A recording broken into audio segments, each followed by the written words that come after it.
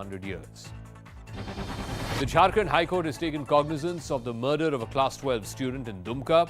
The High Court has summoned the Director General of Police and the Home Secretary over this case. Meanwhile, the local SDPO has been removed from supervising the case after there was a discrepancy in the age of the minor that was listed in the FIR. Staying with Jharkhand, the ruling JMM Congress coalition has moved nearly 40 of its MLAs to Raipur in neighbouring Chhattisgarh. Jharkhand is going through a massive political crisis with the BJP seeking Chief Minister Hemant Soren's disqualification from the assembly in an Office of Profit case. The statements of the two minor girls who have accused Lingayat Seer Shivamurthy Muruga Sharanaru of rape have been recorded today. The seer, who is the chief pontiff of the very powerful Muruga Mutt, has been booked under POSCO, but he's not been arrested even though it's been 4 days since the two victims came forth. 20 seers from the Mutt today held a press conference where they called the rape allegations a conspiracy. The Goa police has intensified its probe into Sonali Phogat's murder. Action is likely to be taken against the notorious Curly's Bar and Shack at the Anjuna beach. This is where Sonali Phogat was finally seen alive in a completely drugged out state. According to sources, the bar management knowingly permitted the use of narcotics in its premises. Behind me, these are the officials who have managed to reach over here. These are officials of Goa Tourism along with the Goa police who have come here at the Curly's Bar. Now remember, this is the same bar where on 24th of August where Sonali Phogat was overdosed by MDMA drug. This was the shack in which Sonali Phogat was partying at that night of 24th August, and this has now been seized. Ahead of the presidential polls of the Congress party, senior Congress leader Shashi Tharoor has tossed his hat into the ring, according to sources. And UP Chief Minister Yogi Adityanath visits the flood-affected areas in the state of Uttar Pradesh. He is travelling on a boat to take stock of the damage. Multiple districts in the state of UP are witnessing a flood-like situation, including the key district of Varanasi. Those are the visuals on your screen right now. Pranshu Mishra, our UP Bureau Chief, with us on the broadcast. Pranshu, tell us about this entire visit of the Chief Minister. What kind of efforts are being taken by the state government? Yes, UP Chief Minister is presently in Varanasi even as we speak, and before that, he is also with the other eastern Uttar Pradesh towns like Ghazipur. So all these areas where UP Chief Minister is presently visiting fall in eastern Uttar Pradesh. And yes, the flood waters in River Ganga and also some other major rivers, that has seen alarming rise, less because of the heavy rainfall in Uttar Pradesh. Rainfall has been very adequate. It has been a below average monsoon in Uttar Pradesh. But because of the flooding in the rivers coming in from Nepal and, acting as a tributary to major rivers like Ganga in eastern Uttar Pradesh, that has caused the water levels in major rivers like Ganga rising almost near the danger mark. So in Varanasi, even as we speak, the low-lying areas, the ghats of Varanasi, the iconic ghats of Varanasi, they are flooded and water has also entered. Not in the main city, but yes, in the low-lying, lower areas. There, the situation is a bit grim. Yogi Adityanath is taking the stock of situation in Ghazipur. Again, the Ganga waters have, inundated the low-lying areas. And in all these places, Chief Minister has ordered for all possible help to the people, to the families who now find themselves in this inundated area. So Chief Minister is taking a stock. Varanasi being the parliamentary constituency of Prime Minister Narendra Modi, is really a VIP area, and therefore UP Chief Minister is personally taking the stock of situation there. At the moment, what we can say is the situation is pretty much under control. This entire city is not affected, but yes, some parts, the areas of on the lower side, they of course are seeing the Ganga waters inundating the particular areas. Thank you, Pranshu, for getting us all the details. The high-profile constituency where various development and infrastructure projects are going on. A huge part of the Kashi Vishwanath corridor is complete, but there's much more work which is happening on that project as well, and the UP Chief Minister taking stock of that entire situation. We'll continue tracking the story and much more on the other side of a very quick break. Stay tuned.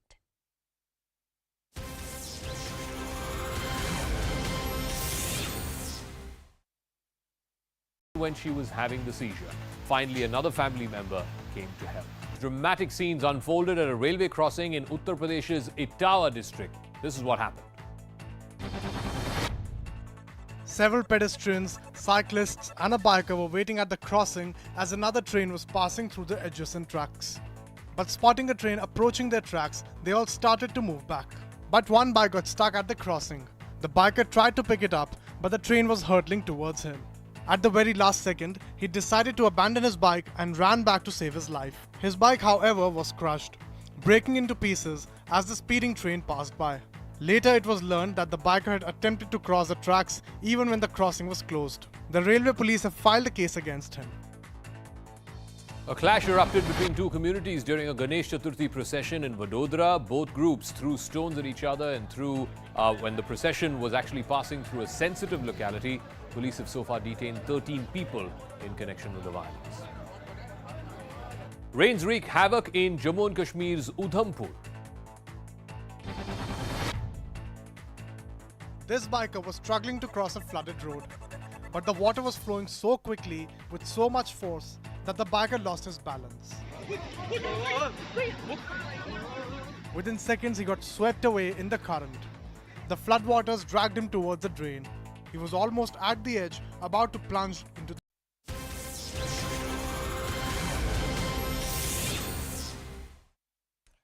And after the exit of a series of senior leaders, the infighting in the Congress party just doesn't seem to end. Congress MP Manish Tiwari raised suspicion on the fairness of the upcoming polls to elect the party's new president. Tiwari said in a tweet, for any election to be kosher, the Electoral College must be constitutionally constituted. Meanwhile, the senior Congress leader and the member of the parliament, Mr. Shashi Tharoor, has backed Tiwari's statement, which could be seen as a sign of further rift within the Congress party at a very critical juncture. Now, Congress leader Manikam Tagore took to Twitter and defended the Congress party. Tagore also slammed Tiwari and said that he is trying to create confusion in the electoral process instead of being proud to have an open system. Certainly, I think it's important that everybody should have transparency on the electoral rolls. If that's what Manish has asked for, then I'm sure that it's a principle that everyone will agree. Everyone should know who can nominate, who can vote. There's nothing wrong with that. Pallavi Ghosh continues to be with us on the broadcast, giving us perspective about what's happening within the Congress. Pallavi, the run-up to the elections are not going to be easy for the Congress party. The signs of murmurs and further dissent are pretty evident. Well, I mean, if the whole idea of elections was not just to choose a Congress president, but also to prove a point to its critics, both inside and outside the party, Anusha, I don't think that seems to be happening. Because even before the process begins, which means, filing of nominations and so on, even a notification for elections are out, you're already seeing doubts being raised over it. And not just Manish Tiwari, before him, Ghulam Nabi Azad, Anand Sharma, who raised it at a Congress working committee meeting day before in front of Sonia Gandhi, that we don't have any idea of who the voters are going to be, what are the roles, and what is the election slips, what's going to be the procedure. And that rebuttal comes in from Manikam Thakur, who belongs to Rahul Gandhi's group. So as I see it, Anusha, it's now going to be two groups, those who are believed to be a part of Rahul Gandhi's team and the other one who are questioning Rahul Gandhi's team and their style of politics. All right, Pallavi, as you get us all the details on this important story, it would be interesting to see how this entire so-called electoral process would be within the Congress party and what kind of constitutional sanctity, the internal constitution of the Congress party, what kind of constitutional sanctity it really has. Pallavi, we'll continue to track the story. We'll continue tracking all the developments here on CNN News 18, slipping into a very short break.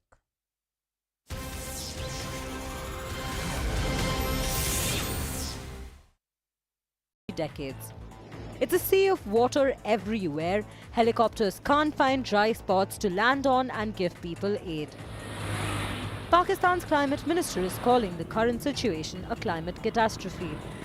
The cycle is never, number one, without respite, nor is it in this volume and scale of water that comes down, neither is it so prolonged. More than 30 million people have been affected by the floods, with little to no access to food, clean drinking water and shelter. Ganesh Chaturthi celebrations at Bengaluru's Idgah Maidan will not be held. The Supreme Court ordered a status quo on a petition by the Karnataka Waqf Board. The High Court had earlier ruled that the government could give permission, but the Waqf Board went to the Supreme Court arguing that no religious festivals had been held there for over 200 years. The Jharkhand High Court has taken cognizance of the murder of a Class 12 student in Dumka. The High Court has summoned the Director General of Police and the Home Secretary over this case. Meanwhile, the local SDPO has been removed from supervising the case after there was a discrepancy in the age of the minor that was listed in the FIR. Staying with Jharkhand, the ruling JMM Congress coalition has moved nearly 40 of its MLAs to Raipur in neighbouring Chhattisgarh. Jharkhand is going through a massive political crisis with the BJP seeking Chief Minister Hemant Soren's disqualification from the assembly in an Office of Profit case. The statements of the two minor girls who have accused Lingayat Seer Shivamurthy Muruga Sharanaru of rape have been recorded today. The Seer, who is the chief pontiff of the very powerful Muruga Mutt, has been booked under POSCO, but he's not been arrested even though it's been 4 days since the two victims came forth. 20 Seers from the Mutt today held a press conference where they called the rape allegations a conspiracy. The Goa police has intensified its probe into Sonali Phogat's murder. Action is likely to be taken against the notorious Curly's Bar and Shack at the Anjuna beach. This is where Sonali Phogat was finally seen alive in a completely drugged out state. According to sources, the bar management knowingly permitted the use of narcotics in its premises. Behind me, these are the officials who have managed to reach over here. These are officials of Goa Tourism along with the Goa police who have come here at the Curly's Bar. Now remember, this is the same bar where on 24th of August where Sonali Phogat was overdosed by MDMA drug. This was the shack in which Sonali Phogat was partying at that night of 24th August, and this has now been seized. Ahead of the presidential polls of the Congress party, senior Congress leader Shashi Tharoor has tossed his hat into the ring. According to sources, Tharoor is exploring the possibility of running for the post of Congress president, although he himself has declined to comment on whether he would actually throw his hat in the ring. The speculations arose after Tharoor wrote an article for the Malayalam daily Madhrubhumi calling for a free and fair election. Taiwan's President Tsai Ing-wen visited troops at the front line to boost their morale in this ongoing standoff.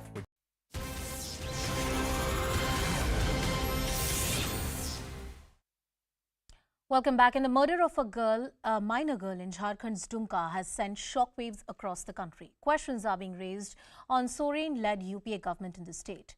The young girl was burnt alive by her neighbor for rejecting his advances. Families also alleged that the victim didn't receive the kind of attention and urgent medical care that she needed at that point in time. Her life could have been saved. Meanwhile, the ruling UPA MLAs are at a resort in Raipur. BJP National Vice President and former Chief Minister of Chhattisgarh, Raman Singh, has tweeted a video of the government vehicle carrying liquor bottles located outside the resort where MLAs are staying. The opposition has attacked Soren-led government for not even consoling and meeting the bereaved family. BJP MP Manoj Tiwari and NCPCR Chief Priyank Kanko visited the girl's family, assured them of justice and a fair trial. We are shifting our focus and cutting across to some more news which is coming in. These are protests which are happening once again at the CBI headquarters. The netas of the Aam Aadmi Party, including Atishi Marlina, Sanjay Singh, are outside the CBI headquarters, and that protest continues to go on. There's something happening on the spot. Rupashri with us on the broadcast. Rupashri, what's happening there right now? The CBI has actually come and he wants to take the complaint from the Aam Aadmi Party's MLAs over here and take it inside the CBI office and reach that complaint to the director of the CBI. But Aam Aadmi Party MLAs are essentially arguing amongst them also, and the Aam Aadmi Party, the Rajasthan Epicentre is also saying that this is not the way to you allow us to go to us and we will go to the CBI office.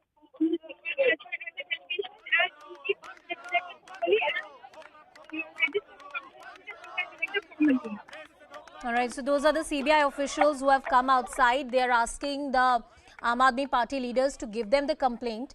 Rupashri, so the Aam Aadmi Party leaders don't want to hand over the complaint outside the CBI office. They want to go inside. Is that the case?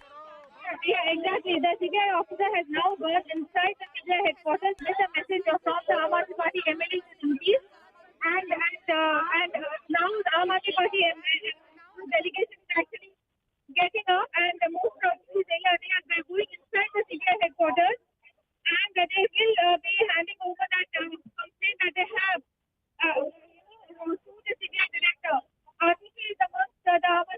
MLAs who has been allowed to go in.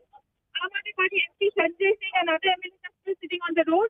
But a small delegation of the Aam Aadmi Party essentially is now going inside the CBI headquarters to make that formal complaint to the CBI director. Remember the officer from the CBI who came to negotiate with the Aam Aadmi Party leaders actually wanted to receive the complaint over here and take it inside the CBI headquarters. But Aam Aadmi Party delegation here refused to do that. And Aam Aadmi Party MP Sanjay Singh actually said that this is not the way to receive a complaint. You allow us to meet CBI officers. So right now, Atishi has gone inside, essentially from the point where the barricade is there.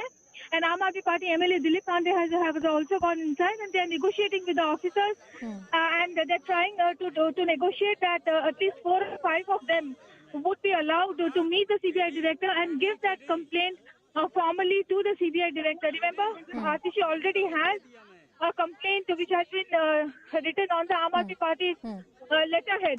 And they're trying to negotiate now. We'll have to wait and see whether they have been allowed or not. The CBI officer who had come to meet them and with that offer of accepting their complaint has already gone inside. Aam Aadmi Party MLAs Dilip Pandey and Atishi Marlena also went past the barricades. They are now still negotiating with some officers. But it may be possible that the CBI director actually allows them a meeting with some other officer so that they can register the complaint formally. And yes, we can see Atishi and Dilip Pandey walking inside. So those are the visuals. You have the top leaders of the Aam Aadmi Party going inside the CBI headquarters. The CBI officers came out and said, give us the complaint right here. But they said, no, we'll go inside and we want to give the complaint in person. They want to meet the CBI director. Let's see as and when what happens. I'm sure when they step out of the CBI head office, Rupashri, you'll get us a statement about what Atishi and others are saying. This continues to be a flashpoint between the Aam Aadmi Party and the BJP. We'll continue tracking the story and much more. My colleague Griha takes the news forward.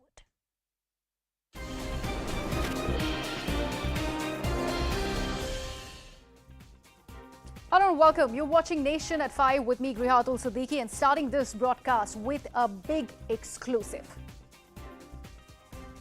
The CNN News 18 has learnt that the Pakistan-TTP or the Tehreek-e-Taliban Pakistan peace deal might be in danger. Now, highly placed sources have told us that Pakistan's Taliban plans to break the ceasefire with the government. Now, remember, the Tehreek-e-Taliban Pakistan had recently announced a 3-month ceasefire unilaterally, following which Pakistan's Information Minister Maryam Aurangzeb had confirmed ongoing peace negotiations between Islamabad and the outlawed terrorist group. Now, taking center stage, the Afghan Taliban also acknowledged their role as the mediators in the deadlock between Pakistani officials and TTP leaders. But what is happening now? This is what we have exclusively learned. Now, we are breaking all of that down for you. These are exclusively placed sources that have told CNN News 18 that Tehreek-e-Taliban now plans to break the ceasefire with the Pakistan government. So TTP, in fact, has gone ahead and raised funds via mosques in Jalalabad and also in other places. This is what we are learning. In fact, these funds are being raised to wage war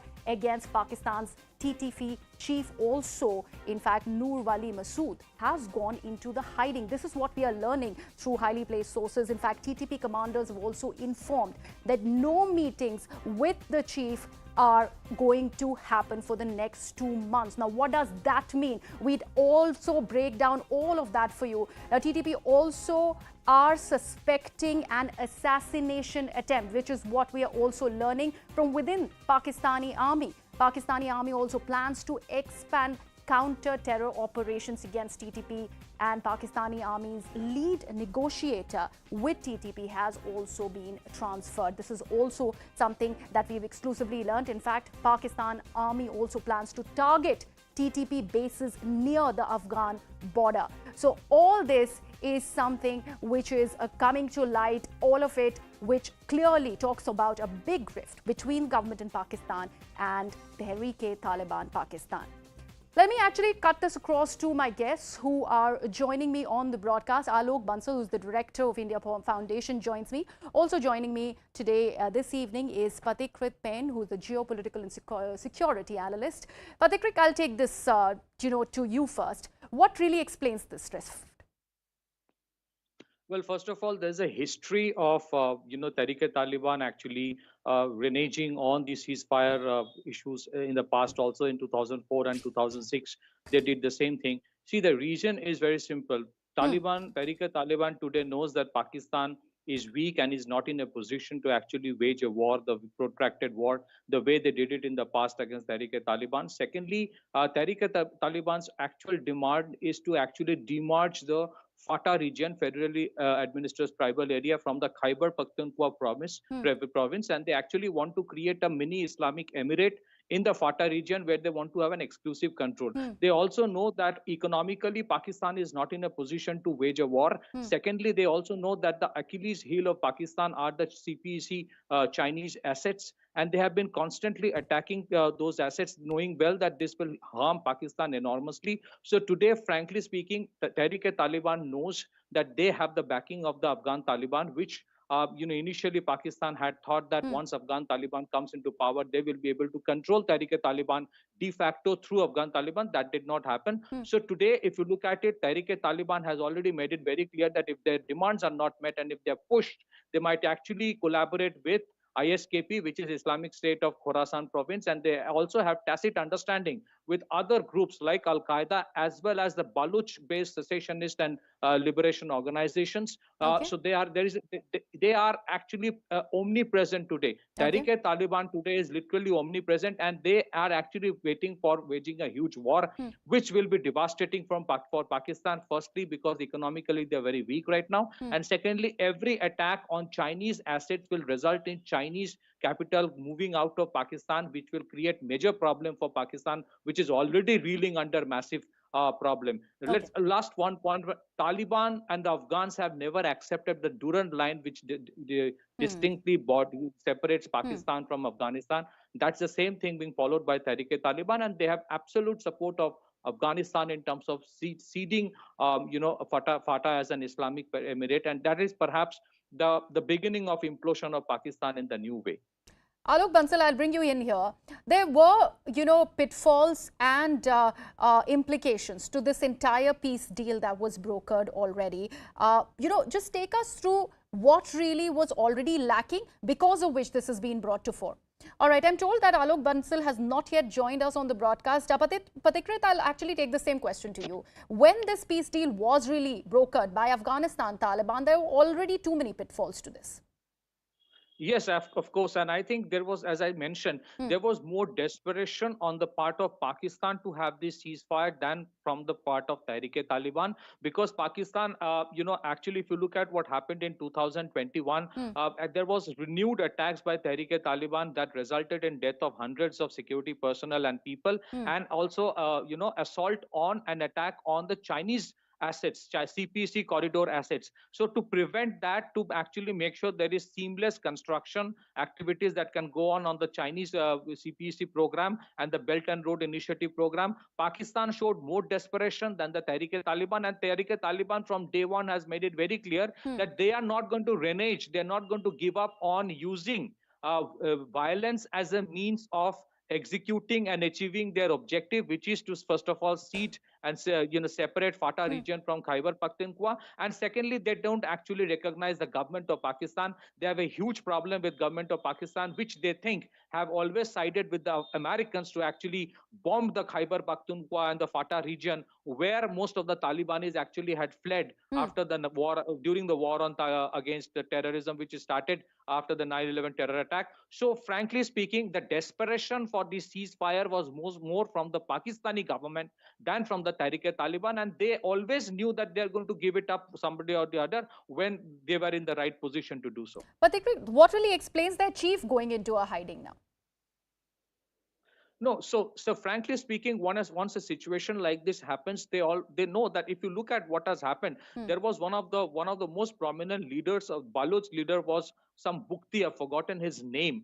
So the Pakistan has a habit of actually going for ceasefires and then assassinating. So let's understand, even if Pakistan is economically weak today, Pakistan army and the ISI is not that weak compared to that of Taliban. So to actually try to neutralize Taliban and to make sure that they are not in a position to actually start the war that they want to start again all over again against Pakistan, the possibility remains very high that Pakistan will try to assassinate the top leadership of Taliban. And I'm sure this is my understanding that some of the inputs that that the TTP got, because of which their leaders have gone into hiding, perhaps these inputs have come from Afghanistan itself, which in certain way is playing a double game, because on one side they want to show that they are with Pakistan, but at the same time they have a weak spot for the Taliban. They have the same agenda, same objectives, same ideology, and they actually have disdain for the deep state of Pakistan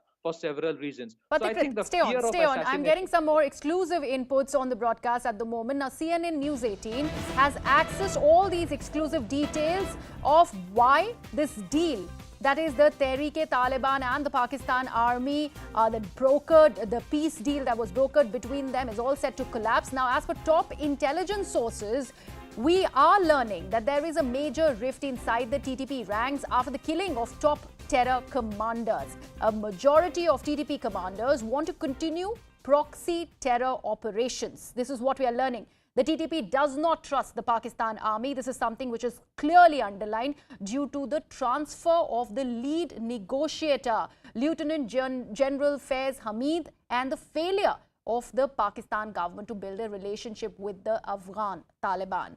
So, Patikrit, this thing is something that we have to look at. Only a few days back, top TTP commanders really were killed in drone attacks. This is something that has clearly got the TTP miffed. Yes, absolutely. And if you see, this has been one of the apprehension. Even in spite of the ceasefire, there is no love lost between Tehreek-e-Taliban and Pakistan. We must remember during the war on terror in the first decade of this century, century, what happened. There has been series of these attacks. So in spite of the ceasefire, the Tehreek-e-Taliban knew that there will be attacks, and I think in certain way, there is a tacit understanding between Americans and the Pakistanis as well, that why the Pakistanis would make sure that they actually help United States in some way. Perhaps the assassination of Zawahiri is one of those, al-Zawahiri of Al-Qaeda. In return, I think there is certain kind of support is being given by United States. This is my assumption. So Tehreek-e-Taliban always knew that in spite of the ceasefire, they will be under attack, and that is exactly what happened. But at the same time, this is also one of the pretexts that Tehreek-e-Taliban wants to use to actually break the ceasefire. If you look at the ceasefires that happened in 2004 and 2006 between a government of Pakistan and Taliban, the first one lasted barely 50 days, the second one lasted a few months. So in spite of, irrespective of whatever the issue is, as in this case is the assassination attempts and there's a series of killings, they would have broken the ceasefire anytime, in the near future. All right. Bringing in Mr. Alok Bansal, who is now with us on the broadcast. Mr. Bansal, now we're also learning that the Pakistan army is mentally prepared to actually crack down on TTP. So this is something that is all set to happen very, very imminent. Your first words on that, sir. See, firstly, we have been getting telltale signs for some time. Swat Valley, already there were reports that TTP cadres had occupied the hilltops.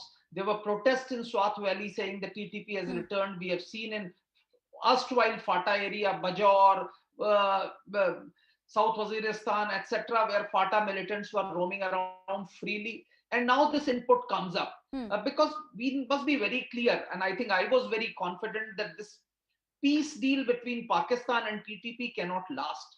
There are ideological differences. TTP is an ideologically committed organization. And irrespective of Taliban's indebtedness to Pakistan for bringing them to par, Taliban will never do anything drastic against TTP. And it was very well known. They tried to facilitate a talk, but these talks were bound to fail. Within Pakistani army also there are fissures, because Lieutenant General Faiz Hamid, who is considered to be facilitator for all these things. He was early DG He has been in very good books of Imran Khan. For some reasons, General Bajwa is not very happy with him. So he is being shunted around. So there are officials within the top leadership of Pakistan Army. And consequently, whatever little negotiations that happened with TTP are breaking down. And I think this was an inevitable outcome which had to happen because of Taliban's presence in Afghanistan. If not sooner, it was to happen later. But, also, Mr. Bansal, the fact that TTP is also suspecting an assassination bid, that is also something that's clearly underlined over here.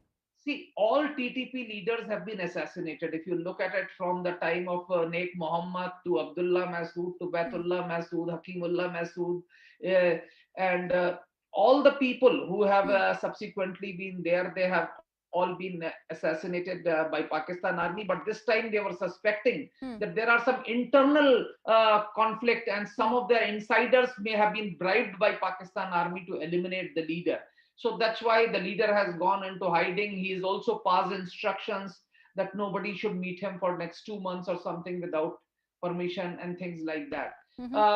But TTP has always been a loose coalition. We need to understand from the time Baitullah Masood created it by bringing some 37, 38 organizations together. It's been a loose, close-knit organization which is brought together by an ideology. Now that ideology does not gel with what Pakistan is trying to do. So lasting peace between TTP and Pakistan was impossible.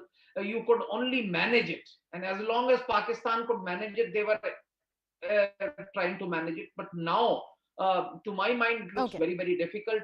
We could see violence emanating, and Pakistan Army is gearing for this sort of a thing.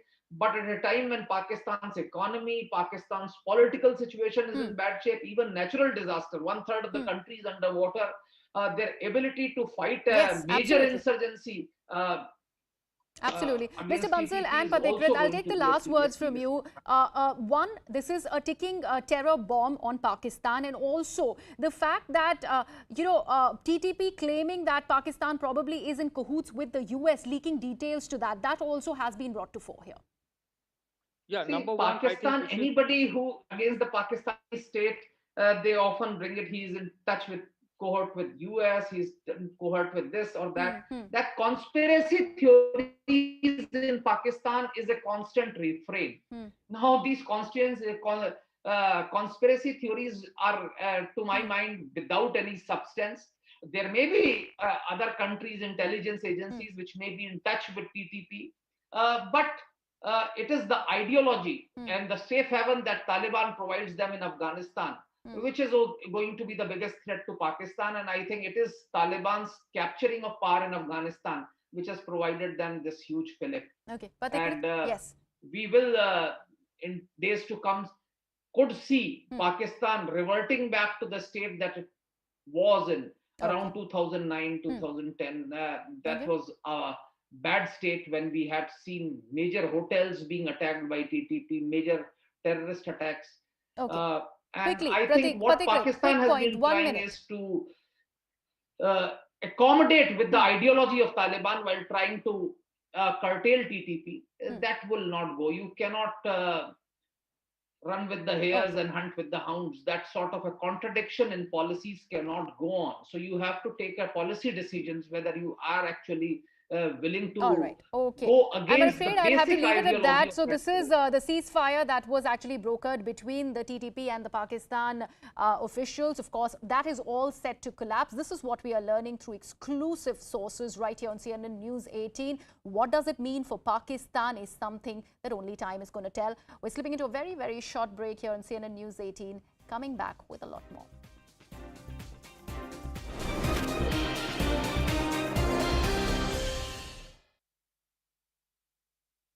Train was passing through the adjacent tracks. But spotting a train approaching their tracks, they all started to move back. But one bike got stuck at the crossing. The biker tried to pick it up, but the train was hurtling towards him. At the very last second, he decided to abandon his bike and ran back to save his life. His bike, however, was crushed, breaking into pieces as the speeding train passed by. Later, it was learned that the biker had attempted to cross the tracks even when the crossing was closed. The railway police have filed a case against him. A clash erupted between two communities during a Ganesh Chaturthi procession in Vadodara. Both groups threw stones at each other and when the procession was actually passing through a sensitive locality. Police have so far detained 13 people in connection with the violence. Rains wreak havoc in Jammu and Kashmir's Udhampur. This biker was struggling to cross a flooded road, but the water was flowing so quickly with so much force that the biker lost his balance. Within seconds, he got swept away in the current. The floodwaters dragged him towards the drain. He was almost at the edge, about to plunge into the abyss. But thankfully, locals jumped into the river in time and managed to drag him to safety. A video of a man assaulting security guards at a Gurugram high-rise has now gone viral. The man got stuck in the elevator and lost his cool on the security guards who rescued him in the first place. The reason was because the security staff allegedly got late in coming to free him. After getting out of the elevator, he started slapping one of the security guards.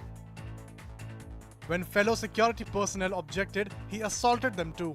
साहब मतलब जैसे ही बाहर निकले हैं तो मेरे को मारना चालू किया मेरे को छोड़ के फिर उसको मारा लिफ्ट ऑपरेटर को भी मारा जी सर उसको भी मारा. After the video went viral, the accused Varun Nath was arrested but later got bail. This incident comes days after a woman in Noida abused, manhandled and threatened the security guards at her apartment complex.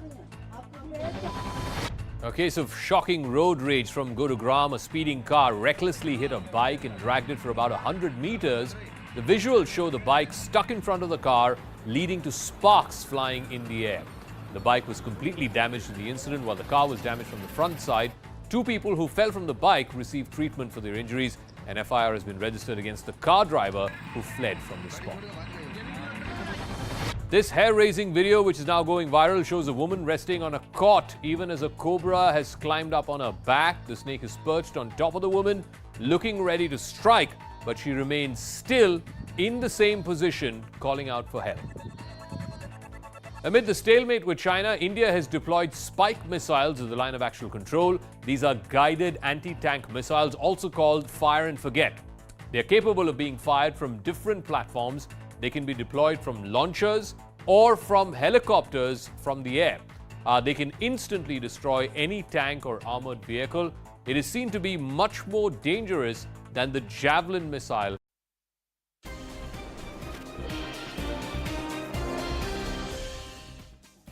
Welcome back. You're watching Nation at 5 with me, Griha. Let's now shift focus to what is happening in the national capital, where the political drama has reached a new level now. After the Aam Aadmi Party accused Lieutenant Governor Vinay Kumar Saxena for being a part of a 1,400 crore currency scam, now the Delhi LG has decided to take legal action against Aam Aadmi Party leaders who include Atishi and Saurabh Bhardwaj for defamatory and false allegations of corruption against him and during his tenure as the chairman of the Khadi and Village Industries Commission. The CBI officers also met with Aam Aadmi Party leaders who were protesting outside the agency headquarters. Soon after that, Atishi and Dilip Pandey were taken inside the CBI headquarters. In fact, the Aam Aadmi Party leaders have said that they did not meet the CBI director and submitted their complaint at the reception itself.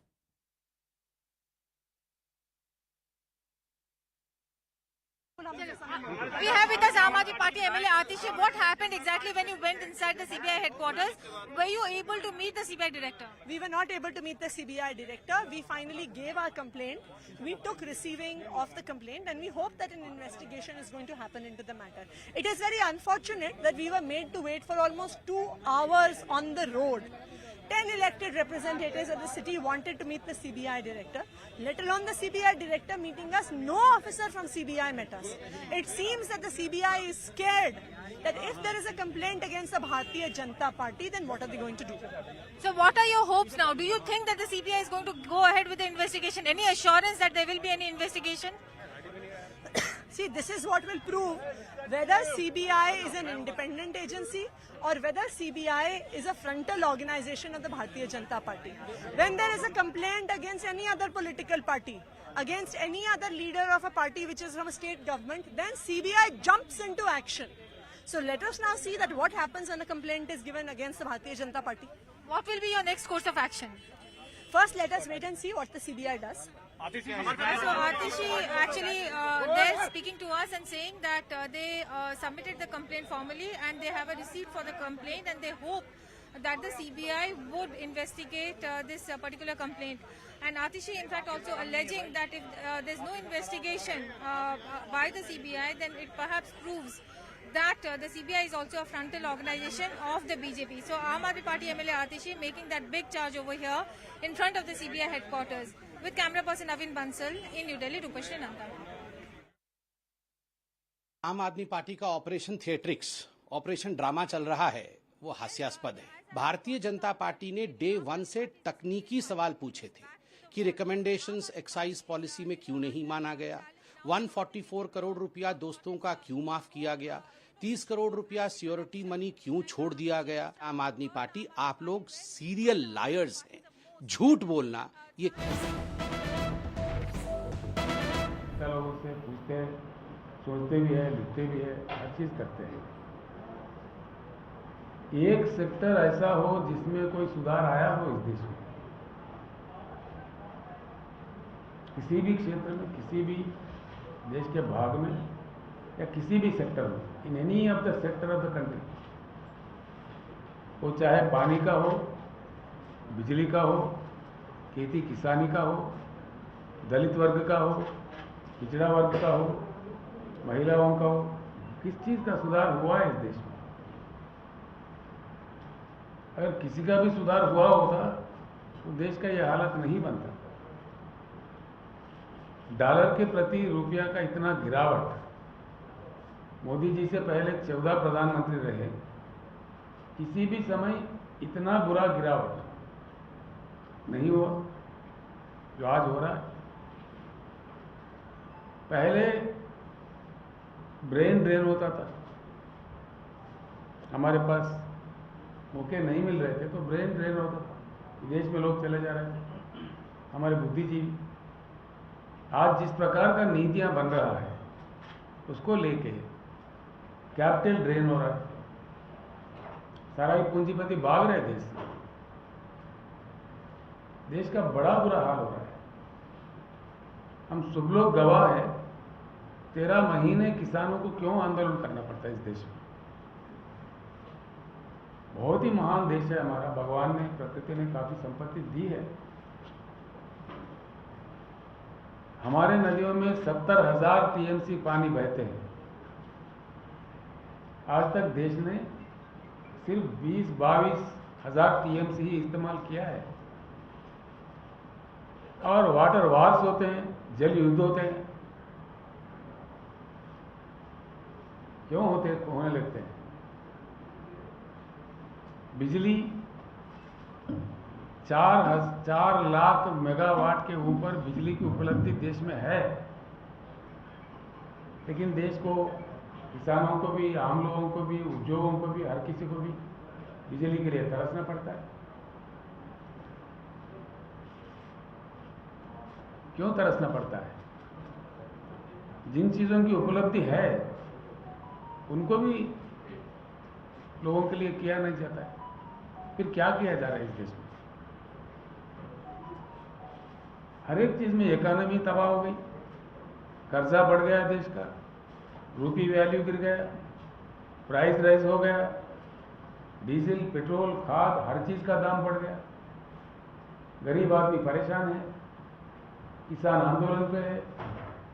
और नीतियां, देश की रक्षा करने वाला हमारा defence system इतना मजबूत system रहा, कई प्राइम मिनिस्टर ने युद्ध लड़े, कामयाब हुए, खड़े रहा भारत, लेकिन आज इतना बड़ा डिफेंस पॉलिसी बदल रहा है, अग्निपथ जैसा मामला ला रहा है, किसी से संपर्क नहीं, विपक्षियों से कोई बातचीत नहीं, नीतियां बदल रहे मनमानी, उसका अंजाम क्या होगा?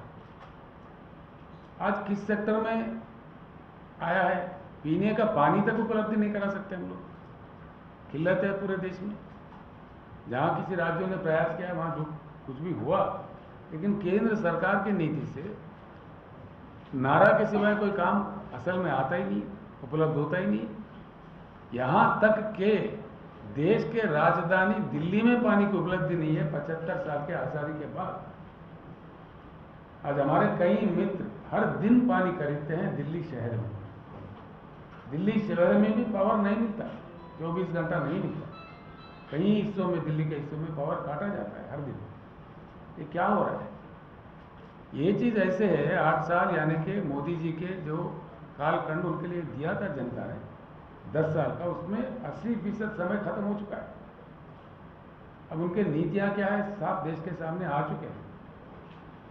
उनका क्या कैपेसिटी है, क्या कैपेबिलिटी है, उनका चलाने का ढंग क्या है, देश को किस प्रकार से साथ लिए जा रहे हैं, ये सारे देश के सामने आ चुके हैं। आज मैं एक ही बात आपको कहना चाहूँगा, केंद्र सरकार के नाकामियों की वजह से आज काफ़ी नुकसान हुआ देश का हर सेक्टर में। साथ ही साथ जो राज काम कर रहे हैं अपनी जगह अच्छा खड़े होकर काम कर रहे हैं, कुछ एक अलग नीति बना के फेडरल सिस्टम को पूरा खत्म करके FRBM एक्ट में तोड़ मरोड़ करके जो संसाधन मिलने चाहिए जो राज्यों के अधिकार में है उसके वो छीना जा रहा है हर सेक्टर में। साथ ही साथ जो राज काम कर रहे हैं अपनी जगह अच्छा खड़े होकर काम कर रहे हैं, कुछ एक अलग नीति बना के फेडरल सिस्टम को पूरा खत्म करके FRBM एक्ट में तोड़ मरोड़ करके जो संसाधन मिलने चाहिए जो राज्यों के अधिकार में है उसके वो छीना जा रहा है। जो अपने आप विकसित होना चाहते हैं राज्य, जो जहाँ प्रयास हो रहा है उनको भी काटा जा रहा है। क्या वजह है इसका, क्या कारण है? कोई बताएंगे? जवाब है केंद्र सरकार के पास। एक तो ये है विकास का कोई नाम ही नहीं, सिर्फ नाराबाजी है। कौन सा एक नारा जो सफल हुआ देश में? 222 तक हर गरीब का अपना मकान होगा, ये मोदी जी का खुद का वादा है। क्या सफल हुआ? मिला सबको मकान? किसानों का आय डबल कर दिया जाएगा, किसानों का इन्वेस्टमेंट डबल हो गया, लागत डबल हो गया, आय कहाँ डबल हुआ? बेटी पढ़ाओ बेटी बचाओ, हर दिन रेप होते सवों के तादाद में। किस वर्ग का विकास हुआ, किसका रक्षा हुआ? और इसको, इन सब चीज़ों को छोड़ के एक दूसरी बहुत बड़ी खतरा बात, देश के लिए बहुत बड़ा खतरा ये लोग खड़ा कर रहे हैं, जो धर्म की बात को लेके लोगों को भावुक बना के अपने चिल्लर पल्लर राजनीति लब्धि के लिए सारे देश को टूटा जा रहा है, तोड़ा जा रहा है। ये कहाँ तक सही है? इससे देश का कितना बड़ा खतरा बनेगा आगे चल के? देश का क्या होने वाला है? अंतर्राष्ट्रीय स्तर पर क्या होगा? हालात यहाँ तक बिगड़ रहा है कि विदेशों में हमारे दूतावास के प्रतिनिधि को बुला के माफी मांगा जा रहा है। ये कितनी बड़ी शर्म की बात है। किसके भलाई के लिए ये काम किया जा रहा है? आज जिस प्रकार से धर्म के नाम पे लोगों को तोड़ने का, समाज को तोड़ने का, एक अच्छे भारत को खराब करने का जो प्रयास हो रहा है, ये कहाँ ले जाएगा अपने देश को? इसीलिए इकोनॉमी भी खत्म, कर्जा बढ़ गया, रुपये वैल्यू गिर गया, प्राइस राइज हो गया, किसी सेक्टर में सुधार नहीं आया, ना पीने का पानी मिला, ना सिंचाई का भरपूर पानी मिला, ना गरीबों का कोई अच्छा देखभाल हुआ। तो किसका लाभ हुआ? किसका फायदा हुआ? फायदा कुछ नहीं हुआ, विनाश हुआ। और साथ ही साथ बहुत बड़ा खतरा, धर्म के नाम पे दुनिया को तोड़ के, लोगों को तोड़ के, सबसे बड़ा बात है मेक इन इंडिया। क्या है नतीजा मेक इन इंडिया का? हमारे बच्चे जो पतंग उड़ाते हैं उसके मांझा तक चाइना से आता है, नाखून काटने का नेल कटर तक चाइना से आता है, शेविंग ब्लेड तक चाइना से आता है, राष्ट्रीय ध्वज भी हमारा तिरंगा चाइना से बनाया हुआ इंपोर्ट करते हैं। कहाँ गया खादी हमारा? हमारा बुनकरों का क्या हाल है? क्या हो रहा है? फिर मेक इन इंडिया किधर गया? उसका क्या नतीजा निकला? सही सवाल अगर हम अपने दिल से पूछे, हुआ कुछ नहीं है, विनाश ज्यादा हुआ है और आगे बहुत बड़ा खतरा इस देश के लिए खड़ा हो रहा है। इसीलिए हम एक ही आवाज आज नीतीश जी से मिलने के बाद, जो बातचीत करने के बाद, नीतीश जी का भी मन है, मुझे भी उन्होंने आदेश दिया है, जितने भी विपक्षी दल है देश में सारे एकजुट होकर, ताकत जुटाकर, शक्ति जुटाकर बीजेपी मुक्त भारत का नारा देना चाहिए और बीजेपी मुक्त भारत को हासिल करना चाहिए। तभी देश फिर से खड़ा हो सकता है, आगे बढ़ सकता है, अंतर्राष्ट्रीय स्तर पर एक अच्छा अपना स्थान बना सकता है। मैं एक अन्य बात भी कहना चाहूँगा इस दौरान, आपसे प्रार्थना भी है, नीतीश जी ने भी प्रार्थना की, आप ये बात जरूर जनता तक ले जाए।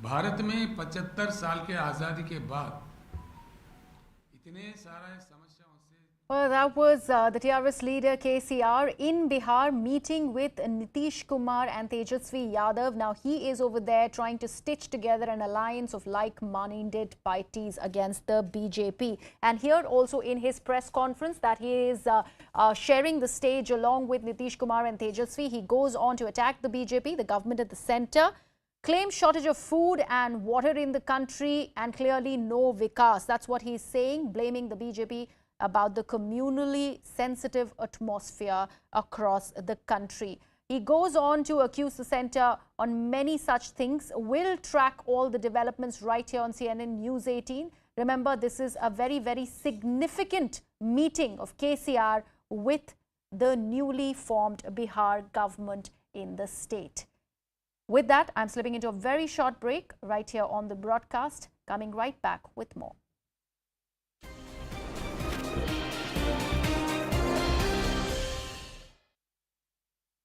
Provocations by China. She said Taiwan will not allow Beijing to provoke a conflict. China has been keeping up the military pressure on Taiwan ever since US House Speaker Nancy Pelosi visited the island last month. China held unprecedented military drills near Taiwan, which included firing ballistic missiles, sending Chinese warships, and PLA warplanes breaching the median line. China has accused the United States and Taiwan of creating instability by rejecting Beijing's claim to sovereignty over the island. Amid growing tensions between China and Taiwan, the United States is daring Beijing again. Biden has planned a $1.1 billion arms sale to Taiwan. In fact, the United States plans to send as many as 60 anti-ship missiles to Taiwan. The US is also set to supply 100 air-to-air missiles. Joe Biden is set to seek the US Congress's approval for this arms sale. This is with a clear focus on sustaining Taiwan's military systems in the event of a clash with China. At least 4 people were killed and 7 injured as the Russian shelling hit the center of Ukraine's second largest city, Kharkiv. It's been heavily bombarded throughout the conflict, but despite that, Kharkiv managed to repel efforts by Russian forces to take the city.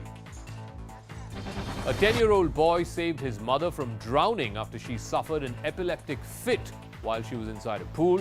CCTV footage from their home in Oklahoma shows the boy jumping into the pool when his mother was struck by a seizure and then dragging her to the stairs. He also ensured that her head was above the water even when she was having the seizure. Finally, another family member came to help.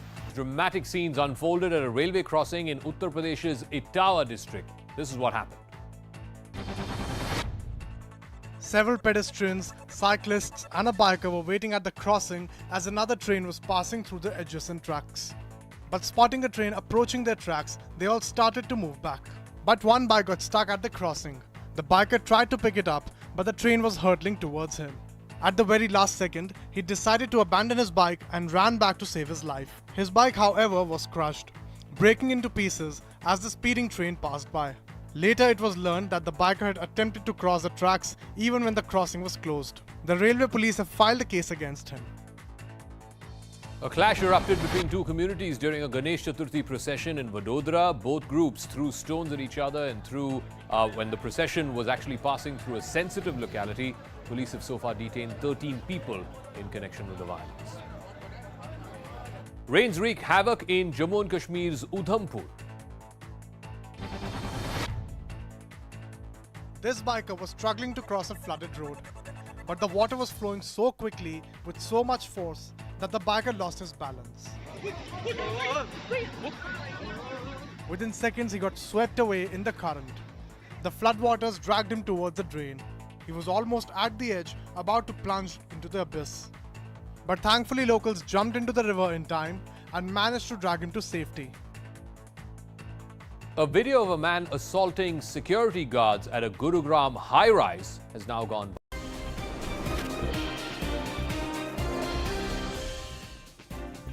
Welcome back. You're watching Nation at 5 with me, Griha.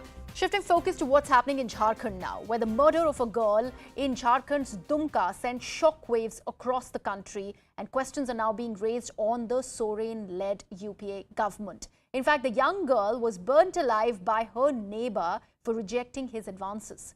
Family has also alleged that the victim didn't receive the kind of attention and the urgent medical aid that she should have got and could have saved her life. Meanwhile, the ruling UPA MLAs are at a resort in Raipur. BJP National Vice President and former Chief Minister of Chhattisgarh, Raman Singh, has now tweeted a video of a government vehicle carrying liquor bottles located outside the resort where these very MLAs are staying. The opposition has also attacked the Soren-led government of not even consoling or meeting with the bereaved family. BJP MP Manoj Tiwari and NCPCR Chief Priyank Kanungo visited the girl's family and also assured them of justice and a fair inquiry. बयान देते समय या कुछ उस समय जली हुई थी बच्ची, जली हुई अवस्था में है, तो जितने लहर से या 16 या 17 बोली होगी, पुलिस को सुना दिया 19 लिख दिया। वो लोग तो बोलेंगे आधार कार्ड और मैट्रिक का सर्टिफिकेट ले गया, ले जाने के बाद उसको सुधारा गया। पुलिस तो अच्छा कर रही है, पुलिस प्रशासन जो है पूरी तरह से लगी हुई है, मदद कर रही है पुलिस लोग। संतुष्ट है पुलिस? हाँ जी, संतुष्ट है। You are visiting Dumka on 4th and 5th of September. What is the itinerary like and what is the course of action that the NCPCR would be adopting? हम यहाँ से 4 तारीख को जाएंगे और 5 तारीख को दुमका में पीड़ित बच्ची जिसकी डेथ हुई है उसके परिजनों से बात करेंगे। वहाँ पे जो लोग भी कमीशन से बात करना चाहते हैं कि पड़ोसी, उसकी सहेलियाँ, उनसे बात करेंगे, उसके स्कूल के साथियों से बात करने की कोशिश करेंगे। हम अथॉरिटीज़ से भी बात करेंगे जिन लोगों ने इसकी जांच की, और हम ये जानने की कोशिश करेंगे कि क्या परिस्थितियां रहीं कि इतना जघन्य अपराध घटित हुआ कि एक बच्चे को उसके घर के अंदर खिड़की में से पेट्रोल फेंक कर और आग लगाकर जलाकर मार दिया गया। ये बड़े ताज्जुब की बात है कि शुरुआत की 3 दिन तक पुलिस, डॉक्टर्स, सारी अथॉरिटीज़ बच्चे की एज छुपाते रहे। चाइल्ड वेलफेयर कमेटी को सामने आना पड़ा, उसकी मार्कशीट लेकर, वो मार्कशीट की कॉपी हमारे पास तक आई, तब हमको भी ये पता चला कि बच्चे की एज 16 साल थी। तो ये तो कंसीलमेंट ऑफ फैक्ट्स का मामला है। इसके लिए जो भी अधिकारी जिम्मेदार हैं उनको बख्शा नहीं जाएगा। वहाँ लोकल लोग ये आरोप लगा रहे हैं कि इसमें PFI का कोई कनेक्शन है या किसी और संगठन का ऐसा कनेक्शन हो सकता है। कमीशन ने इसको संज्ञान में लिया और हम इस मुद्दे पर भी जांच करेंगे। ये पूरी बात सुनने के बाद ऐसा लग रहा है सिर्फ अंकिता की ही नृशंस हत्या नहीं हुई है, बल्कि यहाँ पे मानवता की भी हत्या हुई है और हो रही है। झारखंड की सरकार का कोई चुना हुआ नुमाइंदा अभी तक यहाँ आया नहीं। इस घटना में कड़ी जांच होनी चाहिए। मुख्यमंत्री या उनके किसी प्रतिनिधि का, चुने हुए प्रतिनिधि का ना आना एक बड़ा इशारा करता है। पेट्रोल डाल के आग लगाना बिना ट्रेनिंग का काम नहीं है। ये किसी सिरफिरे आशिक का काम नहीं है। ये सुनियोजित मर्डर है। इसमें लव जिहाद के एंगल से जांच होनी बहुत जरूरी है और ये समझना होगा कि जो भी लोग इस मामले पे पर्दा डालने की कोशिश कर रहे हैं वो तुष्टीकरण की वो गलती कर रहे हैं जिसकी कीमत हम सबकी बेटियों को और बहनों को चुकानी पड़ेगी। ये मैं यहाँ पे कहना चाहता हूँ। ये बहुत गंभीर सवाल है और पूरा देश आज दुमका की तरफ देख रहा है। My colleague Saurav now joins us on the broadcast. Saurav, the members of NCW are already there in Dumka. There's of course an SIT investigation that's been launched. Members of the BJP were there as well. NCPCR chief is going to go. But the big question is the absence of anybody from the ruling government in the state. They're out there partying.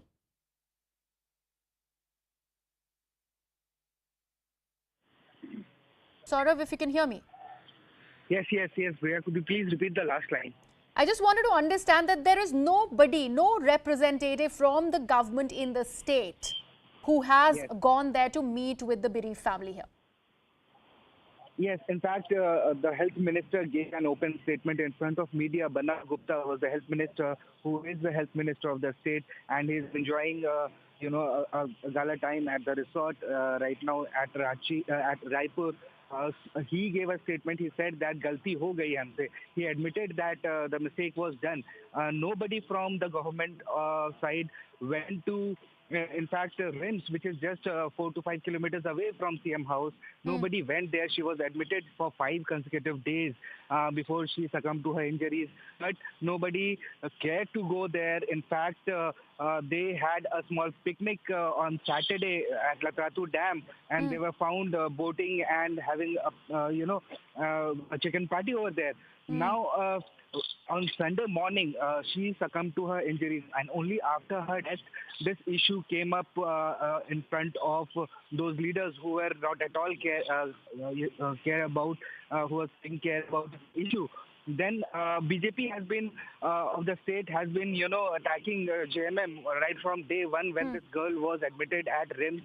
They have been tweeting about this girl that nobody is taking care of and nobody is visiting this girl. Then also nobody went there from JMM side or Congress, and only after her death and when the media reports came out and to cover up those faults of these MLAs. Now the statements are coming. They are giving the compensation. They are putting fast-track courts and everything they are doing just to cover up their mistakes. But the fact is, none of the leaders from JMM, Congress or RJD who are in coalition in the government visited this girl at the hospital. Oh, absolutely. Speaks volumes about the misplaced priorities, about the JMM-led government in the state of Jharkhand over there. Galti ho gayi humse. This is no logic. This is no argument. This can't leave them off the hook, because here a minor, a girl, has clearly lost her life because of everything that's happened here. And there has to be clear action that needs to be taken. At least there has to be a representative on ground. We have to question the misplaced sense of priorities when it comes to the Hemant Soren government in the state of Jharkhand. We will see if we get somebody to actually respond to the big questions that we are raising on CNN News 18. Leaving it at that and shifting focus, some more breaking news that we're getting on the broadcast. Now, CNN News 18 has in fact accessed the key details of the charge sheet of the Enforcement Directorate against actor Jacqueline Fernandez. Now, as per this charge sheet, Jacqueline continued receiving jewelry, costly gifts, even after knowing that Sukesh's criminal antecedents were out there in the open. In fact, this charge sheet also states that lure of money ensured that criminal history of the man she is engaging with did not matter.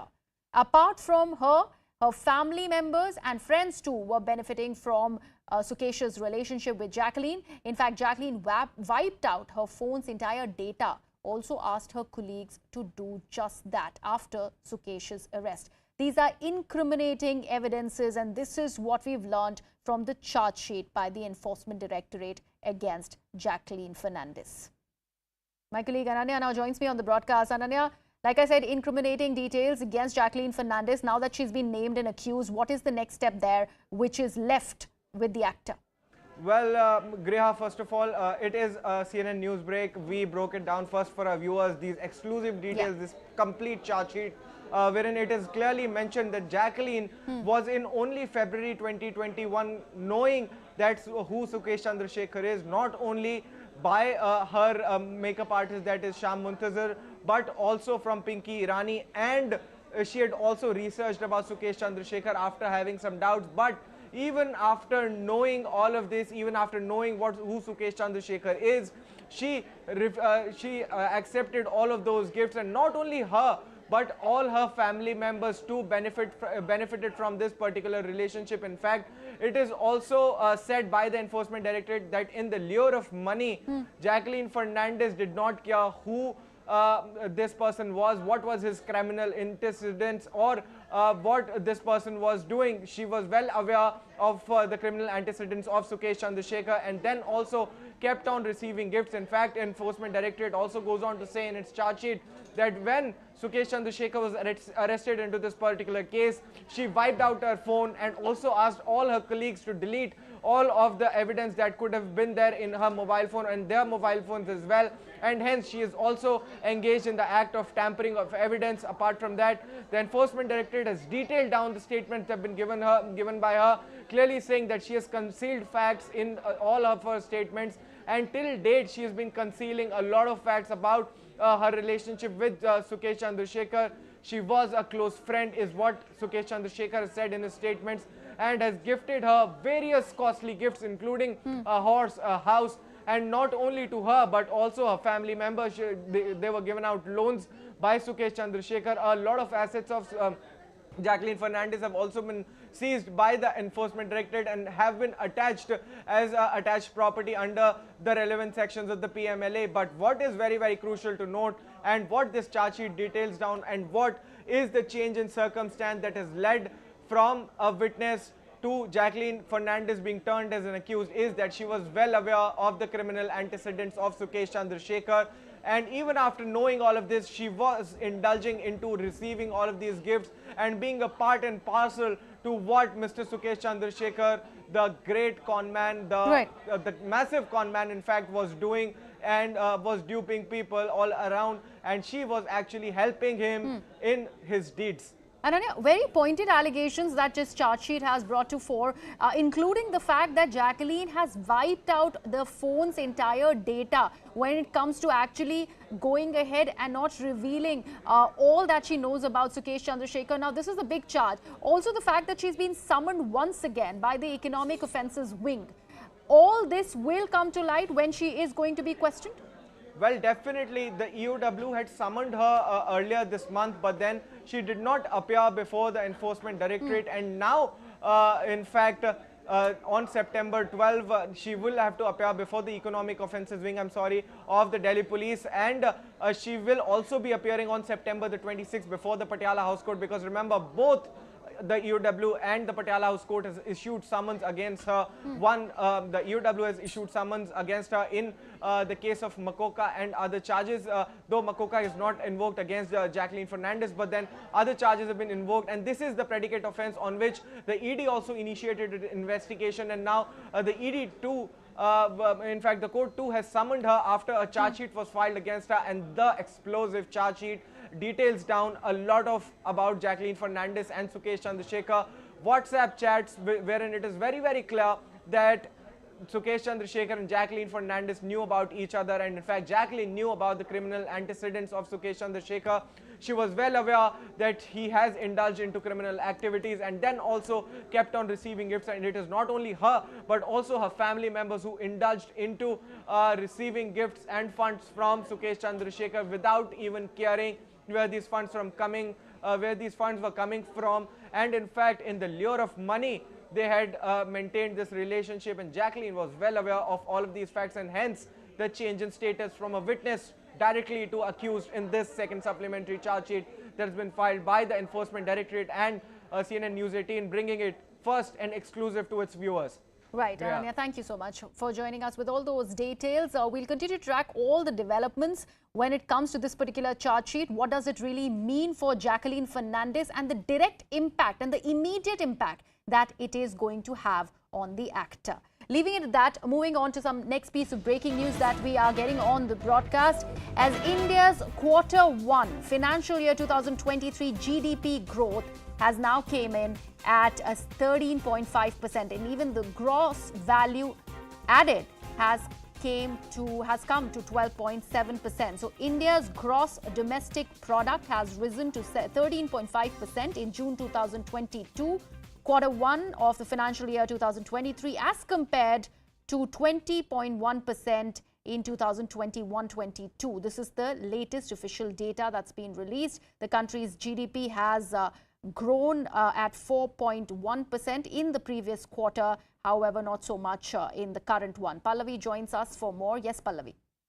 Yes, there are a couple of things over here. Two important benchmarks, which becomes very important for the growth story of the Indian economy. One, of course, is the GDP growth rate, which has risen. And second, of course, is that agricultural growth also takes place. We all know that India is primarily an agrarian economy. So despite the fact that there's a little bit of concern over the fall in the core sector growth and in the manufacturing sector growth, the fact that agricultural growth has increased has given some hope to the finance ministry and to the government. And let's also very quickly make a stark comparison to America. The American economic story is showing signs of an early recession or signs of a fall in the economic growth. If you compare India's story in comparison to, say, America, which is a developed country story, then we are, of course, faring much, much better with our GDP growth increasing. Right, Pallavi, thank you so much for all the developments that are coming out of that big story that we are tracking.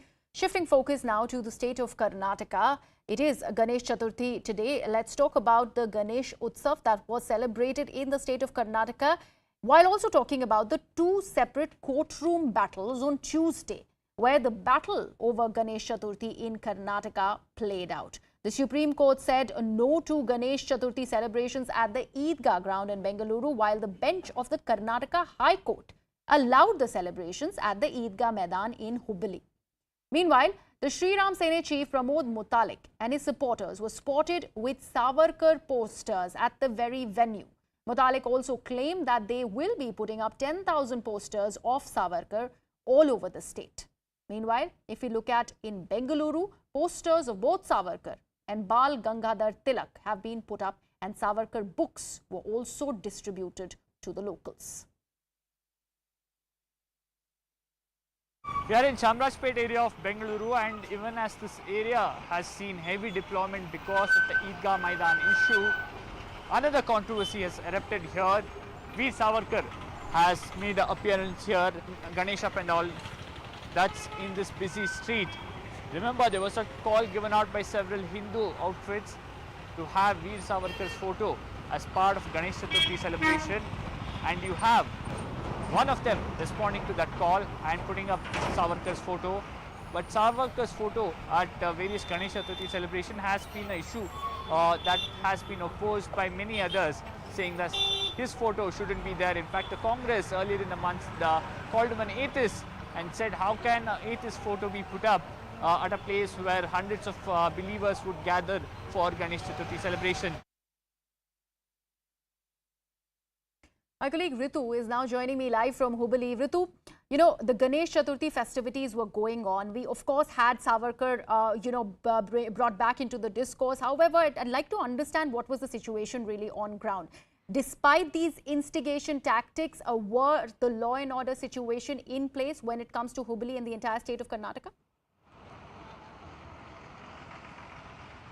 Yes, you see, the row actually started on August 15 from the Shivamogga and happens to continue in the Karnataka. In fact, there have been a lot of posters that we have seen how they have been put up at main circles and on the main roads, and from few organizations as well, saying that they want to put this up because they believe Savarkar is a freedom fighter and he must be equally respected as like the other freedom fighters. So with that intention, and Congress party leaders in fact denying him as a freedom fighter and his contribution to the nation, they have taken this whole issue very seriously, and that's when Hindu organizations in fact gave a call that they will be installing the pictures of the Savarkar along with the Ganesha idol. So that's the kind of an equal respect that they want to give and wants to show out to the people as well, that he must be equally respected. With all that as well, the police has ensured that the law and order situation is in place and no untoward incidents takes place. For that, across Karnataka, we can see huge police deployment at the main circles, main roads, in fact, where all this kind of clashes can be expected or have been considered as in the sensitive areas. So that is something that the police had ensured, because before Ganesha Chaturthi festival too, there have been huge, many meetings that were being called by CM and the police officials to check out on what exactly has to play out during the Ganesh Chaturthi celebration. So far we see the situation is under control and the Ganesha Chaturthi celebration being taken up in a peaceful manner. But meanwhile, you have seen how Okay. Still, the Ganeshas, in fact, the Savarkar's pictures have been installed in the many areas across Karnataka, but police had somewhere tried convincing them to remove them because they want to ensure the situation on the ground. On the other side, somewhere or the other way, the civic body, something like someone like the municipal corporation had taken this in charge in the Tumkuru. There, they removed that Savarkar's picture that was being put up by the Hindu organizations, though Hindu organization condemned that act of the municipal corporation, saying that it is their right to celebrate any person that they want to. But of course, thank you so much. As long as things have been pretty decent in the state of Karnataka, all is well. After all, it's a celebration with Ganesh Chaturthi festivities. Let's shift focus to another big story that we are tracking on the broadcast, which spells fissures inside the Congress party. Now, after the exit of a series of senior leaders, the infighting within the Congress just doesn't seem to end. Congress MP Manish Tiwari has raised suspicion on the fairness of the upcoming polls to elect the party's new president. In fact, Tiwari said in a tweet, for any election to be kosher, the Electoral College must be constitutionally constituted. Meanwhile, senior Congress leader and member of Parliament Shashi Tharoor has also backed Tiwari's statement, which could be seen as a sign of further rift within the Congress party. Now, Congress leader Manikam Tagore took to Twitter and defended the Congress. Tagore also slammed Tiwari and said that he is trying to create confusion in the electoral process instead of being proud to have an open system. Certainly, I think it's important that everybody should have transparency on the electoral rolls. If that's what Manish has asked for, then I'm sure that it's a principle that everyone will agree.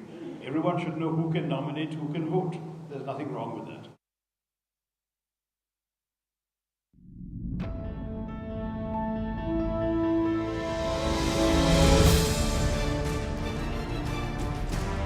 Many people who called the Shivling at Gyamrapi fountain a stone, what is the big deal, and there were very many derogatory remarks made, but how many Hindus came out and said Sartan se juda?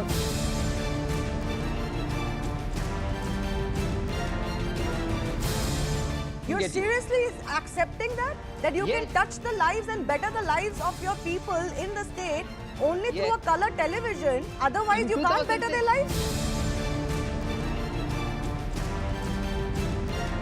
आपकी party के corporator है जफर खान जो लोगों को भड़का रहा है ऐसे नारे लगाने के लिए कि सर तन से जुदा। 24 घंटे हो गए, आपने क्या कुछ शो कॉज नोटिस भेजा उसको, आपने उसको सस्पेंड किया?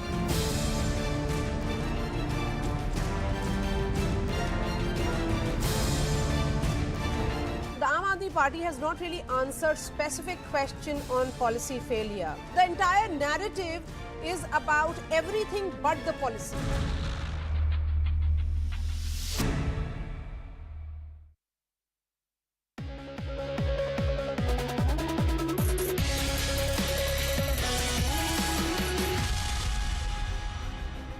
Good evening, this is Viewpoint. I'm Zakir Jacob. The Idgah Maidan controversy may have hit the pause button temporarily, but it is far from over. While in Bangalore, the Supreme Court had yesterday given an interim stay, in Hubballi, the Karnataka High Court in a late-night order gave the go-ahead.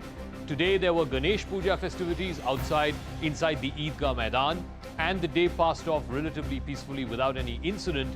What did lead to some tensions was Sri Ram Sene and Hindu Mahasabha folks there trying to install Savarkar posters along with the Ganesh pandals. Has Savarkar become the #1 issue in Karnataka ahead of next year's polls?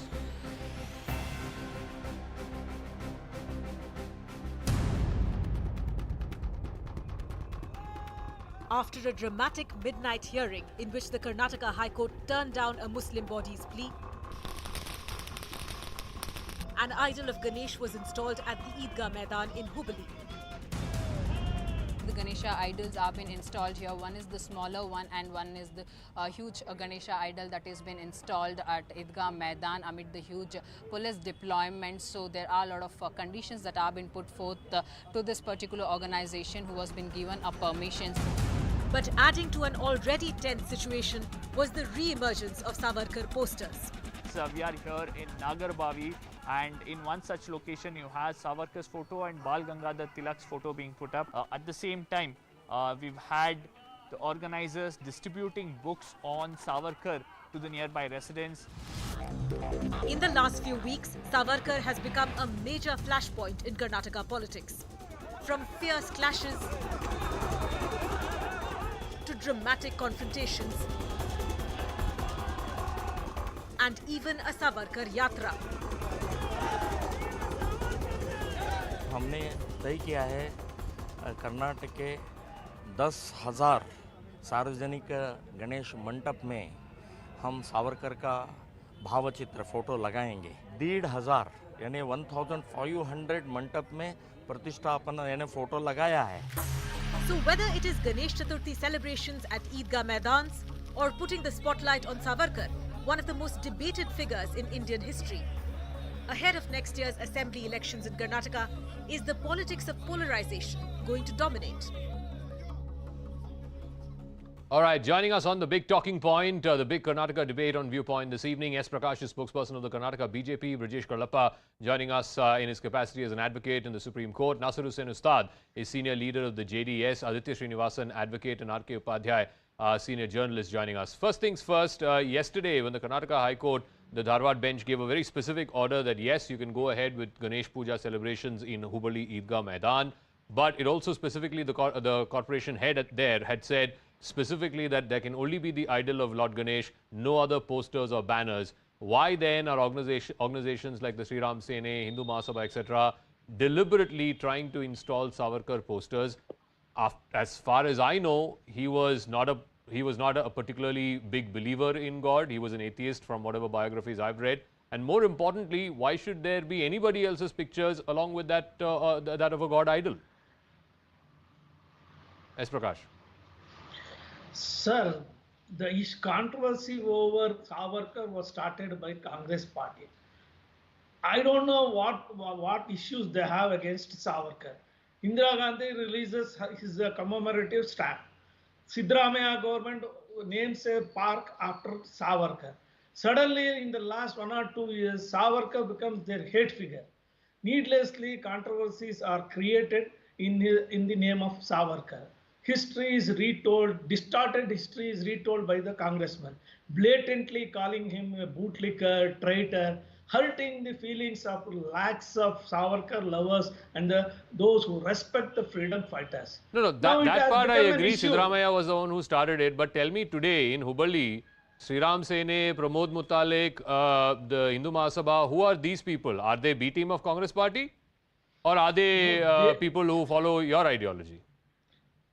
They are keeping the Savarkar photo in the pandal over various other places, not at the Kittur Channamma Maidan ground where High Court has permitted installing Ganesha idol. It is not Idgah Maidan. Please correct it. The Maidan belongs to Hubballi Municipal Corporation. It is named after Rani Kittur Channamma. So there. That is in a legal dispute, but that's fine. Let the courts decide on that. That's but not illegal. No. Can I ask one question? Sir, please. Sir, leave that ground aside. Why should they place any human being's poster next to that of a god? You've seen Ganesha Abba in Bengaluru, other cities for the last 20-30 years. Have you seen pictures of humans next to God? Sir, keeping the freedom fighters photo beside the Ganesha or putting the posters in front of the pandal should definitely is an inspiring event. Why there is nothing wrong in it, but that should not become a controversial issue for anyone. Those who respect Savarkar, respect. Brajesh Karlappa, if you can put up posters of Nehru and Gandhi, why can't you put up posters of Savarkar? What is the issue? What is the problem that left historians and other liberals have with Savarkar? Why don't you accept that he was just as much a freedom fighter and a proud son of this country as anybody else was, something that even Indira Gandhi acknowledged, as Mr. Prakash said? No, I have no issue with the picture of Mr. Savarkar being anywhere. I think so long as he has contributed even half a kg to the freedom struggle, I have no issue at all with Savarkar's picture being there. No, what do you mean by half a kg to the freedom struggle? No, he has contributed. He's enlisted as a freedom fighter, and Indira ji also had released his stamp, and he lived for a long time. So he was enlisted as a freedom fighter. So do you agree that the narrative around him, the historical narrative around him, which we were accustomed to for the last 50, 60 years, was A, factually incorrect, and B, the byproduct of, let's say, intolerance by a certain section of historians and political parties as well, that they did not want to view him as just as much as a freedom fighter as they would view a Patel or a Nehru or a Gandhi? No, I can only say that he had, he was also one of the accused in the Gandhi murder trial. So that may have kind of blighted his chances of being in the high pantheon of, freedom fighters. But otherwise, his contribution to the freedom struggle, nobody can deny. So as far as the legal question between Hubballi and Bangalore, in the Bangalore case, of course, the Supreme Court yesterday gave an interim stay. Mr. Prakash's contention is Hubballi is different. He says there is no dispute here. It is a corporation land, and which is why the Karnataka High Court, the single judge bench, also ruled in favor of the municipality and the corporation and said that you can have Ganesh festival there. No, I don't have a fixed view on this actually, Zaka. But let me tell you that if a court has decided one way or another, I think the court will eventually have to go into the title, whether somebody has a title, whether somebody doesn't have a title. If property belongs to X, is being sought to be taken over by the state, then I think it ought to be a genuinely title suit. It can't be the High Court which is deciding one way or another. It has to be a title suit, and it has to emanate from a suit.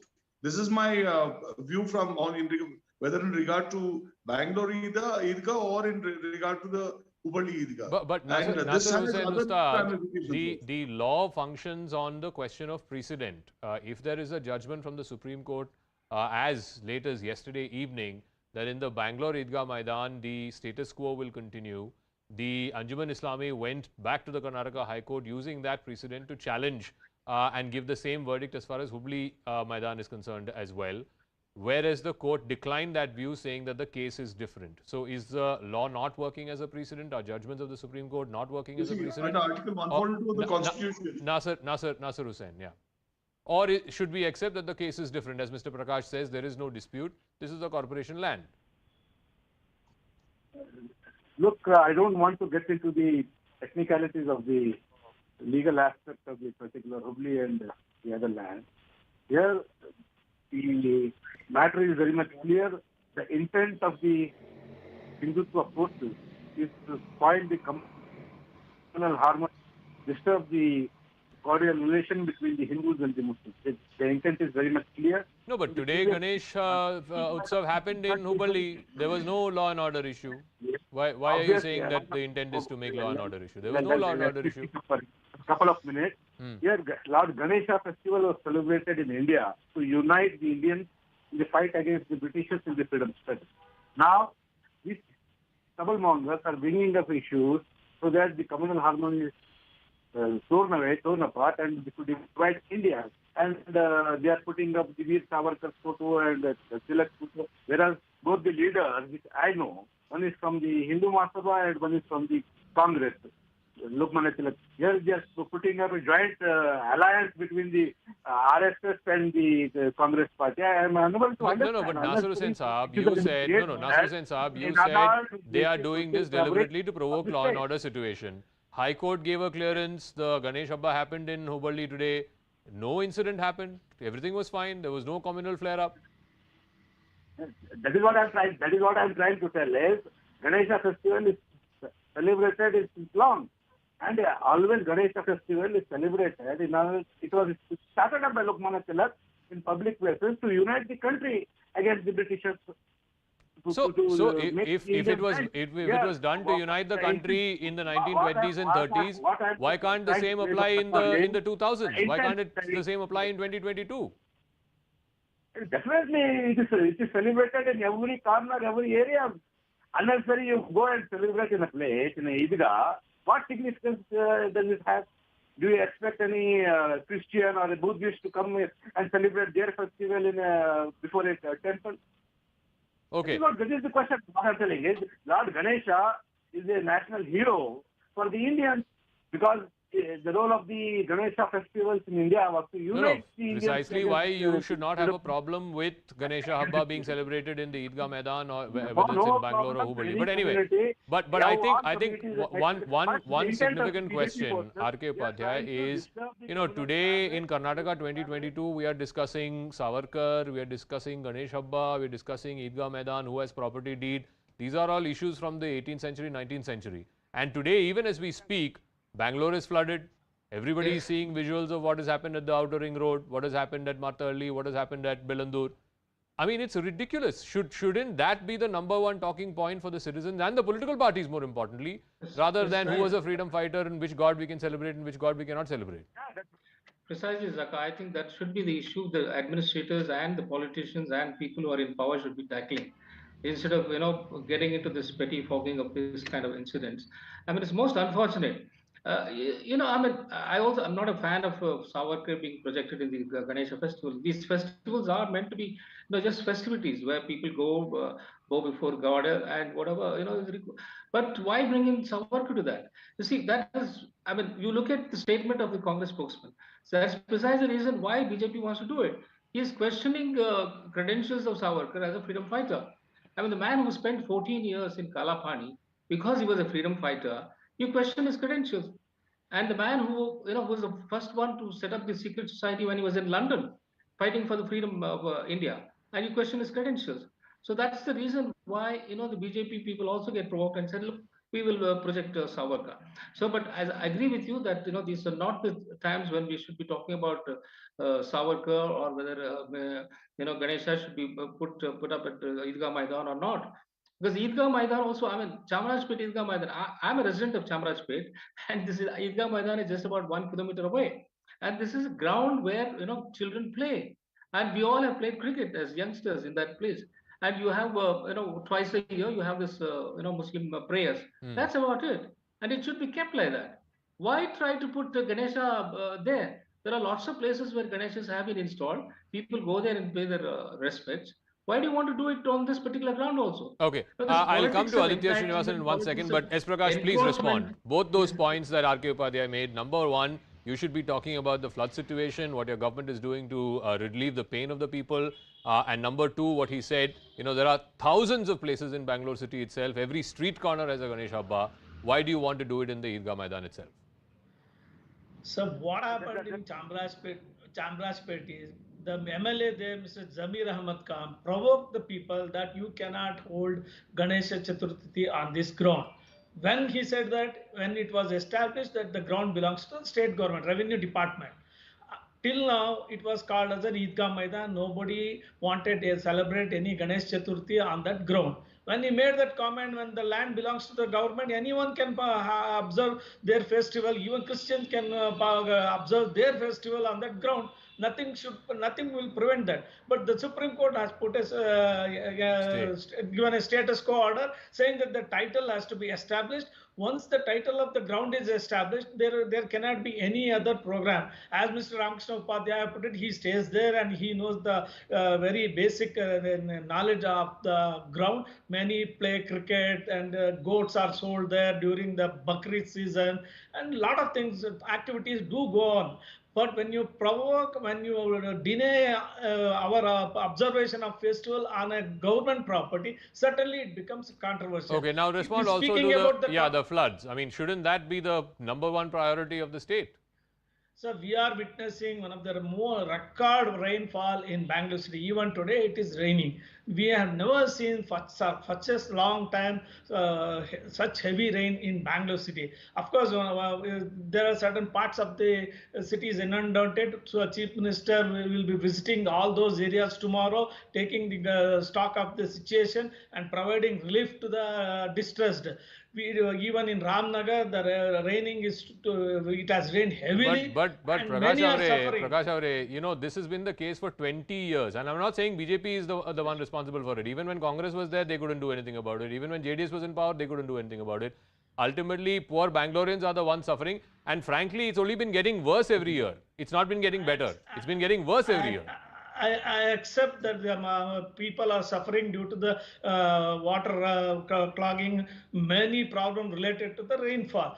The permanent solution has to be found. One reason for this is unplanned growth of Bangalore city.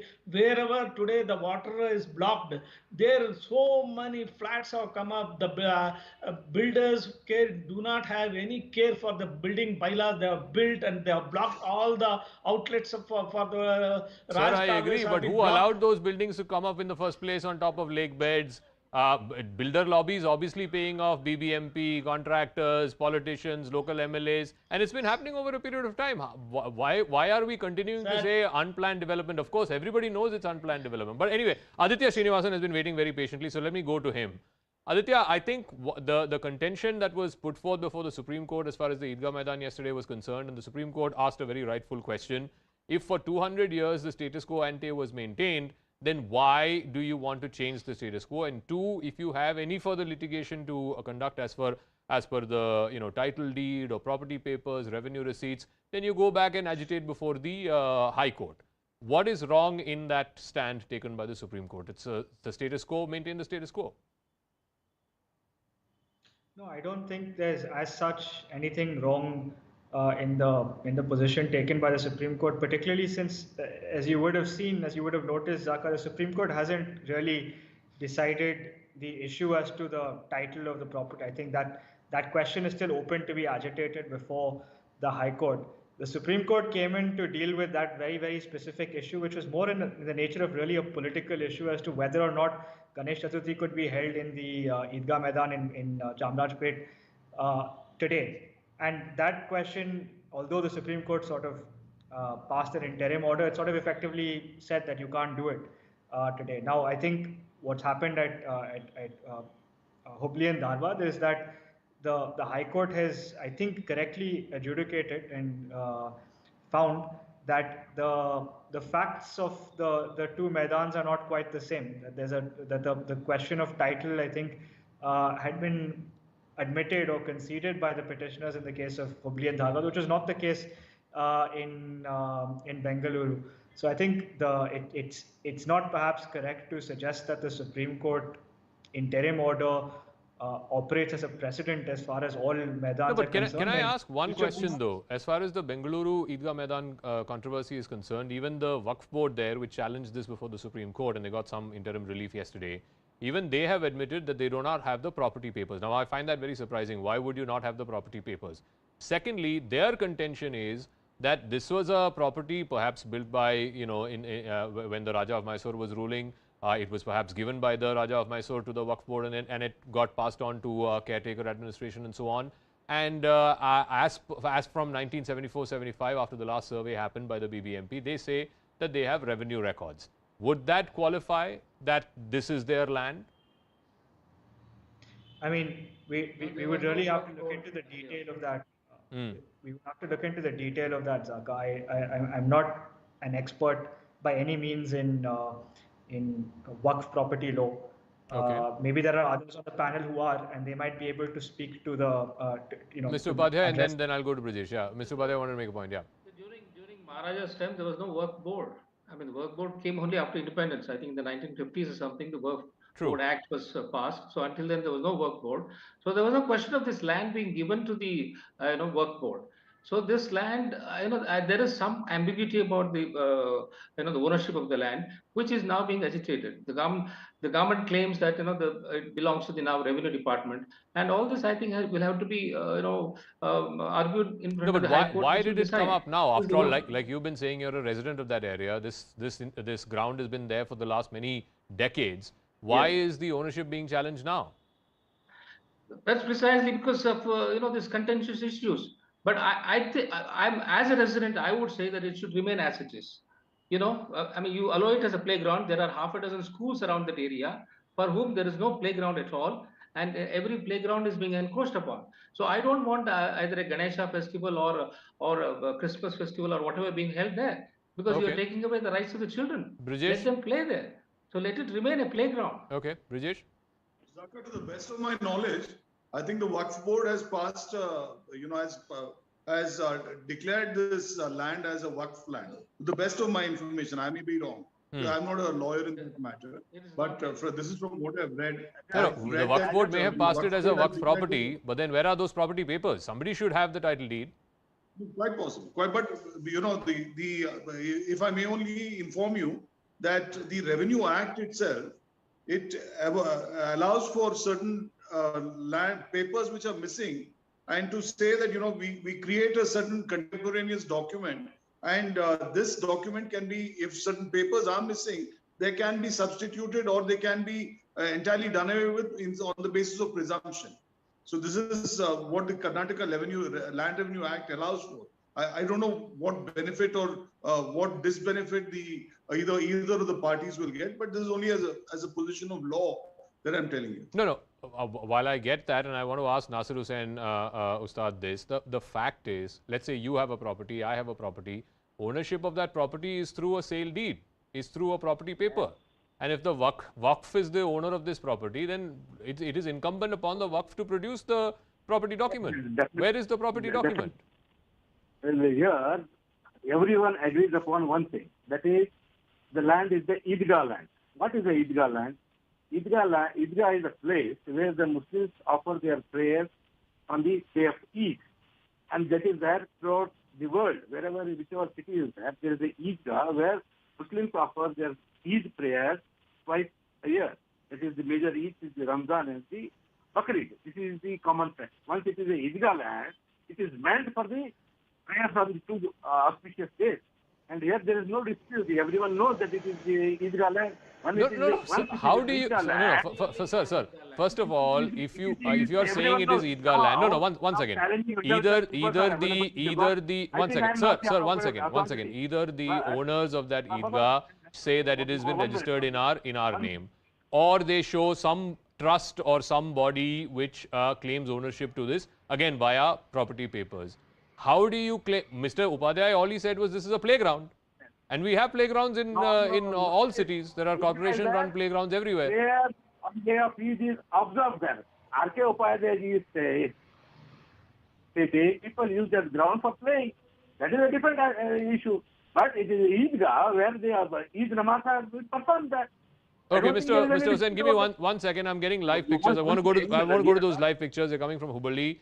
This is posters of Savarkar. Let's go full frame to those pictures. Posters of Savarkar being put up at this particular contentious Idgah Maidan in Hubballi. This was exactly what the Corporation Commissioner had ordered not to do. In fact, the Karnataka High Court had also upheld that. The Corporation Commissioner had simply said only the Ganesh idol should be there.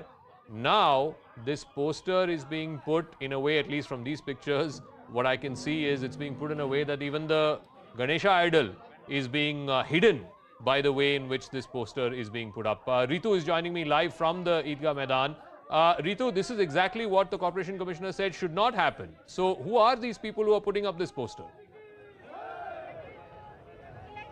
Yes, exactly. We are reporting from Idgah Maidan here in the Hubballi, and just behind me you can see the picture of the Savarkar along with the Bal Gangadhar Tilak that is very much just behind the Ganesha idol and is been erected here. But this is a kind of a violation of the corporation rule and the conditions that were been put forth to this particular Hindu organization who has been given a permission to install a Ganesha idol. But here is that you can see Savarkar's picture along with Bal Gangadhar with their organization name, and just front of the banner you see there's also a Ganesha idol being placed. But meanwhile there's a huge crowd that has turned up at this Maidan because this is the very first time where the Ganesha idol has been installed here. People are coming here to offer their prayers. They are all here in a very huge number. They are turning up since morning. So that's the kind of a regular movement that we're getting to see. But this is a major step, major development that we're bringing out to you, because right here you see the Pramod Mutalik, Sri Ram Sena leader, in fact, was here.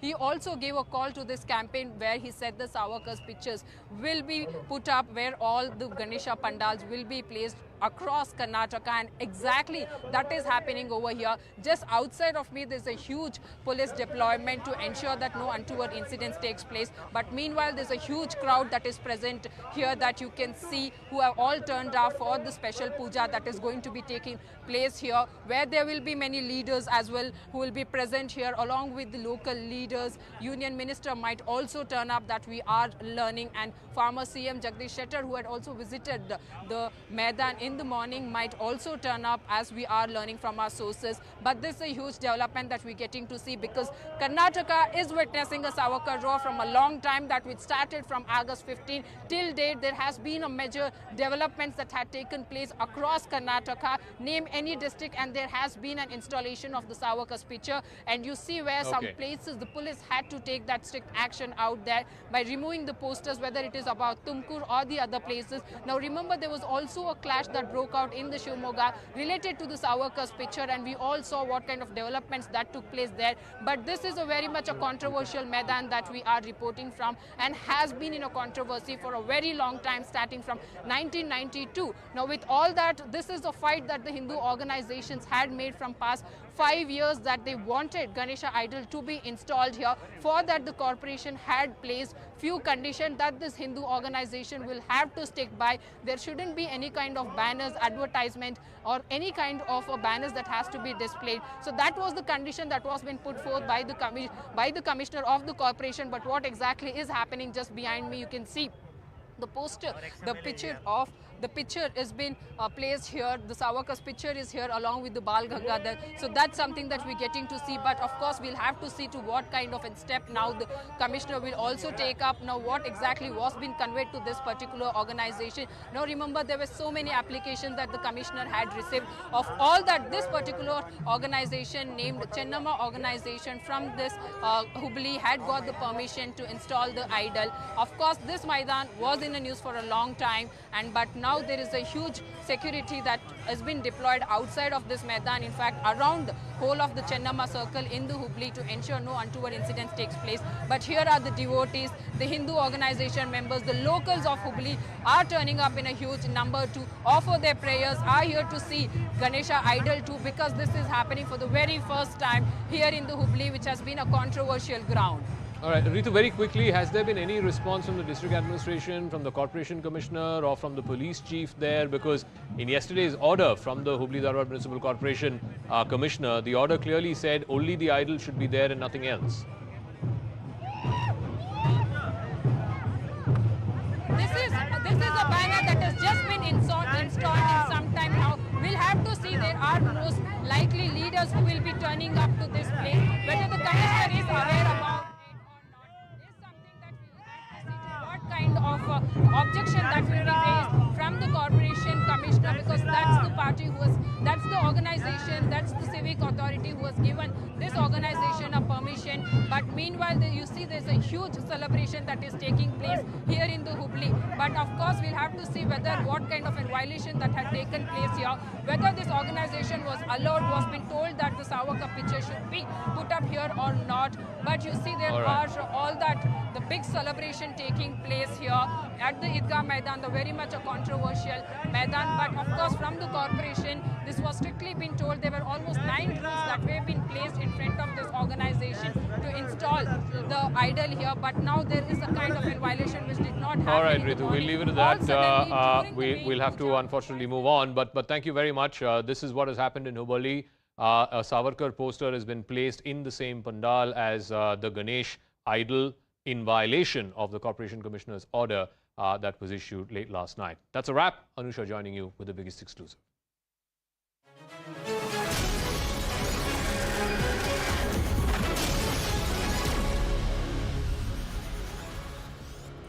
Good evening, hello and welcome to this special broadcast. I'm Anusha Soni. The government of Jharkhand is working out of a resort in Chhattisgarh's Raipur. Now, if you look at what exactly is happening in the state of Jharkhand, it will worry any citizen. JMM has said they have accused the BJP, their political opponent, of trying to poach their MLAs. Don't forget the sword hanging on Soren's head, with the Election Commission recommending his disqualification. That's what sources have indicated. Now, in the anticipation of governor taking a decision to disqualify him, probably as an MLA, the JMM has shifted their MLAs to a safe location, quote unquote. While horse trading or holding on to power continues to be the priority of the netas in our country, the state government has perhaps forgotten the constitutional oath taken for the welfare of the people. A minor girl was burnt alive. She did not get proper treatment. The government did not reach out to the family. The local police tried to shield the accused. The list of lapses on the part of the government is a long one. What does this case expose? It exposes the apathy, insensitivity, and the misplaced priorities for the government. And questions must be asked. If the government clutches to power over the welfare of its people, it has failed in its constitutional duty. Let's dive into all these issues. First up, a special report.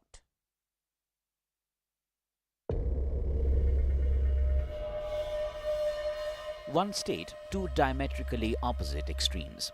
On one hand, a teen, now proved to be 16, burnt alive in Dumka by spurned lover Shahrukh, who was seemingly protected from POSCO charges by the investigating officer. The uproar raises nationwide tremors. On the other, this. Elected representatives packed off to a resort in Chhattisgarh at taxpayers' expense, seemingly to protect them from political poachers amid a flux in the political scenario. Worse, pictures tweeted out of liquor bottles being brought into the resort. A father seeks a fair probe and justice. Netas obviously have other things to think about. The sheer disconnect shows. बयान देते समय या कुछ उस समय जली हुई थी बच्ची जली हुई अवस्था में तो इतने लहर से या 16 या 17 बोली होगी पुलिस को सुना दिया 19 लिख दिया वो लोग तो बोलेंगे आधार कार्ड और मैट्रिक का सर्टिफिकेट ले गया ले जाने के बाद उसको सुधारा गया. The tension in Dumka itself reflects in flag marches carried out by police. Precautionary measures amid tensions as 3 union ministers fly into the state to meet the aggrieved family. And that's besides other opposition leaders heading to Dumka. An NCW team is visiting. The NCPCR chief himself will visit next week. The chief minister and the cabinet, of course, is busy elsewhere. कि सरकार नाम की यहाँ कोई चीज़ है नहीं, मुख्यमंत्री यहाँ है कि कहीं बाहर है, राज्य के बाहर. किस तरह का आज उनके परिवार में माहौल है, उस मोहल्ले का क्या माहौल है, दुमका का क्या माहौल है, इसको भी देखना था. इस कारण से हम तीनों आए. हम सब लोग अपनी संवेदनाएं लेकर आए हैं, सांत्वना लेकर आए हैं और ये संकल्प लेकर आए हैं कि शाहरुख को फांसी जब तक नहीं होगी तब तक न्याय को अधूरा माना जाएगा. The heat on Chief Minister Hemant Soren derives from an Election Commission recommendation that he be disqualified as MLA as he holds an office of profit boost by getting stone chip mining lease in his name. Soren lashed out alleging a BJP role in drafting the ECI report and a bid to poach JMM-INC MLAs to pull down his government, hence the resort to resort politics. पता नहीं क्या उठापटक आप लोग देखते हैं, हमको तो उठापटक नजर नहीं आ रहा. गए हैं लोग, अब किस काम से गए हैं वो भी तो मेरे बता के नहीं गए. लेकिन फिर भी हमको पूरे विधायकों पर हमको पूरा भरोसा है, यूपीए गठबंधन के विधायकों पर. वो एकजुट रहेंगे, कोई बिकेंगे नहीं. What glares though amid saving the kursi is big lapses and insensitivities in the probe of a murder that shook the nation. The Jharkhand government finds itself pushed to a corner. Well, let's take you through the series of events that happened. First up, let's tell you how this unfortunate crime unfolded. And when the crime actually happened, what did the Jharkhand government do or not do about it? Let's have a look. Now, when the crime actually happened, Ankita succumbed to her burn injuries a few days later after being attacked. The Chief Minister and the 32 MLAs were on a bus trip, a boat ride, and that's what they were taking. These images will continue to raise many questions. Nationwide uproar on murder and lapses. Clear indication, clear evidence that the local police was trying to shield the accused by showing the age of the victim as a major and not as a minor. 32 MLAs depart for Raipur, check-in at the Mayfair Resort, and despite much criticism and noise that we have made here in the press about accountability of the government, no neta has gone so far to meet Ankita's family. Union ministers, NCW have met the family. You also have the NCPCR stepping in, but MLAs booked at the resort for 2 days. There were liquor bottles allegedly that was seen to be going inside the resort. Now let's also talk about what will happen from here on. Is this the priority of any elected government of the day? The big lapses. No treatment is available in Dumka. She was shifted 250 kilometers to Ranchi. A very important, precious time was lost. This shows how the healthcare system is broken in the state of Jharkhand. It's an established fact if you look at various government reports. Poor care at RAM's Ranchi, but no effort to shift the patient to Delhi or any other place. Any government of the day would have taken cognizance and helped the victim's family. There were also delays in the release of compensation. BJP says that the compensation should have been much, much higher and not merely about 10 lakh rupees that has been given. But there was a delay on that front as well. This is a huge lapse on the part of the law and order machinery. There are vague allegations of appeasement politics that have been made, but the manner in which the local administration and a top officer of the police tried to enhance the age of the victim so that she's 18 plus and POSCO doesn't apply, and that also makes it in some way easier, relatively easier to secure a bail, raises a lot of questions about the manner in which law and order is functioning in the state of Jharkhand. These are some very important legal questions that they must answer, not just questions of political morality. Dumka DSP complicity with the accused. There is ample evidence to suggest that something like this actually transpired. Appeasement to protect the murderer from POSCO. As I said, it's a very stringent provision. Identity of the minor victim was made public in the local media, unfortunately in the national media, because the police said the victim was aged 19 plus, 18 plus.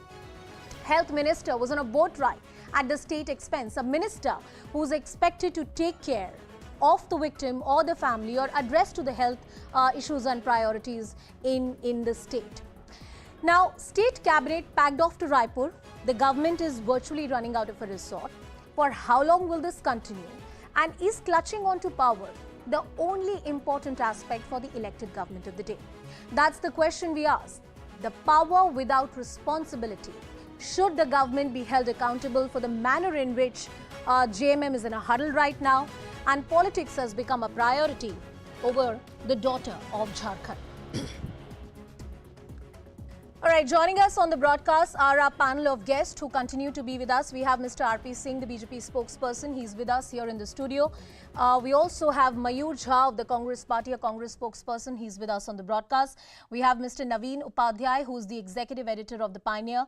Dr. Tanuj Khatri, JMM spokesperson, is also joining us on the broadcast. Dr. Khatri, I'm coming to you first. Aapse janna chahungi. Is this how an elected government takes care of the victim's family after a heinous incident like this has happened? And I'm going to juxtapose that with what is happening in the politics of Jharkhand. Is the priority of the government to make sure that all your MLAs are at a very luxurious resort in Chhattisgarh or in Raipur and not to take care of the victim's family? मैं जवाब दूं, मैं उससे पहले आपसे अनुमति लेना चाहता हूं कि मैं मुझे 1 मिनट जो मैं बोलूंगा उसमें बीच में नहीं टोका जी बिल्कुल नहीं टोका जाएगा, आप बोलिए। थैंक यू, शुक्रिया। थोड़ा पीछे ले जाना चाहता हूं भारत की राजनीति में। INLD और भारतीय जनता पार्टी का कोalition गवर्नमेंट था। देवी लाल जी मुख्यमंत्री थे। उन्होंने अपने 48 MLAs को लेकर के दिल्ली के एक होटल में यही लग्जरी टूर करवाया। 1983 में मुख्यमंत्री थे रामकृष्ण हेगड़े, वो जनता पार्टी के थे। 80 MLA को लेकर के बेंगलुरु चले गए। उस वक्त बेंगलोर था।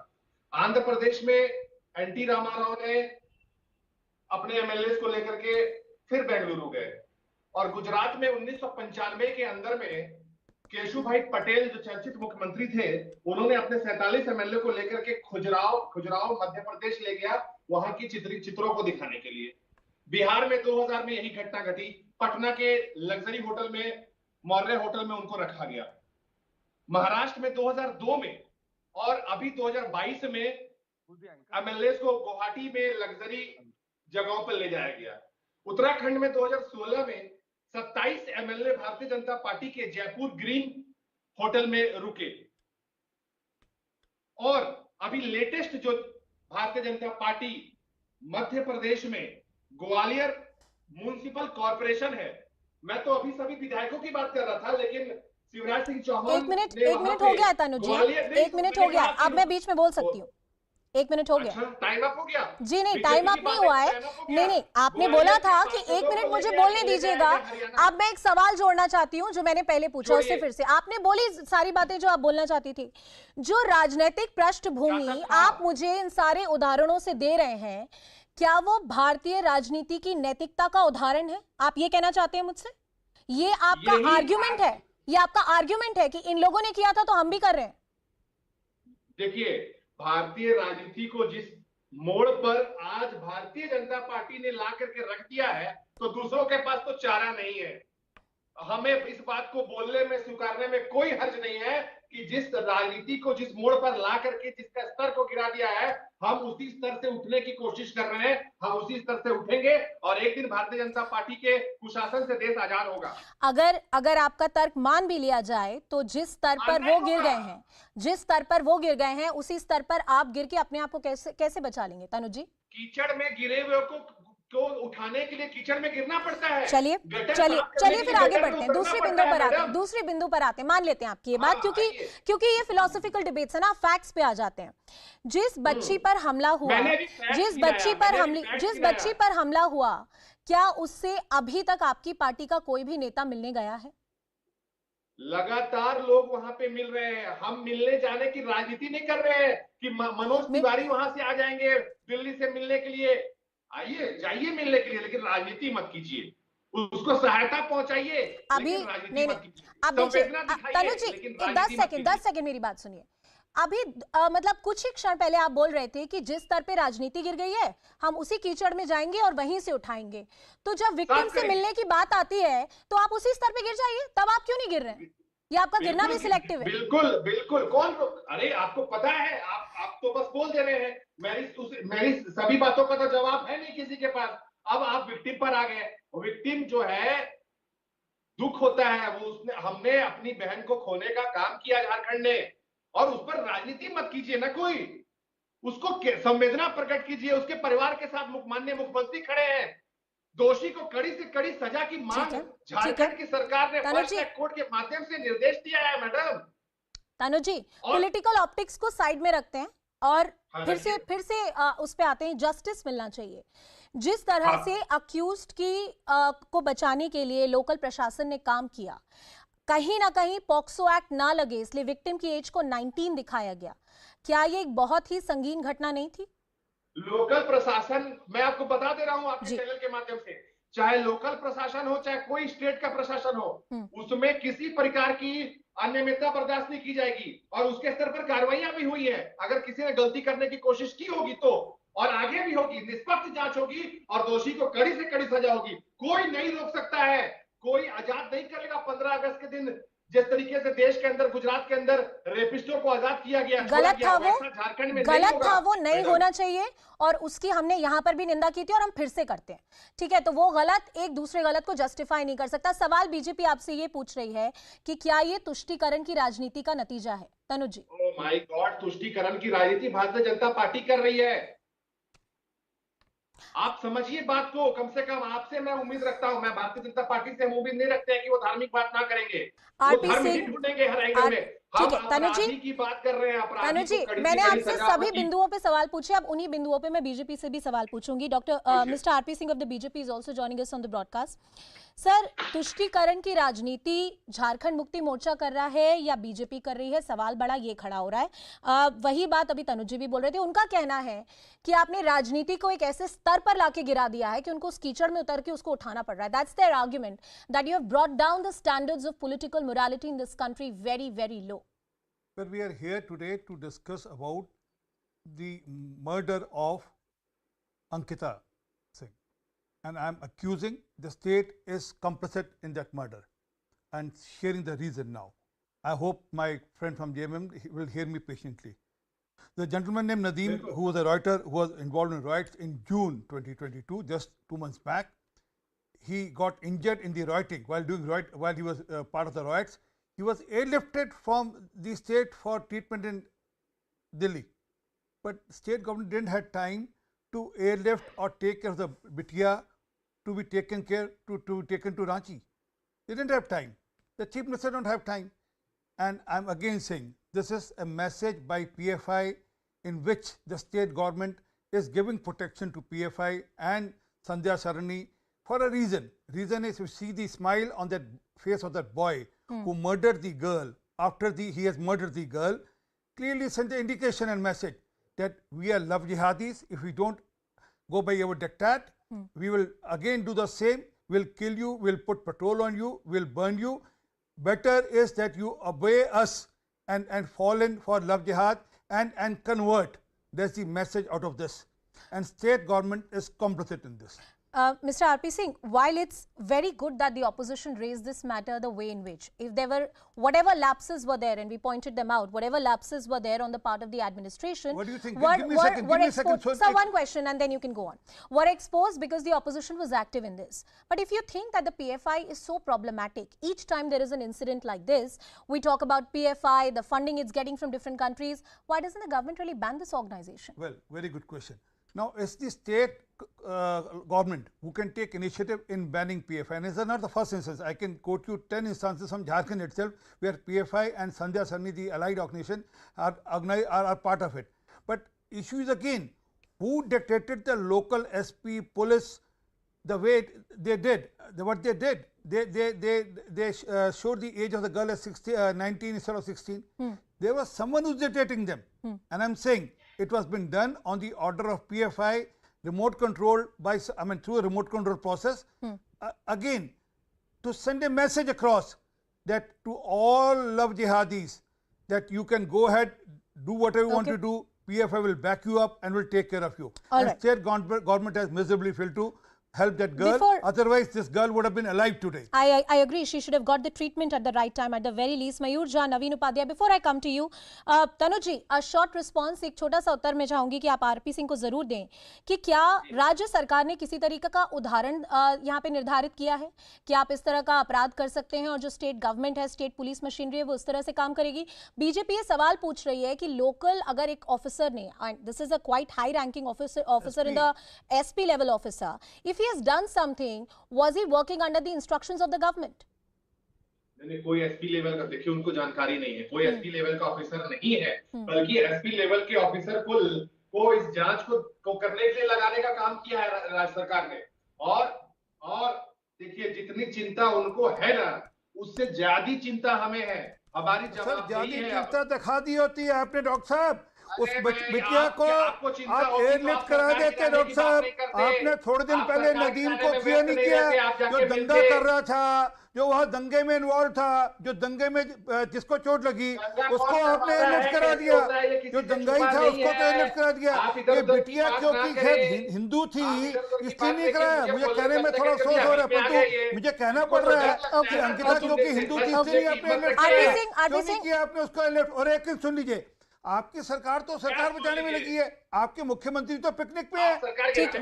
अगर सिंह साहब उनको जवाब देने दीजिए, सिंह साहब उन्हें जवाब देने अगर आपके मुख्यमंत्री के खिलाफ भ्रष्टाचार, एक मिनट एक आपके मुख्यमंत्री आपसे निवेदन, सिंह साहब आपसे निवेदन है। तनुज जी आपको 1 मिनट दे रही हूँ, आप जवाब दीजिए, फिर मैं अपने दूसरे गेस्ट पे जाऊंगी। Please go. ये इनका आरोप है, सबका आरोप है कि हम सरकार बचाने में लगे हुए हैं। अच्छा, हम अगर सरकार बचाने में लगे हुए हैं तो कौन है जो सरकार गिराने में लगा हुआ है? पूछिए जरा। आपको उत्तर देना है। आप आप वेस्ट बंगाल की सरकार, वेस्ट बंगाल की गाड़ी में क्या कर रही है?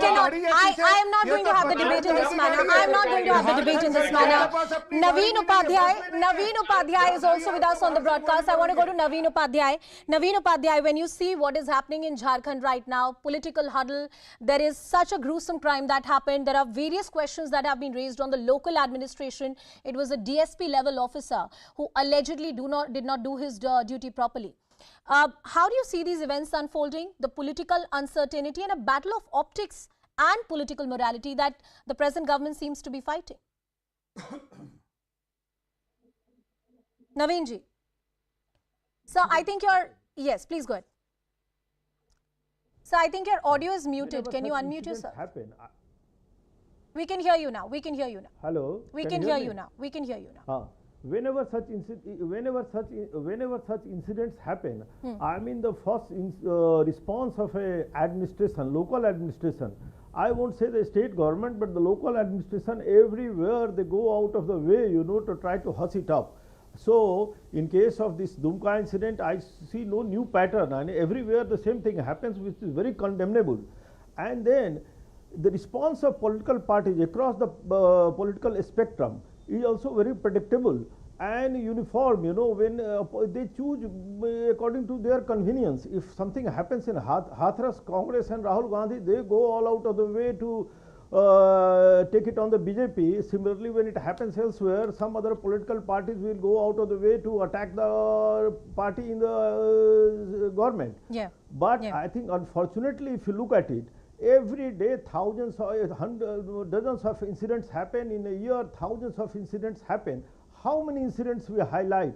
I mean, we highlight, you know, the political parties highlight only those incidents which somehow it's very unfortunate, which somehow it suits them. I mean, today if you look at it, I will point out 4 or 5 incidents. Sure. I mean, one incident in Dumka which is highly condemnable and where the response of the state government has been pathetic, deplorable. But similar incident, if you say something else happened in Madhya Pradesh, something else happened in Ranchi, where domestic help was brutally battered for days, and then something else happens in Karnataka, where when we are talking of POSCO, the POSCO is the Seer is charged with POSCO and nothing has happened. So when you look, I see political parties raise these issues when it suits them, and this is where the media comes in. People like us have to highlight it, so that I think we are able to raise public conscience towards Absolutely. it. And Otherwise, you know, don't expect Naveenji, I to agree with you that there are very few instances that get media attention and limelight, and often because political parties have started raising it, a plausible argument is that for their own political interest as well. But that being said, even in the instances that media picks up and highlights and we debate about it in television studios, even in those instances, justice each time is not served. Media attention does help to a certain extent, but not to the extent that it's able to impart justice, at least what the Constitution really tells us about. I want to bring in Mayur Jha of the Congress party as well. He's patiently with us on the broadcast. Naveenji, I'll come back to you. Mayur, and it's a valid point that Mr. Naveen Upadhyay raised, that when something like this happened in Uttar Pradesh, I'm not drawing comparisons, but I'm talking about the approach of the Congress party. That whenever there is a heinous crime, especially a crime against women, there are top leaders of the Congress party who are very active. They hit the streets. There are protests and dharnas that happen. This time, you're part of a government that when an instance like this has happened, many other instances like this have been reported. There are glaring lapses on the part of the government. How are you comfortably sitting in power? Won't you seek accountability from your alliance partner? Now, Anusha, I'll need just 1 minute. Sure. You know, this whole issue, what you brought, I in fact concur with most of the points that Mr. Upadhyay made here on the broadcast. Is there any justification for what happened in Dumka in terms of administration or even in terms of a government that I support? I come from Jharkhand. I'm a part of this government. Is there any justification? Absolutely no. Were there lapses? Absolutely yes. But I'm telling you where the difference is. And I come to the question that you asked, and you said that you don't want to draw comparisons. Yes, you should draw comparisons. The difference is that whatever lapses have happened, the government has owned up to those lapses, and the government is very sincerely investigating those lapses. And let me tell you, it's not just about Shah Rukh. If there are administrative lapses, if there are lapses on part of the government, all those lapses will be investigated and it will be punished. There are 2 investigations.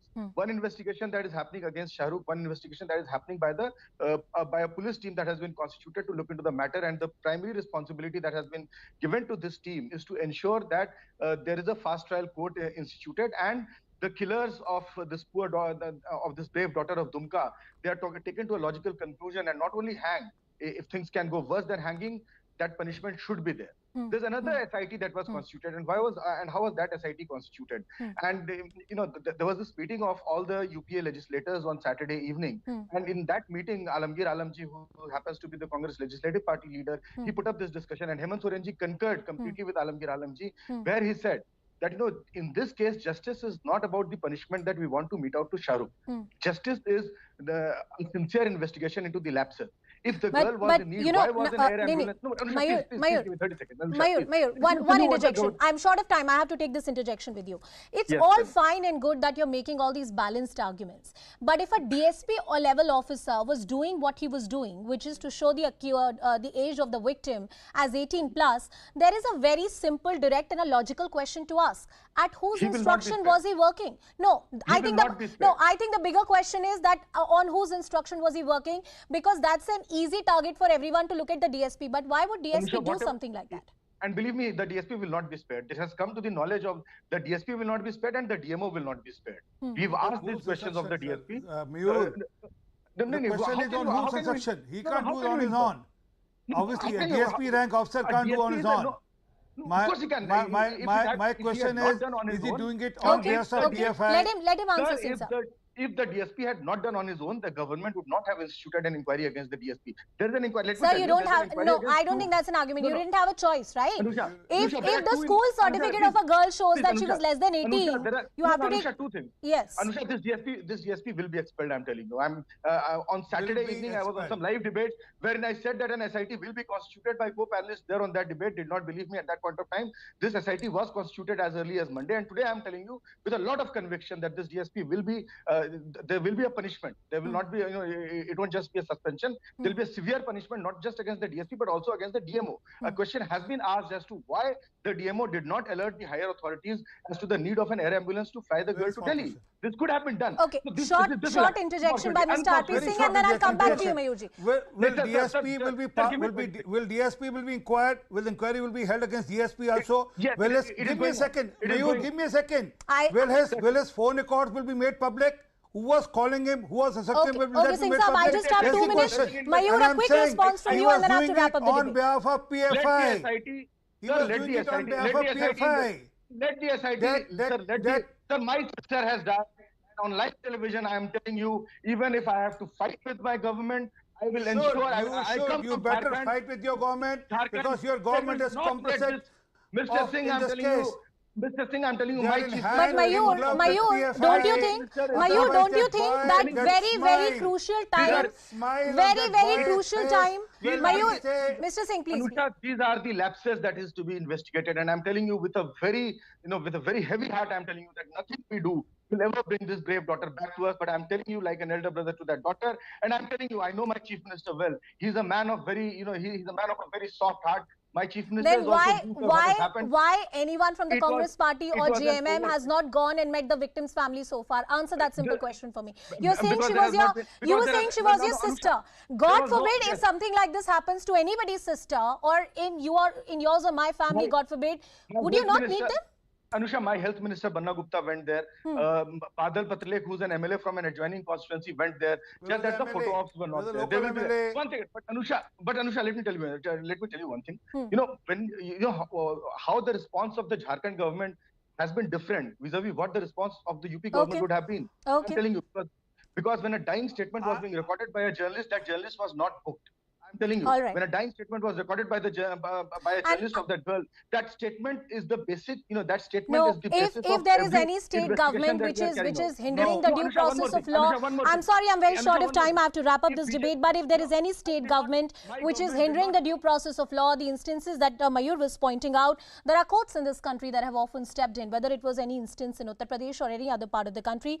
Mr. RP Singh of the BJP, Mayur Jha, Naveen Upadhyay and Dr. Tanush Khatri, thank you everyone for joining us on the show.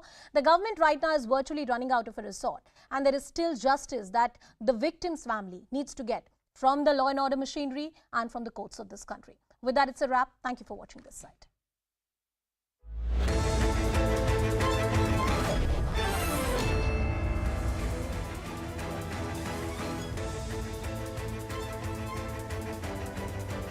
Good evening, everyone. Thanks a lot for staying with us. You're watching Plain Speak with me, Shivani Gupta. It's a drama a day time in Delhi. Every day there is a PC war between the Aam Aadmi Party and the BJP. Now facing further heat apart from Liquor Gate, the Aam Aadmi Party took its Operation Lotus charge against the BJP to the CBI today, doing dharnas and protests too. A day ago, the Aam Aadmi Party government, enjoying brute majority in the Delhi Assembly, held a trust vote in favor of its own government. When Manish Sisodia's locker was checked by the CBI, he and Arvind Kejriwal gave themselves a clean chit. In all of this, the government and the party is not answering serious questions over excise policy or why CAG audits have not been tabled properly in the Delhi Assembly or not even done for universities under the Delhi government. Now, the Akali Dal has accused the Aam Aadmi Party and its government of the same excise policy kickbacks in Punjab too. Will accusing the LG in Delhi of corruption or claiming Operation Lotus by the BJP help the Aam Aadmi Party of escaping the heat on itself? That's the big debate coming up in just a bit, but first some developments. The Aam Aadmi Party versus LG and BJP face-off intensified today. So the Aam Aadmi Party submitted a complaint to the CBI today demanding a probe into, quote, Operation Lotus of the BJP. But at the same time, the Lieutenant Governor, remember, who was accused of corruption by the Aam Aadmi Party yesterday, has filed a defamation suit against 4 of its leaders, including Atishi and Saurabh Bhardwaj. The Aam Aadmi Party, remember, has been alleging for almost a week now that the BJP has been targeting 40 of its MLAs, offering them 20 crore rupees each, and they've been raising this as a pan-India phenomenon perpetrated by the BJP. The LG has gone on to say that AAP leaders are leveraging false corruption charges against him. The Aam Aadmi Party has, of course, brought in BJP's role using the CBI and ED to topple opposition governments. That's a larger charge today. The LG, remember, today has said that corrupt Aam Aadmi Party is diverting attention from their own corrupt deeds. So this face-off with the LG very much in the middle of it is continuing to escalate day after day. But the trouble doesn't end there for the Aam Aadmi Party. Akali Dal has opened a front now in Punjab and is likely to get support both from the BJP and the Congress on this issue. Here is what they are alleging. Akali Dal delegation met the Punjab governor demanding a probe into the state excise policy. Their chief, Sukhbir Badal, remember, has alleged that liquor scam worth rupees 500 crore rupees has been perpetrated in Punjab. That the entire liquor trade in Punjab was handed to just 2 companies, and that they have alleged that profit margin of those 2 companies was doubled to facilitate kickbacks eventually back to the Aam Aadmi Party. And that the Punjab liquor policy is very much exactly in line with Delhi's policy. Operation Lotus. Is that a reality or a plain deflection, and will that really help the Aam Aadmi Party deflect the heat as far as the liquor policy and other irregularities are concerned?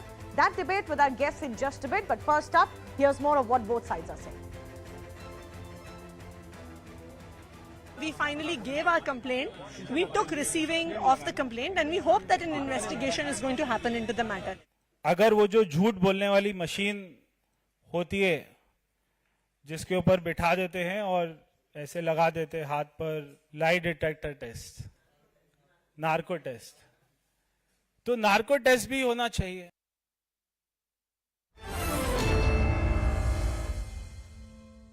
Let's go across to our guest joining us. Harish Khurana is the Delhi BJP spokesperson. Advocate Amardeep Singh Dharni is from the Shiromani Akali Dal joining us. Captain Shalini Singh of the Aam Aadmi Party. Vipin Pabbi is senior journalist, and Professor Dheeraj Sharma is author and director of IIM Rohtak. We'll talk to our experts in just a bit, but I want to go across to Captain Shalini Singh of the Aam Aadmi Party. Shalini, in all of this, while you're free to make charges of, let's say, MLA buying against the BJP, you're not the first party to claim that. But in Delhi, it sounds a little odd because, you know, I don't know, now you've shifted the goalpost by suggesting that they're trying to buy 40 of your MLAs, but that's just too large a number. And the kind of majority you enjoy, I don't think your government is in any difficulty, right? Even if we were to give in that Operation Lotuses take place, they take place when there is uncertainty. BJP fishes in troubled waters, let's say, right? As far as your government is concerned, there is no danger. The elections are not around the corner. Why are you using this at this stage to deflect from what are very serious accusations against your government and its conduct? Good evening, everyone. See, it is not that there are no elections in Delhi.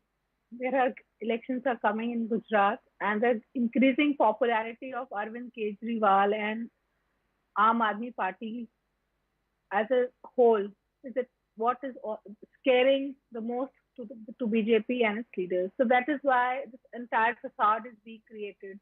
And buying MLAs, yes, their Operation Lotus has failed miserably, and that is why they are rattling here and there, and they are trying to put a lot of allegations on Aam Aadmi Party leaders, on our schools, on our policies. So this is all a kind of fear which is engulfing them, and they're not understanding how to stop the governance model of I can Kejriwal, understand if you say that one second, Shalini, I can understand if you say that these allegations are coming in because Gujarat elections are around the corner. So therefore your reputation takes a hit and it has an impact in Gujarat.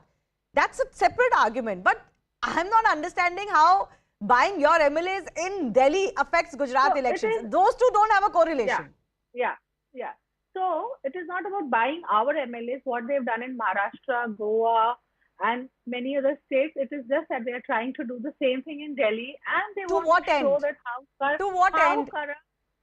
I mean, charges also have to make some sense. That's what I'm trying to understand from you. See, Shivani, they tried very hard to scare our deputy CM by CBI raid, and no, he's not scared. No, so it's okay. That's not my problem. Now, my question to you is my question to you is this. All of that is fine, but you say that they are rattled because of your popularity. My counter question to you is, you are in government in Delhi and in Punjab, both of where you enjoy handsome majority. In Delhi, you enjoy brute majority, and you've won multiple, mandates. You will be held accountable by the opposition. If some irregularity comes to fore, there will be demands made by the opposition, like you would in any other state where you are opposition. For example, like Arvind Kejriwal did when they weren't even in power, right? As part of India Against Corruption. So why do you project it like asking any question to Aam Aadmi Party is some sort of a crime? You are in government. You will be asked questions by the opposition. Respond to those charges. Yeah. Can I answer now? Sure. Yeah.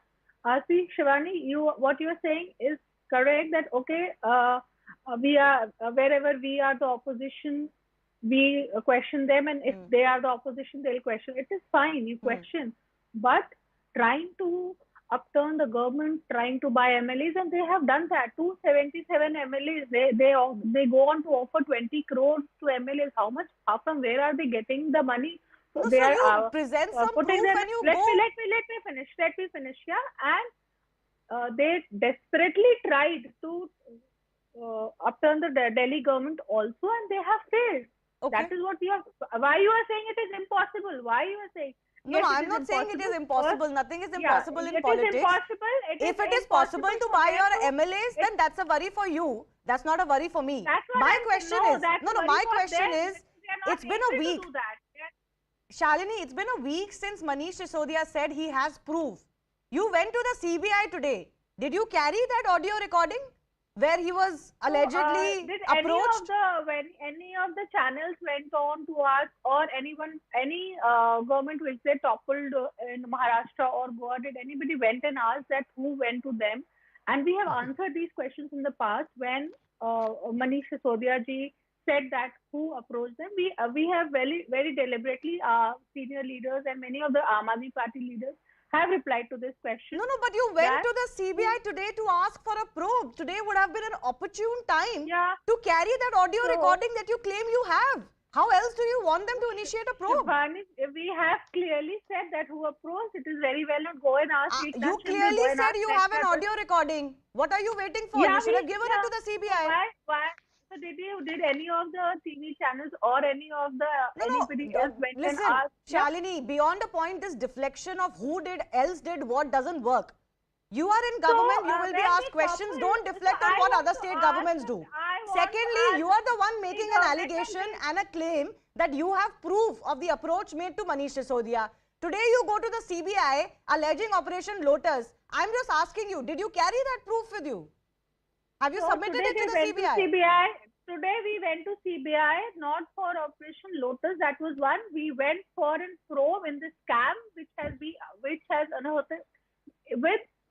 under the guardianship of LG Vinay Saxena ji. No, you also went for Operation Lotus very clearly. So that is the. I have bites of your spokespersons and MLAs saying the same. I'm not saying Harish Khurana. I'm not No, but my question is simple, Shivani, Shalini. I'm not saying they You just want a went for CBI that. probe. The easiest way to get it Of done course, we want a CBI probe. is to Why? disclose the Why proof you just- have. Then the CBI will have to act. We will disclose when it is required. Let the But you went to CBI today to demand a probe.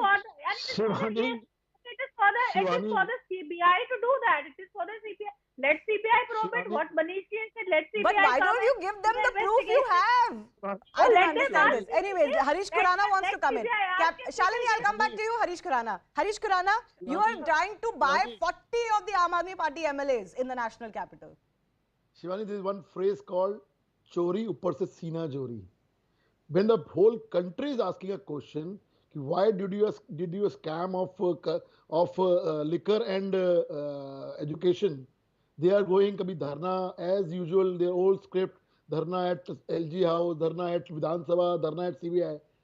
You have asked a clear-cut question from Aam Aadmi Party spokesperson, where are the proofs? What are you waiting for? I think they are waiting for some Muhurat to come. वो मुहूर्त कभी नहीं आने वाला. That muhurat will never come. Don't worry, because they don't have a proof of them. If you had a proof, na, on that day when Sanjay Singh has done a press conference with the 4 MLAs, you should have shown over there only. Actually, they don't have.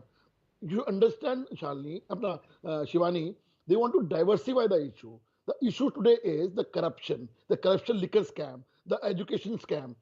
They want to just diversify the issue. That's it. The same script was been told by the whole country, by the Aam Aadmi Party at the time of arrest of Satyendra Jain. If you remember, BJP is afraid of Himachal Pradesh because Himachal Pradesh election coming in. हम तो कट्टर ईमानदार हैं. What happened? 4 months. Can I just read out? Shivani, let me come. What happened? Since last 4 months, on the order of court, not by the order of CBI, not by the order of ED, that person, Satyendra Jain, is in jail since last 4 months. Now you are not uttering a single word. Why are you not speaking about him? Shalini, I'll give you an opportunity to respond, but I have a question for Harish Khurana. Yeah, tell me, Shivani. No, Shalini will respond to you first. Okay. Why are you not talking about Satyendra Jain? He's not there in jail because anybody tried to buy your MLAs or anybody approached him. It is on court orders. So, see, past 10 days, what they are trying to do is they have nothing, no agenda. They're so rattled that they're just trying to create all this drama and bogus allegations. They're just trying to disturb the Delhi government working operations and overall the political scenario of Delhi. This is what they're just best trying to do. And in case of Satyendra Jain, what ED or CBI they have done, you also know, have they proved anything? No. And now the same we are asking, they have done a 14-hour CBI raid at Manish Sisodia's house. What they have found, they should come and tell us. Why they're scared of telling what they have found. They have searched their lockers. Are you the Prime Minister? Are you a Prime Minister or are you court? Why are you questioning us? You are you court? No. So if we are not the same way, charge sheet will be Mr. filed. Harish Khurana, the way you delegate us. Why are you asking me? Mr. Harish Khurana, the way you try to question us that we should answer, you should also answer. The past 10 days, BJP is running their agenda and they have completely failed. They have not been able to stand in front of any of the Aam Aadmi Party leaders. Name one person. They have not been able to break any of the Aam Aadmi Party That's good news for you. But I had a question for Harish Khurana. Harish Khurana, if you look at the past 2 months, let's say roughly 2 months, and especially since the new Lieutenant Governor took over, it's like one after the other, you're pounding the Aam Aadmi Party government in Delhi? No, first of all, he ordered a probe into the excise policy. I can give you the CS raked up this issue. Then there were questions of tabling 4 CAG audit reports and the delay in it. He expressed displeasure over the allegations of a former, Lieutenant Governor Anil Baijan. He has also reprimanded the Chief Minister for not signing files before sending for approval. Then he has asked for a report on the complaint of corruption on government schools. And then he has flagged off gross violations and delays in auditing of universities. It's almost like the LG is on a war path against the government. You can't deny that. No, I'll tell you what. Let's go 3 years back. on my complaint only, on Vijendraji Gupta's complaint only, this CBC report has come in. We have complained, if you remember, we did an agitation at that time, 5 ka 25. If you remember, 5 lakh ka kamra 25 lakh mein banaya. You remember that?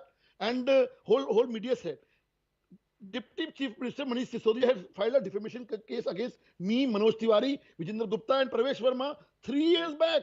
This fight of education was being taken care 3 years back.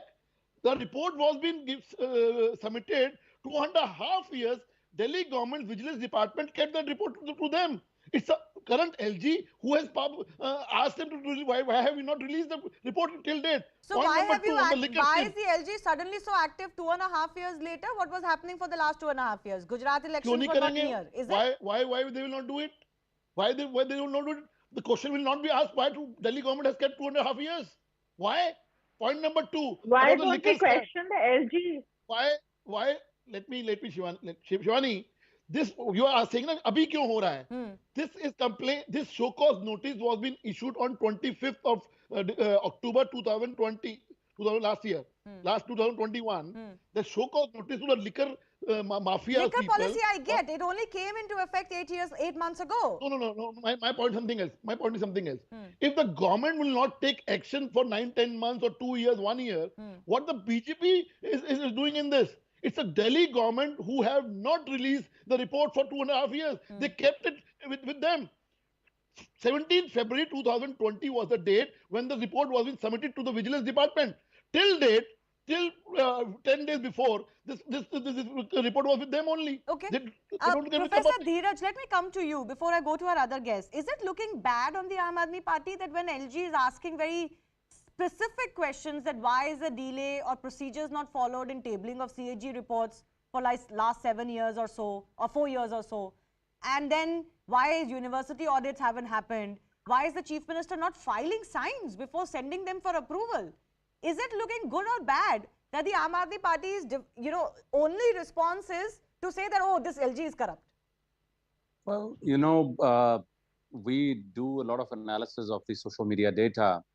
And the social media data, if that was to be taken, then, there has been a significant dent because of this on Aam Aadmi Party's image.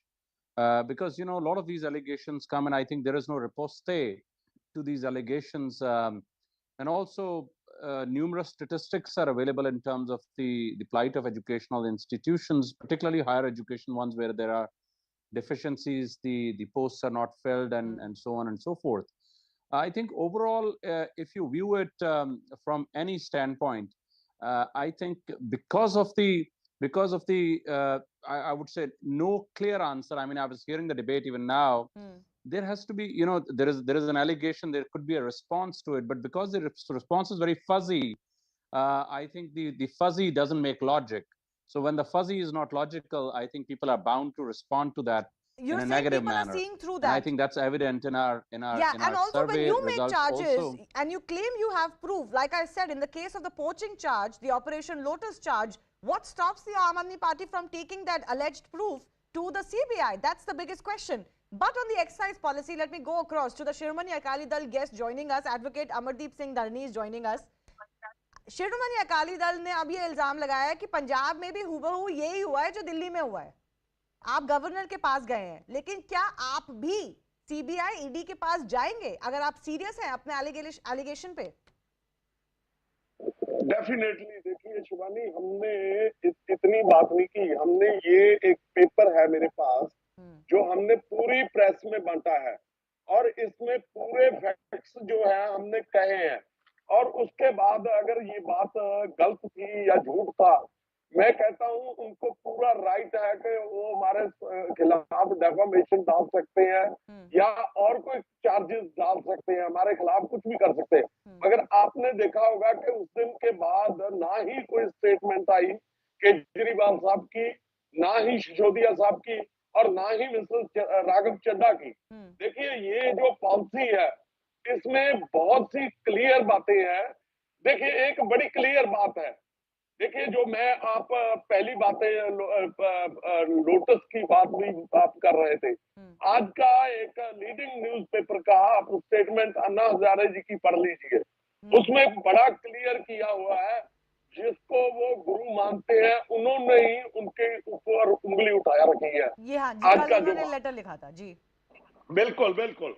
देखिए ये जो हमने इसलिए कहा है, हमने उनकी जो जितनी उनकी मीटिंग्स हुई है, जो उन्होंने रूम्स बुक करवाए थे, हमने उसकी भी डिटेल इसमें सारी डाली है, उसका टाइम भी डाला उसमें। नहीं, रूम बुक हुए हैं और मीटिंग हुए हैं वो एक बात है, लेकिन उससे तो करप्शन प्रूव नहीं होता ना। इन दिल्ली में तो आम आदमी पार्टी ये कह रही है कि एलजी ने लास्ट मिनट चेंजेस कर दिए, तो जो हम इंटेंशनल हमारी जो पॉलिसी थी वो इम्प्लीमेंट नहीं हो पाई। पंजाब में तो वो चक्कर नहीं है, पंजाब में तो वो कह रहे हैं कि हमारा तो रेवेन्यू बढ़ा है पंजाब में, आम आदमी पार्टी कहती है। देखिए मैं एक बात क्लियर करता हूँ, अगर उनकी इतनी फुल प्रूफ पॉलिसी थी तो उन्होंने विड्रॉ दिल्ली में क्यों की? हाँ, दिल्ली का केस अलग है ना, क्योंकि उसमें तो डुअल एक डिसीजन मेकिंग अथॉरिटी है। उन्होंने बोला कि जो फॉर्मर एलजी थे उन्होंने पॉलिसी लास्ट मिनट में चेंज कर दी। That will not be a defence, ultimately the policy went through and they took it back. I understand that, but सिर्फ मीटिंग हुई है राघव चड्ढा की या किसी और की, मनीष सिसोदिया की, किसी लिकर वेंडर से या मैन्युफैक्चरर से या प्रोड्यूसर से या रिटेलर से, उससे तो करप्शन प्रूव नहीं होता ना धनी जी। नहीं, आप ये बताइए कि पंजाब में अगर वो कहते हैं कि हम बिल्कुल सस्ती शराब करेंगे, उसका प्रॉफिट बढ़ाएंगे, तो ये क्या कर रहे हैं इसमें? उन्होंने 5% जो ग्रांटेड प्रॉफिट है, मार्जिन है, उसको इंक्रीज करके 5 से 10% कर दिया। अब जो बड़े मतलब विक्रेता हैं, जो डायरेक्ट वो शराब वो फैक्ट्री से लेते हैं, उनके पास क्या है? वो सिर्फ 2 हैं। इसका मतलब ये हुआ कि उन्होंने ये स्टेट में एक बहुत बड़ा जो है एक मोनोपोली खड़ी कर दी है और माफिया को बढ़ावा दे दिया। That's the same charge in Delhi too. Vipin Pabi, senior journalist with us. Do you think it could be trouble for the Aam Aadmi Party government in Punjab too, on the lines of the national capital? Shivani, let me start with saying that BJP is a very well-oiled election machinery.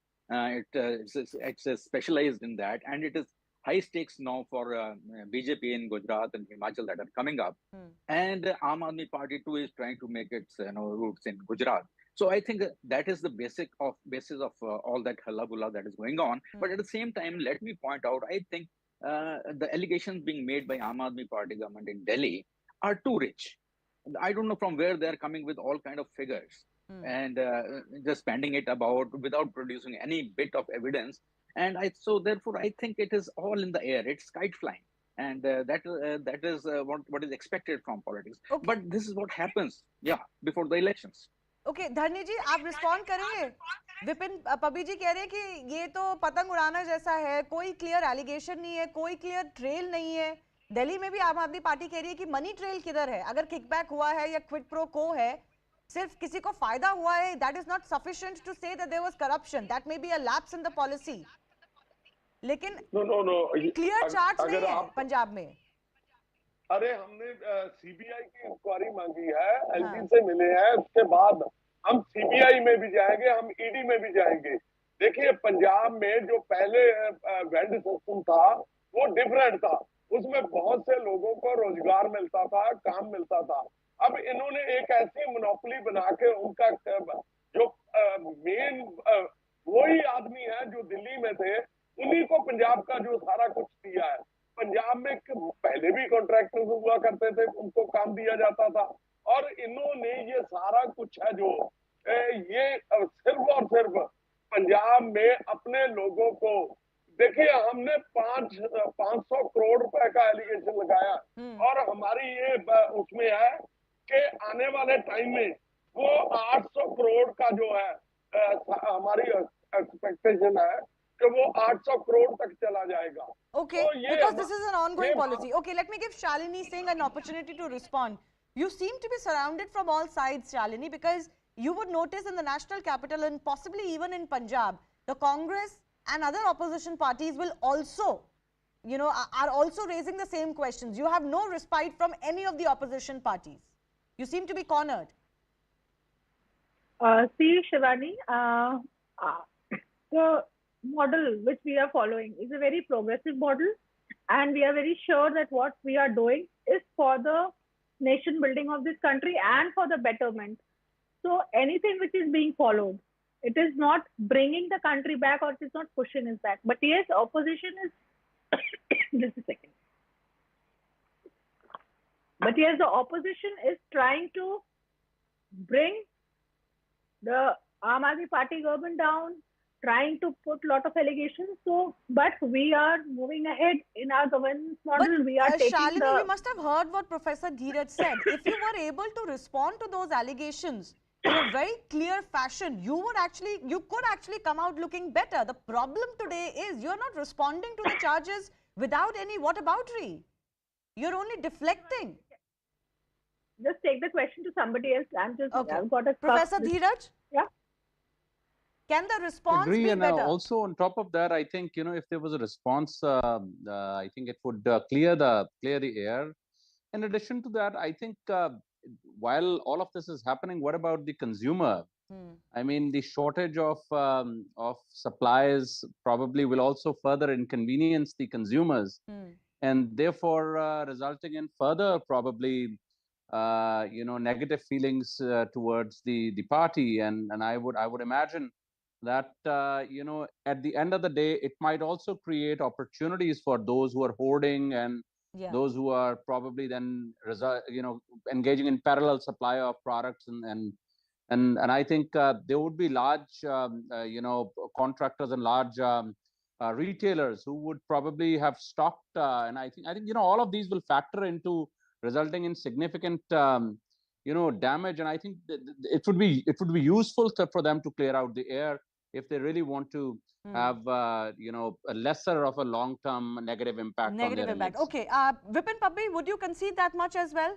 That actually, the charges, some of them very serious in nature in the national capital, at least, let's say forget the charges that have come on the back of Delhi in Punjab. They are very serious. There are documents and reports that have been made. For example, the school gate or the classroom gate as well. All of that has hurt the Aam Aadmi Party. Well, it does. In fact, it's high time that an independent inquiry is conducted into it, and I think Supreme Court should take cognizance of it, or maybe appoint some judicial committee. They should probe all these charges, because there are all these charges flying around, and people are getting confused as to how much is the truth out of it and how much is untruth. So it is high time. In any case, if the CBI or the ED does it, they're not going to.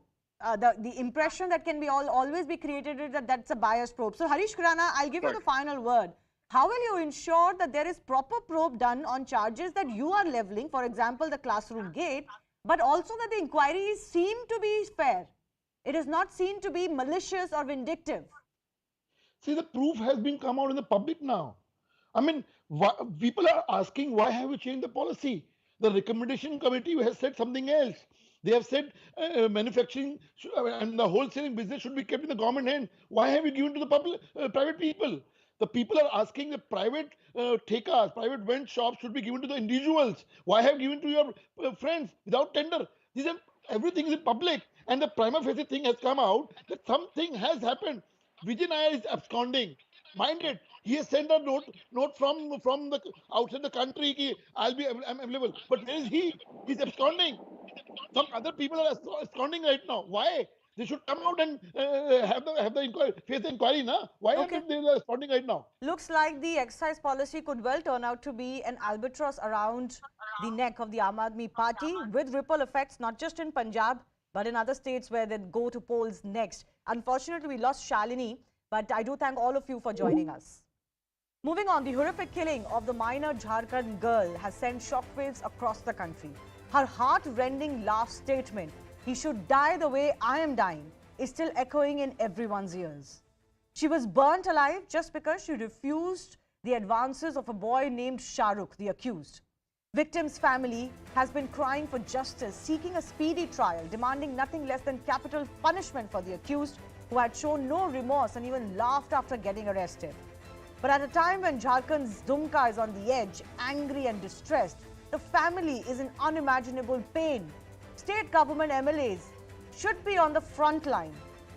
What are they doing really though? They're drinking and enjoying the high life at a resort in Chhattisgarh. Over 30 UP MLAs had flown down to Raipur instead of meeting the family and standing by them. The Chhattisgarh government vehicle parked outside the Mayfair Resort was seen filled with expensive liquor bottles even before the arrival of the visiting politicians.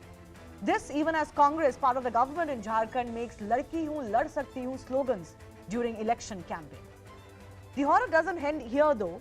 The family has been vocal of how little support they received from the government that once airlifted a rioter, Nadeem Ansari, who received bullet injuries after police action to Delhi. Why did this girl's pain and her family's pain not move the Soren government? Is it because the religious identity of the girl and the perpetrator of the crime doesn't suit their politics? Ankita's family had to move her hospital to hospital where she received poor treatment and eventually died when she could have been saved. The government was nowhere to be seen. The same government that was airlifting and was very active, airlifting a stone pelter and a rioter and even paying for his treatment. In fact, the government remained mum for 5 days post the crime, in complete silence and with no action taken. First, the chief minister was enjoying picnics, and then the entire state government just left the state for a resort. To rub salt in the wounds of the family, the victim was shown incorrectly as a major when she was a minor according to school certificate. It is being alleged that Dumka DSP Noor Mustafa tried to save the murderer from the stringent POSCO Act. So the big debate coming in, the family is in pain, everybody's crying for justice, but why are UPA government MLAs partying at a resort nearby? First up, here's what both sides are saying. पूरी बात सुनने के बाद ऐसा लग रहा है सिर्फ अंकिता की ही नृशंस हत्या नहीं हुई है, बल्कि यहाँ पे मानवता की भी हत्या हुई है और हो रही है। झारखंड की सरकार का कोई चुना हुआ नुमाइंदा अभी तक यहाँ आया नहीं। इस घटना में कड़ी जांच होनी चाहिए। ये बहुत जघन्य अपराध हुआ और ये बहुत ही गलत हुआ है, मैंने बहुत ही निंदनीय की बात है और इस पर ज्यादा से ज्यादा हम कहेंगे सरकार से भी और कानूनी प्रक्रिया में भी इसको सजा एकदम फांसी में का सजा मिलना चाहिए। Some guests will be joining us in just a bit, but first up, I want to go across to Ankita's father, who's joining us for this conversation. और बहुत-बहुत धन्यवाद आपको वक्त निकालने के लिए। हमारी तरफ से आपको बहुत सारी सांत्वना। सबसे पहले तो मैं आपसे पूछना चाहती हूँ कि जो गवर्नमेंट का जो रिस्पांस रहा है इस केस में, हम देख रहे हैं कि झारखंड की सरकार के उनके एमएलएज प्रदेश से बाहर हैं। आपके पास भी कोई बड़ा लीडर मिलने को आया नहीं है, कोई मिनिस्टर बड़ा मिलने को आया नहीं है अभी तक। आप क्या कहना चाहेंगे? अंकिता की मौत के बाद गवर्नमेंट का रिस्पांस कैसा रहा है आपके लिए? बीजेपी के जितने भी बड़े से छोटे नेता थे सब आए, सब मिल के गए, सब कुछ न कुछ मदद किए। मदद करके यहाँ के जो सांसद हैं सुनील सोरेन बीजेपी के हैं, सबसे पहले हॉस्पिटल वही आए थे, दुमका सदर अस्पताल। आने के बाद उसने ही मुझे बोला कि मेरे पास पैसा की कमी थी। यहाँ पर हम 5:30 सवा 5 बजे हॉस्पिटल पहुँचा सुबह में, तो यहाँ पर पैसा के कारण हम कहीं बाहर नहीं जा सक रहे थे। यहाँ डॉक्टर बोल दिया कि बाबू तुम बाहर ले जाओ, कहीं यहाँ पर एसी भी नहीं है, हॉस्पिटल में कुछ नहीं है, सिर्फ पंखा घर से ले गया, ऊपर खाली फैन चल रहा था, बोन वार्ड लिखा हुआ है लेकिन एसी नहीं है दुमका सदर अस्पताल में। उसके बाद वहाँ डॉक्टर देख करके बोल दिया 90% जली हुई है, यहाँ से जहाँ इच्छा करे ले जाओ। अब हमारी तरफ से मतलब कि तुम जहाँ बोलोगे जब बोलोगे तुमको हम यहाँ से रेफर कर देंगे। मेरे पास पैसा नहीं, कमी के कारण, पैसा नहीं रहने के कारण हम उसको बहुत डिले कर दिए। उसके बाद विधायक जी आए, सांसद जी आए सुनील सोरेन, वो बोले कि काम करो हम एम्बुलेंस तेल देते हैं, तुम चले जाओ रांची रिम्स। तो हमें सर रांची रिम्स चले जाएंगे, मेरे पास पैसा नहीं है। फिर यही लोग ने व्यवस्था करके मतलब कि 10-15 हज़ार रुपये हमको दिए, मतलब चले जाओ वहाँ मेरा आदमी रहेगा, वहाँ जाके तुम्हारा इलाज होगा। रिम्स हॉस्पिटल पहुँचा यहाँ 9:30 बजे रात में 23 तारीख को, वहाँ पहुँचा 24 तारीख को सुबह में 4:30 बजे। वहाँ पहुँचने के बाद वहाँ सब कुछ मतलब कि कागज उगज बनाते आधा घंटा लग गया। लगने के बाद इलाज शुरू हुआ। इलाज शुरू होने के दौरान हमको वहाँ भी बोर्न वार्ड में दिया गया। वहाँ की बोर्न वार्ड में भी एसी नहीं, सिर्फ फैन है, पंखा चल रहा है, वहाँ भी एसी नहीं। लिखा हुआ है बर्न वार्ड, 4 गो एसी लगा हुआ, लेकिन मतलब कि चलता ही नहीं है वो एसी। वहाँ से पेशेंट से पूछे कितना दिन से हो भाई, बोले हम 15 दिन से हैं। अब पूछे कितना दिन से हो, 10 दिन से हैं। एसी नहीं चलता है क्या? एसी चलता था क्या? नहीं, एसी तो चलता ही नहीं है। अब 15 दिन से हॉस्पिटल में, अब बेड पे आज तक एसी नहीं चला। तो वहाँ के करनी सेना आए, वहाँ पर बोले कि क्या बात है, तो पता चला उन लोग को। तो आए, आने के बाद वहाँ एगो हमको टेबल फैन खरीद के दिए। वही टेबल फैन चला के बच्चा को अपना हवा लगा रहे थे। You know, some other guests are also joining us. एक सेकेंड मेरे साथ रुकिए। Tuhin Sinha of the BJP, Arshpreet Singh Khadial of the Congress Party, and Dr. Tanuj Khatri of the JMM also joining us. And I want all of our guests to listen to the ordeal that the father of the victim is telling us. He is very categorically saying that it's only BJP leaders who met him, they helped him. He's mentioning Karni Sena, who brought fan for the victim in the hospital, 2 hospitals where they had to go. Only BJP helped them to give them money to move. The government was nowhere to be seen. The administration was nowhere to be seen, and ACs were not working in the burn victim in the burn wards. It's a matter of utter shame for the government. But I want to go across back to the father. क्या आपको लगता है कि अगर थोड़ा सा better care हो जाता, जैसे कि पहले भी सरकार ने मरीजों को हेलीकॉप्टर से दिल्ली के बेटर हॉस्पिटल्स में लाए हैं, ऐसा एग्जाम्पल है 2-3 महीने पहले का, अगर आपकी बेटी के लिए भी कर दिया होता तो क्या आपको लगता है उसकी जान बच सकती थी? उस समय अगर व्यवस्था हमको सही टाइम पर व्यवस्था, सही टाइम पर पैसा, सही टाइम पर हमको अगर मिल जाता तो हम बेहतर से बेहतर जितने भी बॉर्न हॉस्पिटल हैं, मतलब कि दुनिया कहीं भी अच्छा से अच्छा इलाज करवाते तो मेरा बच्चा बच जाती। हम तो सोचे कि बोकारो में बॉर्न वार्ड अच्छा है, बॉर्न हॉस्पिटल अच्छा है, हम वहाँ जाके इलाज कराते तो मेरी बेटी बच जाती। वहाँ भी गए रिम्स रांची में, डॉक्टर एक बार आती थी, उसका एक बार सुबह आई, आज शाम में, उसका फिर दोबारा दूसरा दिन नेक्स्ट डे आती है। वहाँ के सिस्टर लोग सलाइन दे, ये वो सब चलाते, सलाइन चलाने से क्या होगा, वहाँ उसका ट्रीटमेंट अच्छा मिले तब तो, ट्रीटमेंट अच्छा नहीं मिलने के कारण मेरा बच्ची मर गई। Dr. Tanuj, I hope you're listening, and I hope that you will be hanging your head in shame as part of the JMM, because your government MLAs are in a resort in Raipur while absolutely nothing was done. Zilch was done for this girl who struggled for 5 days in a hospital, and her father is talking about the ordeal that he went through. We are not making this up. देखिए, जितना उस बहन को, बच्ची को खोने का दुख आप अन्य किसी को है, उतना सरकार को भी है, हमारी पार्टी को भी है। और जो भी बातें उनके पिताजी ने कही, उस पर मैं कुछ कहना नहीं चाहता हूँ, क्योंकि वो पिता है और उन्होंने अपनी बेटी को खोया है। और जवाब तो आप ही को देना होगा ना।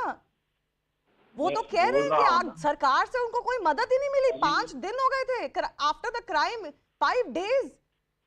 सरकार ने, देखिए यही तो बात है ना, सरकार ने क्या किया है, नहीं किया है, इसकी चर्चा मैं आपसे करूंगा, इसकी चर्चा मैं भारतीय जनता पार्टी से करूंगा।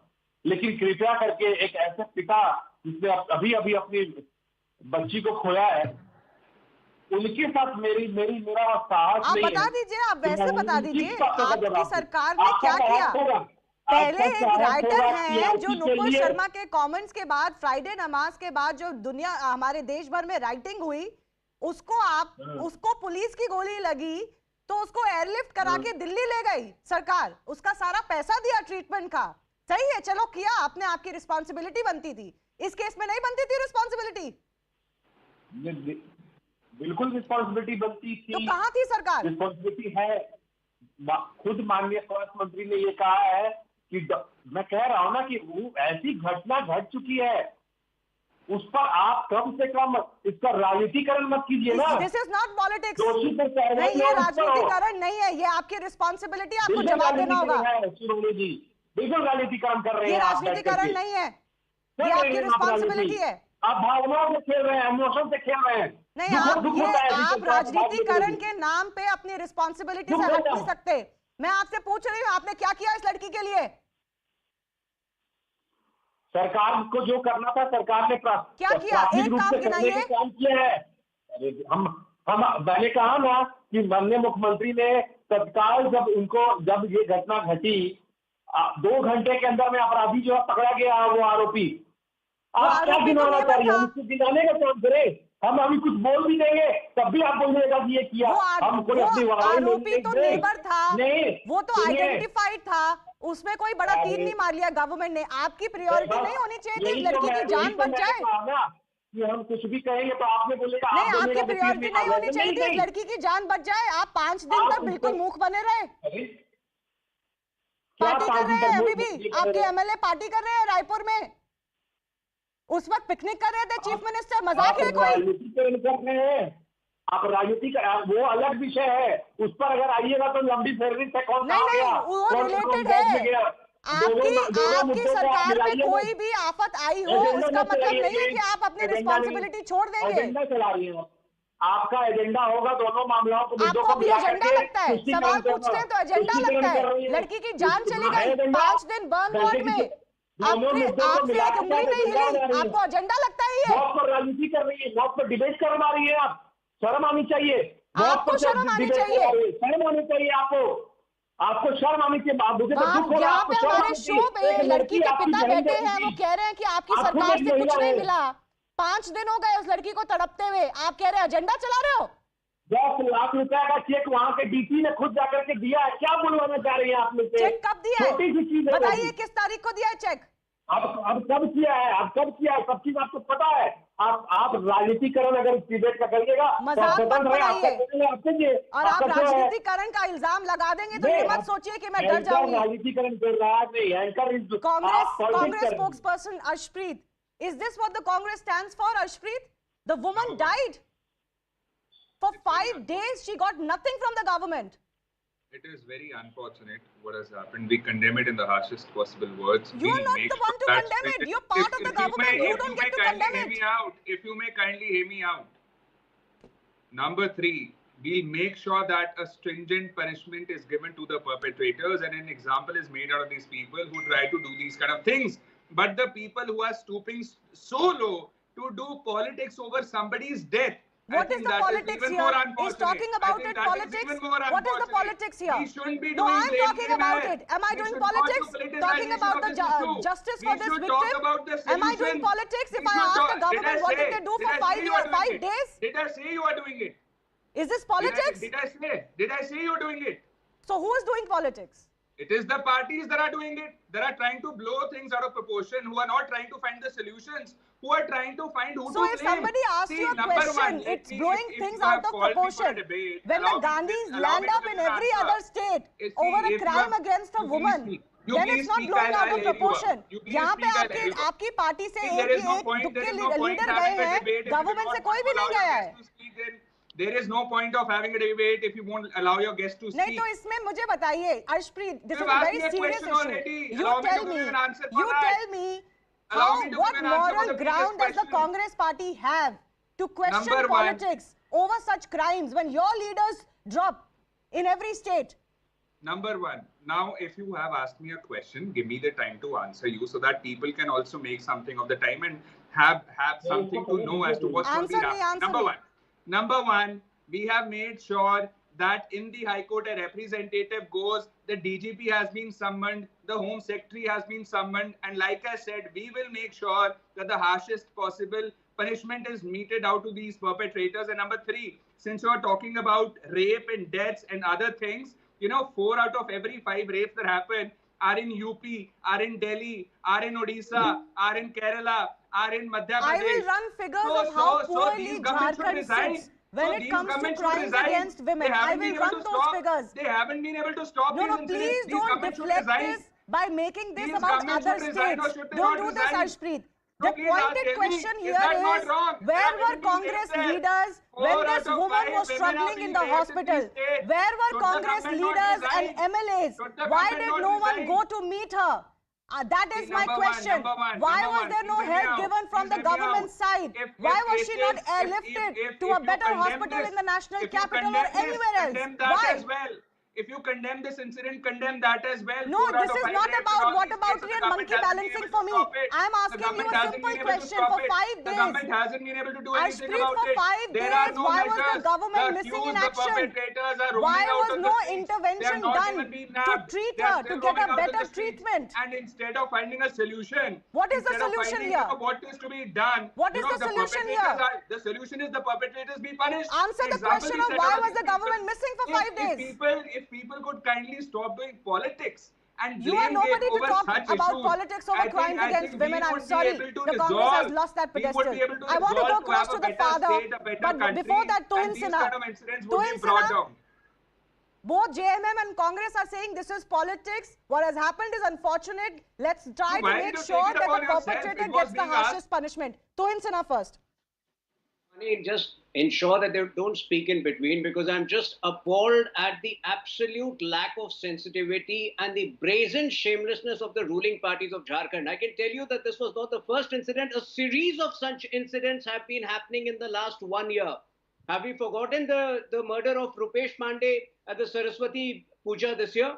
Have we forgotten that just 15 days, barely 13 days before the murder of Ankita in a village called Barka Gaon near Hazari Bagh, there were similar Muslim youth had barged into the homes of a poor family just because they had put up a status message supporting the Indian flag and equally intimidated and threatened them to convert to Islam.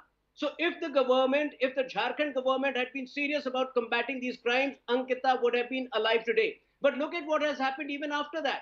They give the case to a guy called Noor Mustafa, a supposedly PFI sympathizer who tried his best to fudge the age of the victim to, avoid the repercussions of POSCO. Even today, there are reports that 50 families have been made to flee the village of, flee from the village of, in a village from Palamu because they were forced to convert. So this is the reality of Jharkhand under Hemant Soren. It has become a test lab, a laboratory for jihadi elements who are having a field day. That's a separate debate. But what I want to focus on is why is it that for 5 days this girl received no attention from the government? No attention from the government. So just hold on with me. I have the father with me. एक बार मैं उनसे बात करना चाहती हूँ. ये भी सुनने में आया, जैसे कि तोहिन सिन्हा बोल रहे थे कि जो लड़की की जो FIR में पहले गलत उम्र दिखाई गई, जबकि उनकी उम्र 18 से कम थी, 18 से ऊपर दिखाई गई. क्या आपको लगता है ये बहुत गलत हुआ? जी सही बात है. यहाँ के नूर मुस्तफा जो है DSP हैं, उन्होंने दुमका सदर अस्पताल में बयान लिए. बयान लेने के क्रम में मेरा बच्ची का उम्र है 16 साल. आधार कार्ड में आपका सर्टिफिकेट में उन्हें वहाँ लिख दिया 19 साल. तो आपको उम्मीद है कि क्या पूरा न्याय मिलेगा आपको? जी एकदम विश्वास है, एकदम पूरे विश्वास है. तो फांसी सजा तो होगा ही, होना चाहिए. न्याय तो मिलेगा ही, पूरा दुनिया मेरे साथ है. ओके, एक आखिरी सवाल. मैंने आपसे पहले सरकार के बारे में पूछा था, आपने जवाब दिया कि आपको बीजेपी से ही सिर्फ हेल्प मिली, लेकिन आज बीजेपी का एक डेलीगेशन आपसे मिला है. उन्होंने क्या बोला आपको? क्या आपको लगता है कि उनका ये मुद्दा बनाने के बाद कुछ प्रेशर बनेगा प्रशासन पे भी कि कुछ कार्रवाई सही से होगी? जी वो तो बोले एकदम फांसी से कम सजा तो होना ही नहीं चाहिए. जितने भी आए थे बोले फांसी सजा कम होना ही चाहिए. मैं वहां तक लड़ूंगा, एकदम सुप्रीम कोर्ट तक लड़ूंगा. आप अकेले नहीं हो, सब हो अकेले. सब तुम्हारे साथ, सब दुनिया है. मैं हूं तुम्हारे साथ, तुम चिंता बिल्कुल मत करो. पूरा बोलने के बाद फिर 28 लाख का हमको ये दिए. 28 लाख ट्रांसफर किए मेरे अथी में, अकाउंट में. 28 लाख जी. पैसे अपनी जगह है, आपकी बच्ची की जिंदगी तो वापस नहीं आ सकती. बहुत बहुत धन्यवाद हमसे बात करने के लिए. Arshpreet, does it not hurt you that there is a resident of the state of Jharkhand who is saying that only the opposition party helped them financially and otherwise when they were in dire straits and needed to go from hospital to hospital and needed better treatment, and even 10 days after the crime, it is the BJP that has transferred them money. Does it not make you feel bad as a part of this government? Number one, if I'm interrupted again and again, I'm sorry, I won't be able to continue with the debate. And if you want an answer, you should first answer this question. Does it not pain other people who are trying to politicize this issue? Does it not hurt those people who are trying to do politics over somebody's death? Do they not have any sensitivity at all? What is the politics here? Tell me. Because the context here is that we have ensured the protection to the family is granted. And we will make sure that death penalty is given to the perpetrators, so that nobody has the audacity. That's great that you're assuring that, but that's really the job of the courts. आपका काम था तब जब लड़की तड़प रही थी hospital में. You please talk. If you have called me, why do you not let me answer? No, but you answer a question with a question. No, you keep on coming with questions. At least let me answer one question of yours and then come to the other one. So answer my question directly, Arshpreet. आपका काम था जब वो लड़की तड़प रही थी तब क्या किया? The DGP The Home Secretary have already been summoned.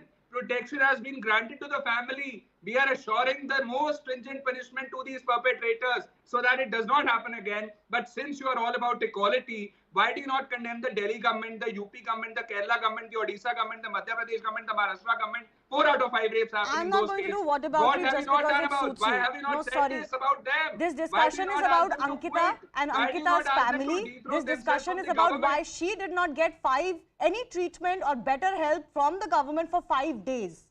This is the discussion. I will stick to that. I will not do what happens in UP and Maharashtra and anywhere else, as should not be done when those cases are discussed. As simple as that. You've heard from the family. I let our viewers decide if it will be okay to do whataboutery in this case. I do thank both of you for joining us. Slipping into a very short break. On the other side, we'll get you the day's biggest story.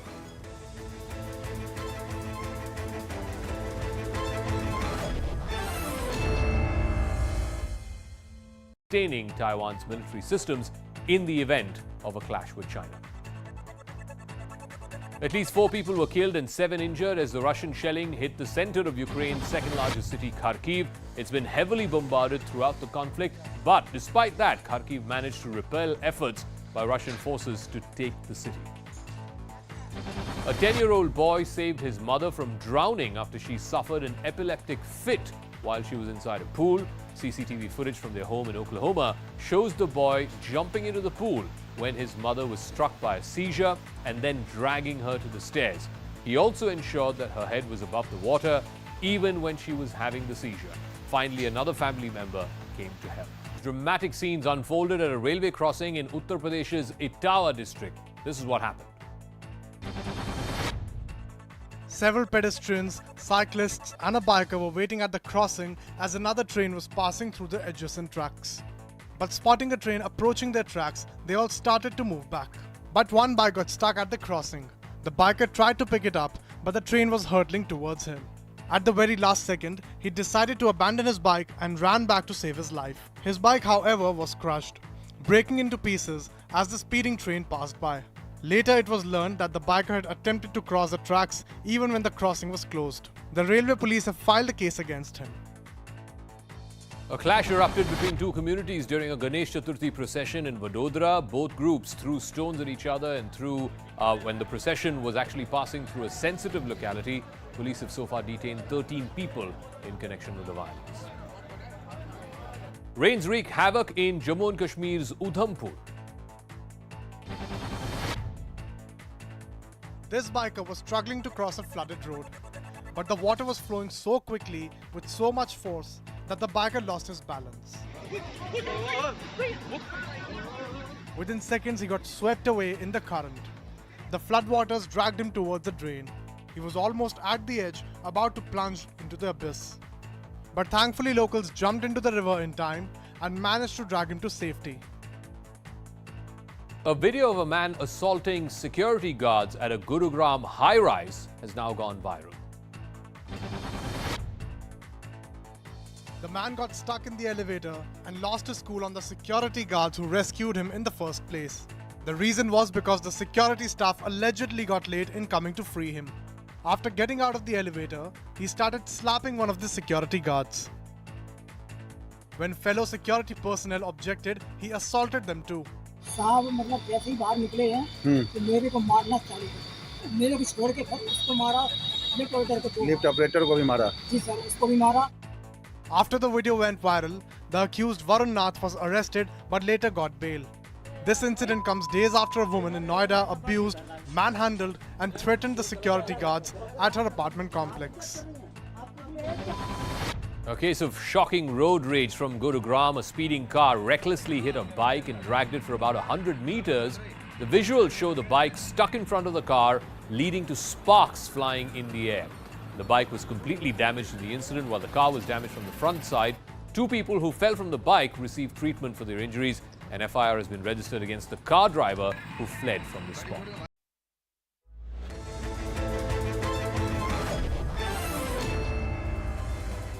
A quick check of the day's biggest stories. Telangana Chief Minister K. Chandrashekhar Rao met Bihar Chief Minister Nitish Kumar and his deputy Tejashwi Yadav in Patna today.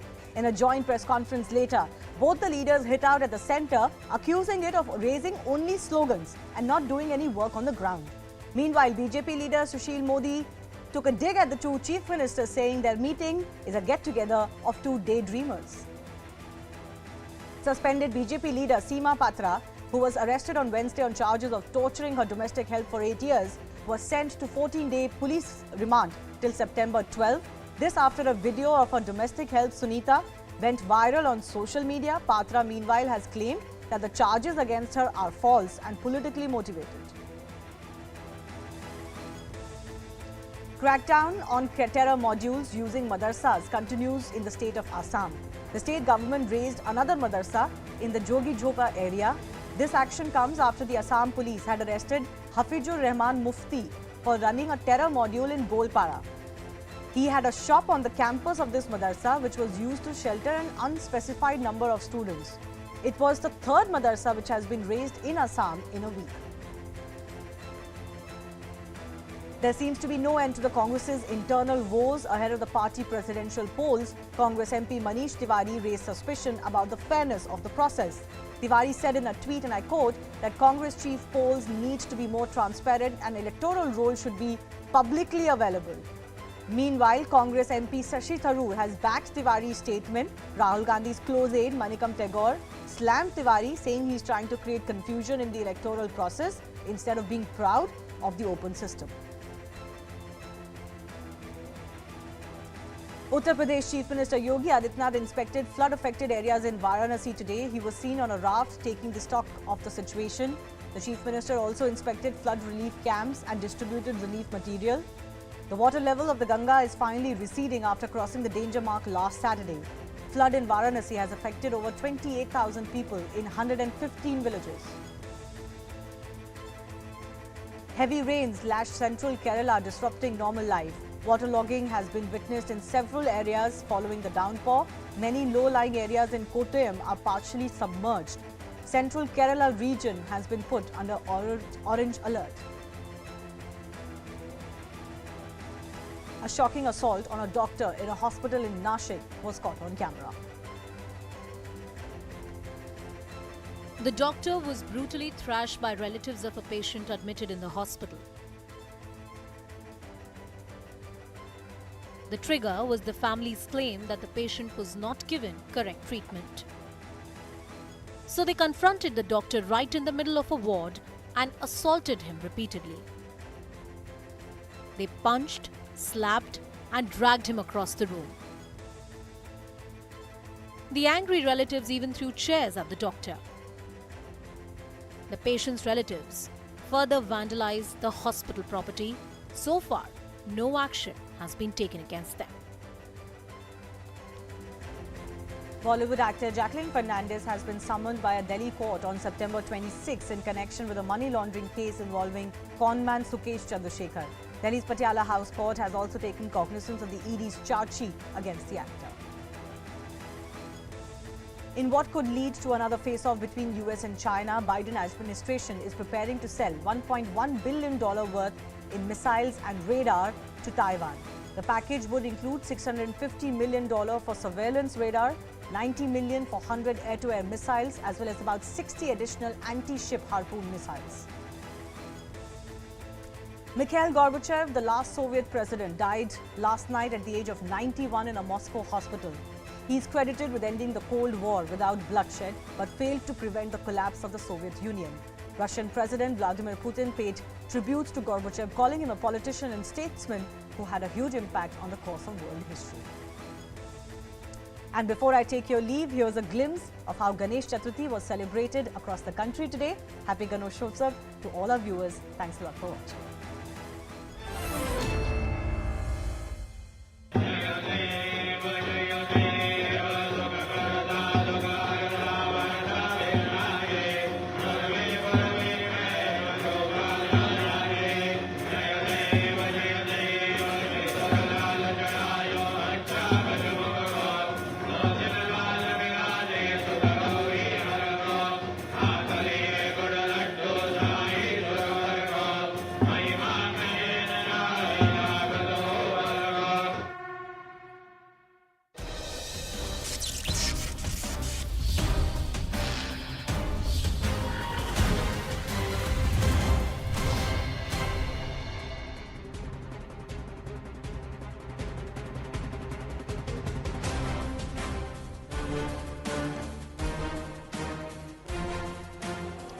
Good evening. Thanks a lot for staying with us here at CNN News 18. You're watching The Right Stand. I'm Ridhima Bhatnagar. Just imagine a scenario like this. A minor is stalked and murdered in our country, all because she said no to her stalker. And what does the state government do? They're busy enjoying at resorts with allegations of liquor flowing. Let's recap a little bit. It was on the 23rd of August when the accused Shahrukh poured petrol on a minor victim from outside the window of a room when she was sleeping and then set her on fire. The victim died all because she did not reciprocate the man's advances. The victim's family has also now exposed the sheer lack of sensitivity of the state government, alleging that the victim didn't receive the kind of attention and even urgent medical aid that she needed and that possibly could have saved her life. Again, what did the state government do? They showed a minor victim as an adult. They didn't meet the family for help and assistance as they remained silent and let the victim down. The elected JMM-INC representatives were packed off to a resort in Chhattisgarh, all in a bid to avoid poaching. Let me just show you what really happened to actually bring out a set of differences of what we are actually seeing in our country. I'm going to play out certain set of visuals to actually show you what is the state of authorities in our country. There is no justice as far as the victim is concerned. The family is saying if timely help was given, if timely assistance was given, possibly their child, their daughter could have been alive. As I said, what was the state government and officials on the ground doing? They were getting busy moving to a resort, all of this because they wanted to avoid poaching. Let me also now show you another set of visuals to give you another sense of what really is happening in our country. The minor's family continues to struggle for aid. The government is mum as far as the victim's murder is concerned. Remember, this was the same government that once airlifted writer Nadeem to Delhi, so that the allegation is that a writer actually gets VIP treatment, but the victim has to run pillar to post to try and get some justice, or the victim's family has to run pillar to post to try and get some sort of a justice. I also now want to break down some other details of what are we actually seeing happening as far as this case is concerned. Is it just a case of power without responsibility? Let's begin from the 28th of August. The victim succumbs to her burn injuries. What was the state government doing? The chief minister plus 32 other MLAs were on a bus trip. They also took a boat ride at Kunti. Amid all the ongoing political turmoil in Jharkhand, MLAs of this coalition, they were shifted to Raipur in Chhattisgarh and possibly what was seen as the start of resort politics. Then let's cut to what happened on the 30th of August. There was nationwide uproar on the murder, also raising questions as far as the lapses in the investigation are concerned. Once again, all these 32 MLAs and other officials, they departed for Raipur and they checked in at a fancy resort. They continue to be there. Then on the 31st of August, what happened? There's a lot of pressure that is mounting, demanding answers, not just for the victim, but for her family as well. Union ministers, the NCW, there was a BJP delegation, they were all in Dumka trying to give their support and solidarity to the victim's family. Again, what does the state government do? MLAs booked at a resort, they continue to be there. So the question then we're asking this evening is, are these the real priorities of the state government?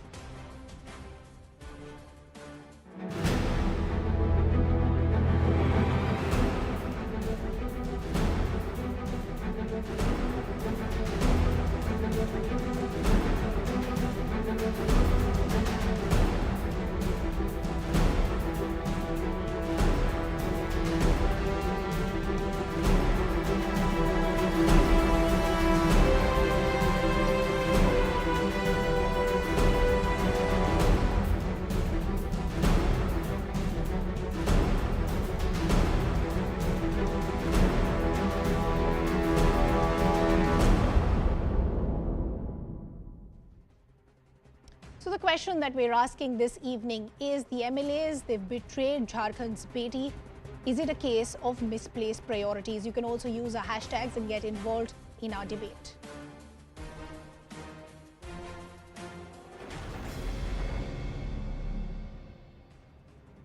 Let me now bring in our guest to take this discussion forward. We have Babulal Morandi, the first Chief Minister of Jharkhand. We have Aprajita Sarangi, MP and national spokesperson of the BJP. We also have Aishwarya Mahadev, spokesperson of the Congress party. We have Manoj Kumar Pandey, JMM spokesperson. We also have Tushar Gupta, senior editor, Swarajya magazine. Good to have all of you on the broadcast with us. Manoj ji, मैं पहले आपसे शुरुआत करना चाहती हूँ. जैसे मैंने show की शुरुआत में दिखाया, लैप्सेस थे, इन्वेस्टिगेशन में डिले था, फैमिली की एलिगेशंस हैं, उन सब पे मैं थोड़ी देर में आऊंगी. मैं एक सिंपल सवाल आपसे पूछना चाहती हूँ डिबेट के शुरुआत में. क्या आपकी पार्टी और स्टेट गवर्नमेंट मानती है आज कि गलतियां हुई हैं, लैप्सेस हुई हैं, चूक हुई है? हेलो, बोला जाए? जी जी बोलिए आप मनोज जी, हम सुन सकते हैं आपको. नहीं, बोला जाए, हम सुन नहीं पाए, कॉल आ गया. बोला जाए. मैं आपसे ये पूछना चाहती हूँ, अगर मेरी आवाज आपको आ रही है, मैं एक सीधा सवाल से ये डिबेट शुरू करना चाहती हूँ. क्या आज आपकी पार्टी और स्टेट गवर्नमेंट ये बात मानती है कि गलतियां हुई हैं, चूक हुई है? देखिए, मैं आप ही को जज मानता हूँ. जो दुर्घटना हुई बहुत ही अफसोसजनक, बहुत ही हृदय विदारक घटना थी. इसकी जितनी भी निंदा की जाए कम. घटना हुई, उसके तुरंत मुझे लगता है 24 घंटे के अंदर जो हत्यारा था, जो आरोपी था, वो गिरफ्तार कर दिया गया. मुख्यमंत्री ने कड़े निर्देश दिए, उसका एक साथी था, वो भी गिरफ्तार. उसके बाद मुख्यमंत्री के निर्देश पर फास्ट ट्रैक कोर्ट में इसकी सुनवाई के लिए लिखित दिया गया कोर्ट. जो भी अनुसंधान की बातें आ रही थी, उसमें एडीजी स्तर के एक पदाधिकारी को नियुक्त किया गया, जिनकी देखरेख में अनुसंधान पूरा हो, और तुरंत गिरफ्तारी. बहुत बड़ी बात. उनको जो सहायता चाहिए थी, 10 लाख रुपए की राशि जिला प्रशासन ने घर पर जाके पहुंचाए. बेहतर चिकित्सा सुविधा के लिए रिम्स, जो कि झारखंड का सबसे नहीं, गिरफ्तारी हुई तो वो तो काम है स्टेट गवर्नमेंट और पुलिस ऑफिशियल्स का. आप परिवार की बातें सुनिए, वो क्या कह रहे हैं. ना एम्बुलेंस टाइम पे मिली, ना हॉस्पिटल अथॉरिटीज का हेल्प टाइम पे मिला, ना एफआईआर टाइम पर हुआ. एफआईआर में उसकी एज के साथ क्या हुआ वो तो एक अलग ही कहानी है. तो मैं सिर्फ ये सुनना चाहती हूँ आपसे, क्या आप मानते हैं कि चूक हुई है? नहीं, मैं आपसे अनुरोध करूंगा कि आप बता दें मुझे कि किस स्तर पर चूक हुई. मैंने पूरा डिटेल आपको बताया. चिकित्सा में भी कोई कमी नहीं थी और मेडिकल बोर्ड की अनुशंसा नहीं मिली, नहीं तो इस बच्ची को भी एयरलिफ्ट करा के दिल्ली भेजा जाता बेहतर चिकित्सा के लिए. जैसा कि हम लोगों ने चतरा की एक बच्ची जो कि सेम केस था, एसिड बर्न था, उसको आज भेजा गया. और जहां तक बात है संवेदनशीलता की, तो हम लोगों ने तो विपक्ष के विधायक को भी एयरलिफ्ट करके भेजा और आज वो जीवित है, सिंदरी के विधायक. तो संवेदनशीलता में कोई कमी नहीं है और कहीं चूक नहीं हुई है, मेरा मानना है. लेकिन आप जज की भूमिका में हैं, आप बताइए. सर, मैं क्या जज हूँ? मैं तो जर्नलिस्ट हूँ, मेरा काम है सवाल पूछना. आज मैं सिर्फ उन परिवार के बारे में सोचना चाहती हूँ जिनकी बच्ची उनके पास नहीं है. But I want to bring in Aishwarya in the conversation as well. Aishwarya, as a woman, I want to really keep political differences aside. Me and you face multiple issues as far as women's safety is concerned on a day-to-day basis. Shouldn't political parties come together to acknowledge if a mistake has been made? Because today our prime focus should be that a case like this is not repeated. Why are we wanting to indulge into a political war of words and a blame game? Good evening, Ridhima. I think first and foremost that what has happened is an absolute blot on humanity and the heinous manner in which the crime has occurred. I believe and hope that the strictest of punishment is meted out to the accused and who has very promptly been arrested. I think, Ridhima, the reality of today lies that this politicization that happens is something that steers away from the conversation of law and order, which is something that needs to be looked into. And as a coalition partner of the GMM, we have made very clear to the government and the Chief Minister that the greatest and the most sensitive manner and the fastest manner in which you can undertake this investigation is of priority. Mr. Alamgir Alam himself was the one that also spoke about the SIT. And now if there's any dereliction, if there's any lapse, if there's any error that has occurred, I am very certain that the Congress GMM coalition is willing to admit if there is something that has gone wrong, whether it's the DSP that you talk about, if there's any sort of lapse that you believe that has happened, please allow the investigation to happen, because we're far more responsible. And when these arguments come of they were partying, they were holidaying, they are very wrong equivalences, because no matter where the MLAs work. Aishwarya, this is where I disagree with you. You know, think about the family today. Look what has happened as far as this case is concerned. Unfortunately today, the fact that the identity of the victim has become a matter, either local channels or unfortunately even national channels, is the fact because we all thought that she was not a minor, which wasn't the case. There was a deliberate botch-up to try and change the age of the victim so that the POSCO Act doesn't come into play. But I'll come back to that also in just a bit. I'm just trying to understand what are the priorities of the state government. A heinous crime is happening in your state and you're busy trying to push away your MLAs as far as resort politics is concerned because of serious allegations against your own chief minister. But Babulal ji, मैं आपको भी conversation में लाना चाहती हूँ. क्या ये हम सबके लिए काफी शर्मनाक चीज नहीं है जब हम एक स्टेट गवर्नमेंट और उनके रिप्रेजेंटेटिव्स को देखते हैं कि एक तरफ हम एक बच्ची को नहीं बचा सके और दूसरी तरफ एमएलएज रिजॉर्ट्स में जाके मजे कर रहे हैं, काफी सारी एलिगेशंस भी आई हैं उनके लिए? मुझे निश्चित रूप से घटना बड़ी शर्मनाक है कि मैं बार बार कहता हूँ कि सरकार की प्रायोरिटी में लॉ एंड ऑर्डर नहीं, सरकार के प्रायोरिटी में राजकीय जनता की सुरक्षा हो या डेवलप हो, ये नहीं। सरकार की प्रायोरिटी में एक ही है कि सरकार में बने रहना और फिर अपने दलालों की हितों की पूर्ति, उसी में दलाल बिचौलिया वही लोग सरकार को भी चला रहे हैं। और इसलिए जो 28-22 महीनों जो सरकार को मिले हुए वो 32 महीने, और 32 महीनों से क्या हो रहा है? काम तो कहीं कुछ हो नहीं रहा, बस भूख बची हुई है। चाहे कोयला हो, बालू हो, पत्थर हो, लोहा हो, जितनी भी खनिज संपदा है ये सब लूट रही है, मालो माल लूट रहे हैं। अब इस कारण से सरकार के में बैठे हुए लोगों को बाकी जनता की कोई परवाह नहीं, इसलिए अपराध बड़ा। जिस पुलिस का काम होता है अपराधियों को पकड़ना, जेल के शिकंजों में डाला, जेल में उनको बंद कर उनको सजा दिलवाना, अब पुलिस का काम यहाँ भ्रष्ट पुलिस को ऐसी जगह पर पदस्थापित किया कि उन लोगों का काम है सिर्फ वसूली करना। अब इस कारण से अपराध भी ताजा बढ़ रहा है, बेलगाम हो चुका है अपराध, बेखौफ होकर के। आपने धोखा की घटना देखी, उस लड़के की गिरफ्तारी होती है किस मस्ती की चाल से वो चल रहे हैं, कोई खौफ नहीं है, कोई डर नहीं है, उनको लगता है हमारी आका है, हम उड़ा लेंगे, कोई दिक्कत नहीं है, चलेंगे। तो ये जो राजनीतिक स्थिति है इस कारण से नहीं, तो मैं आपसे ये समझना चाहती हूँ, आप कह रहे हैं कि एक लार्जर इशू की तरफ पॉइंट आउट करता है, वो है लॉ एंड ऑर्डर सिचुएशन। उसके बारे में मैं थोड़ी देर में बात करूंगी, पर आपका क्या ये मानना है कि अगर स्टेट गवर्नमेंट थोड़ी और सतर्क होती तो अंकिता की जान बचाई जा सकती थी?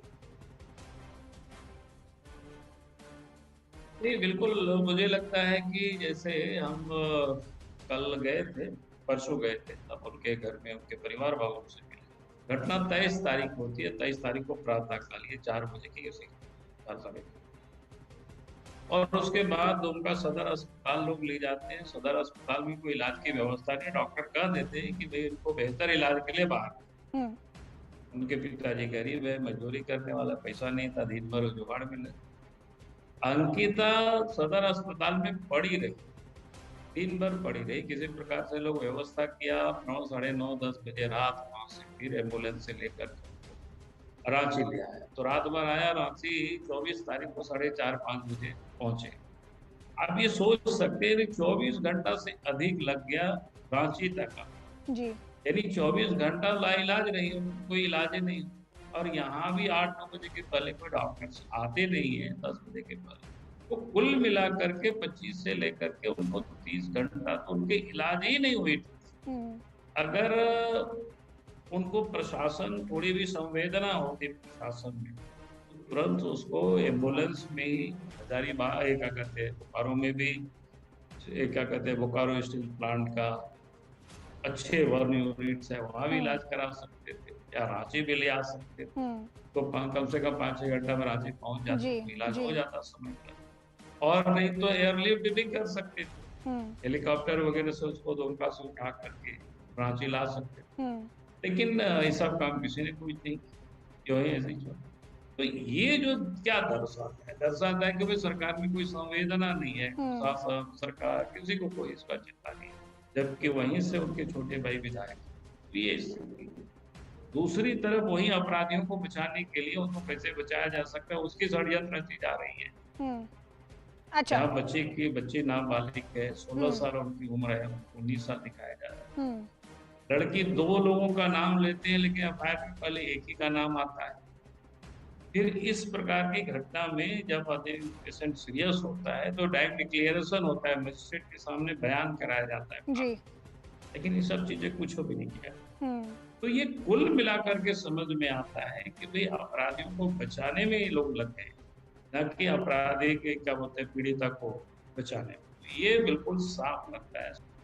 मनोज जी, मैं आपको वापस लाना चाहती हूँ before I bring in my other guest who been patiently waiting as well. आप कह रहे थे एयरलिफ्ट करने की परमिशन नहीं मिली, जैसे बाबूलाल जी बता रहे हैं कि उन्होंने फैमिली से मिले, काफी सारे लैप्सेस सामने आए, विक्टिम को रांची क्यों नहीं ले जाया गया?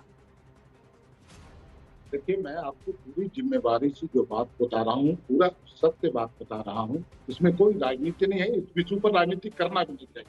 जो लोग राजनीति कर रहे हैं, बहुत शर्म की बात है। उनको जिला प्रशासन के द्वारा दुमका से लाया गया रांची रिम्स अस्पताल में, और जिला प्रशासन को निर्देशित किया गया था कि कोई कोताही नहीं हो इलाज में। वहां जो सीमित संसाधन है उसमें इलाज संभव नहीं था। रिम्स लाया गया, रिम्स में इलाज शुरू हुआ, और रिम्स के डॉक्टरों ने, जो मेडिकल बोर्ड होता है, उस बोर्ड ने बोला कि थोड़ी स्टेबल हो जाएगी, उसके बाद एयरलिफ्ट किया जा सकता है, अभी यहीं रखना श्रेयस्कर होगा, इसके लिए बेहतर हो। तो वही चीज आज हम लोग, दुर्भाग्य की बात है कि वो हमारे बीच नहीं है, हमारी बहन, बहुत दुख की बात है, लेकिन कोई कोताही किसी स्तर पर नहीं बरता गया है। हम लोगों ने आज चतरा की एक बच्ची को हम लोगों ने एयरलिफ्ट करके भेजा है। हमने बताया आपको, हम संवेदनशील लोग हैं, हम भाजपा के एफआईआर में गलत एज क्यों थी मनोज जी? एफआईआर में गलत एज क्यों थी? और अगर स्टेट गवर्नमेंट का इतना इंटेंट था तो आपके एमएलएज रिजॉर्ट पॉलिटिक्स में क्यों इंडल्ज कर रहे थे? आपकी स्टेट गवर्नमेंट को नंबर्स के हिसाब से तो कोई खतरा नहीं है, तो उनको वहीं रखा जा सकता था। ये सवाल बीजेपी भी खड़ा कर रही है ना। But let me bring in Aparajita Sarangi also. Aparajita Sarangi, while all these allegations are being made, the criticism that's coming in from the state government is that both these issues are separate. What happened with that victim is extremely unfortunate, and if there were lapses, they would want to own up to it. But as far as resort politics is concerned, that's completely a separate issue and both shouldn't be mixed. The Aparajita brutal Sarangi. murder of Ankita has shaken the conscience of the entire nation, and I think we are all hanging our heads in shame. You know, each one of us is responsible. Having said that, let me quote Lord Acton. He had said, "Power tends to corrupt man, but absolute power corrupts absolutely." Now power and arrogance have gone and corrupted the heads and hearts of the people, the Soren team who had been picnicking elsewhere. Now the question is, why didn't they leave their picnicking, and why didn't they come all the way to Dumka town? Mind it, I underscore, it was not a village. She was burnt in this manner. Dumka town, the municipal area. Why didn't they leave the picnic? Why didn't they come here? Why didn't they stand by the family? Where is the sensitivity of the Jharkhand government? Where is the humanness in their approach? See, they should have stood by the family of the deceased. Where are they? Now let me remind you that this particular seat had been won by Shibu Soren 7 times. Basant Soren is the MLA here, and even Sri Hemant Soren ji was MLA once from this seat.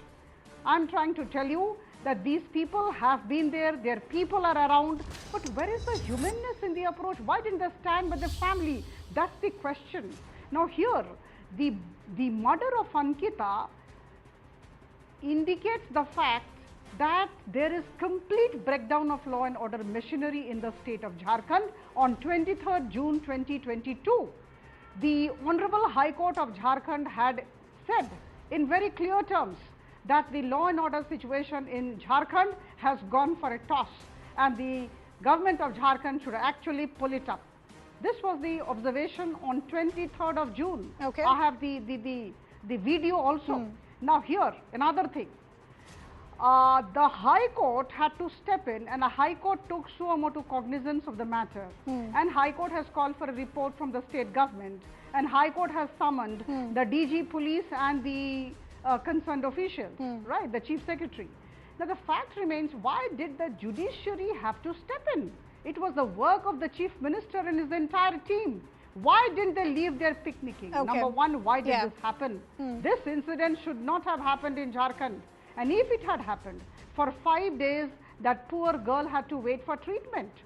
Now, Absolutely. as you said, and this has been discussed, there is no denying the fact what has happened is extremely unfortunate. There is also no denying the fact that there were lapses as far as the investigation is concerned. Point well taken, Aprajita Sarangi. Today there is no cover-up as to what has happened in Dumka. Tushar, I want to bring you in. More than as far as a case of misplaced priorities, what does it say as far as us having a mindset towards the victim? Doesn't it expose a lack of sheer sensitivity that when the family is running pillar to post to try and understand what really happened, why were there lapses, you have the state officials who are not even present with them, but they're busy enjoying somewhere. There are boat rides that are happening. BJP is making allegations that liquor was flowing. Optically, isn't it just a slap on the face as far as the victim's family is concerned? It's a slap on the face of the electorate of Jharkhand, if I may put it that way. See, it's very somber to know that a girl was burnt alive by a stalker who had the audacity to laugh on camera, rather smile on camera, while the state government is busy saving itself. The MLAs are literally holidaying from one place to another. This is a slap on the electorate of Jharkhand. And this is not the first rape case in recent times that has emerged from the state. This is a law and order crisis in the state, which the government does not want to acknowledge. They can come forward and attribute the blame to the BJP, that the BJP is trying to ensure that the government doesn't stay. They can attribute the blame to the governor. They can attribute the blame to anyone. But the point is, in these somber times, when the family, when the electorate of Jharkhand really needed a leader, the CM bailed himself out. And yes, you're right. It is definitely about how we as a society look at the victim. It's not about the victim today. It's not about the entire religious angle, which I want to avoid for this debate, but it's just about the politicization of it.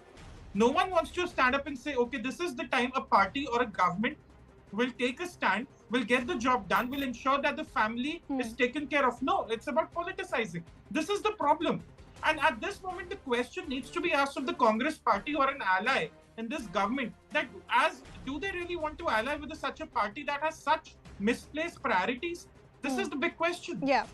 I know Aishwarya wants to come in. Aishwarya, I was coming to you only. I'll let you respond to what Tushar is saying. I just want to understand, taking on from what Tushar is saying and what I wanted to understand, do you really want to ally with a party? That's a political question. I just want to understand who is going to give us answers as far as these lapses are concerned. I've been speaking to the family members over the last couple of days, and they've said this on record multiple times, that there was nobody from the state government that came to see them when they needed them the most. Today, you had a BJP delegation in Dumka, you had the NCW in Dumka. Nobody from the state government was anywhere even near the family. That's one. Secondly, what really explains the botch up as far as the age of the victim is concerned? I'm finding it really difficult that today we've all splashed our pictures, our identity everywhere, thinking that this was not a minor. There was a deliberate attempt to try and save the accused as far as POSCO is concerned. Okay, Ridhima, there are two parts that I'm going to answer. I've been listening to Ms. Sarangi and I've been listening to Tushar. And you know, when somebody talks about a slap on the electorate, the bigger slap on the electorate is not this. The bigger slap on the electorate is the fact that the BJP is trying to obviously poach and horse trade in order to bring down another democratically elected government. And the fact of the matter is the Jharkhand coalition government has done more for this girl. There are allegations against the Chief Minister, Aishwarya. Where is the poaching claim coming? And as I said, the numbers are still, as far as the state government is concerned, they're pretty okay with their numbers. Let's keep that aside. I'm trying to understand what about justice to the victim and the priorities of the state government. Let me finish. Let me get to this.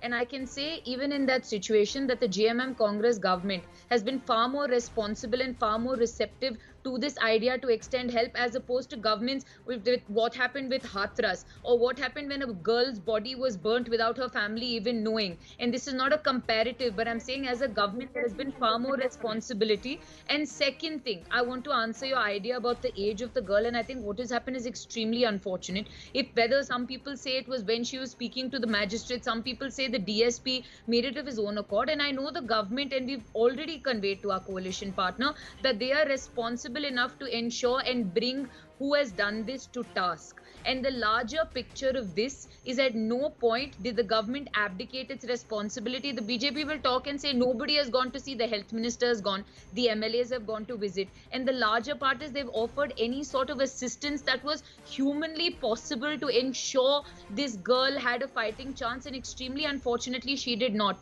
Today the BJP delegation has gone far more to sit and fan more flames than to try and offer any consolation to the family. So why didn't the state government also join as far as those optics are concerned? If you're saying what the BJP delegation did was optics, let the state government also do it. Today the realization within the family members is that the state government has left us to fend for ourselves. Is this the realization, Ridhima, you're drawing as an inference, or because the fact I'm that not drawing an inference, Aishwarya, as I said, and as I said even when I started the show, it should break our hearts for what has happened. I've been speaking to the family members over the last couple of days. I'm quoting what they've said on record.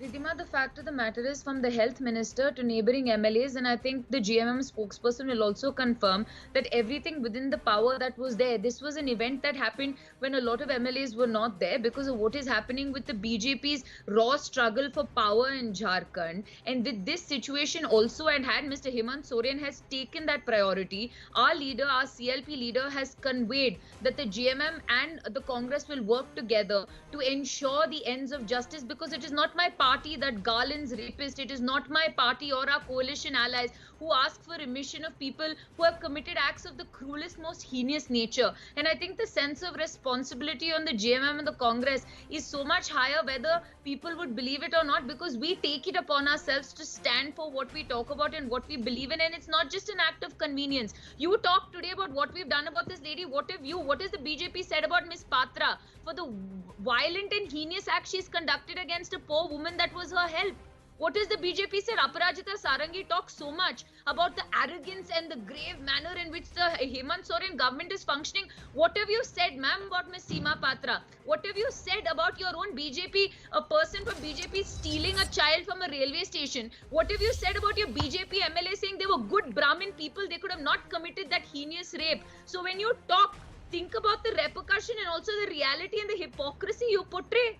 Because Ridhima asked these pertinent questions, because crimes against women are crimes against women. Aparajita Sarangi, fair point. Respond to what Aishwarya is saying, that today it's convenient for the BJP to take a higher moral ground. But what about the cases that are happening either with BJP members, politicians or their associates? I will take her to the National Crime Record Bureau report 2021. It has just come out. And there is 17% increase in Jharkhand as far as women rape cases are concerned. So how does the Jharkhand coalition government respond to this? In 2020, there was 1373 such cases, and in 2021, it went up to 1608 cases. This is just rape. I have also figures of crime against women. Of course, the graph is increasing. Now, here is the failure of the Jharkhand coalition government to ensure the safety and dignity of women and ensure law and order, proper law and order situation in the state of Jharkhand. We must accept this. And there has been grave lapse in administration. They have to accept. Why were they picnicking when they should have come here and stood by the family? That's the question. Why did the girl have to face the torture for 5 days? Why was Nadeem Ansari, a stone pelter who was just hurt, I underscore hurt, H-U-R-T, in June 2022, was sent to Delhi AIMS by air ambulance? But nothing was done to this girl. Why so? Where was Basant Soren immediately after this particular thing happened? Now, when the Child Welfare Committee of the district has come up and said that, you know, the age should have been lower, POXO, it should have been a POXO case. And NCPCR has also come in the picture, the National Crime, you know, the National Committee for Protection of Child Rights. Okay. They have come, and the NCW also is into the picture. Then why are these people not acting as they should, and where were they during those 5 days? And I heard the spokesperson of the GMM, I was aghast. He said, we have done our job, we have given 10 lakhs. Did I say that through crowdfunding, we have raised more than 27 lakhs? Nishikant Dubeji and the other 2 MPs who rushed from Manoj Delhi. Ji respond करिए। अपराजिता जी क्या कह रही हैं कि आपने तो सिर्फ 10 लाख दिए हैं, उन्होंने क्राउड फंडिंग करी, उससे ज्यादा 27 लाख कलेक्ट हो गया। क्या स्टेट गवर्नमेंट का सिर्फ इतनी ही जिम्मेदारी थी? पहले आप डिले करते हैं इन्वेस्टिगेशन में, उसके बाद फाइनेंशियल हेल्प भी इतना कम, ये एलिगेशन है बीजेपी की। Sugar coated words will not help you, madam. Sugar coated words will not help you, madam. You have to be seen to be believed. Manoj ji, you have to stand by the family of the deceased. That's the behavior that we require. Okay, Aprajita, let Manoj respond. जिस बात की चर्चा हो रही है कि उन्होंने 10 लाख दिया, हम लोगों ने 28 लाख दिया, मैंने आज वीडियो में देखा 3 सांसद पॉलिटिकल टूरिज्म में आए थे। मैंने उनको देखा, पूरी जिम्मेवारी से बोल रहा हूँ, गोड्डा के जो सांसद थे पीड़िता के घर में बैठ के हंस रहे थे, मुस्कुरा रहे थे। ये तो मजाक उड़ाना हुआ पीड़िता के परिवार का। पैसे से सब कुछ नहीं होता है, संवेदना दिखलानी चाहिए। आप पैसे लेकर तो यहाँ आ गए, लेकिन जो सुनीता खाखा, एक आदिवासी महिला को एक भाजपा की राष्ट्रीय स्तर की नेत्री ने मरणासन स्थिति में कर दिया, उनको प्रताड़ित किया। आज वो कल भगवान न करे, लेकिन अगर उसकी मौत हो गई पर उस पर तो इन लोगों को फेविकॉल लगा हुआ है, उस पर कुछ नहीं बोलते ये। अच्छा, बाबूलाल जी, यही क्रिटिसिज्म आ रहा है कि आज ऑप्टिकली बीजेपी के लिए कन्वीनियंट है बोलना कि जेएमएम और कांग्रेस ने काफी नहीं किया। उनसे हमने सवाल पूछे, बट आपकी बीजेपी की तरफ ये क्रिटिसिज्म आ रहा है कि जो आदिवासी हैं, जो ट्राइबल्स हैं, उनका देख ले तो स्टेट गवर्नमेंट ही करती है, बीजेपी थोड़ी करती है। अरे भाजपा की नेत्री है, भाजपा की नेत्री है, राष्ट्रीय बाबूलाल जी, बहुत सारे घटना है, मैं तो वही कह रहा हूँ, उनका भी एक घटना है। जिस डीएसपी जो वहाँ का है, नूर मुस्तफा करके डीएसपी, एक आदिवासी महिला के साथ एक मुसलमान लड़के थे, पुलिस पकड़ जुल्फिकार भुट्टो करके, उनके साथ उन्होंने बदतमीजी किया था। एसटीएससी एक्ट के तहत उसमें केस हुआ, मुफस्सिल थाना में उनकी गिरफ्तारी। 90 दिनों तक, क्योंकि एसटीएससी केस जब होता है तो डीएसपी स्तर के ऑफिसर उसको जांच करते, चार्जशीट वो submit.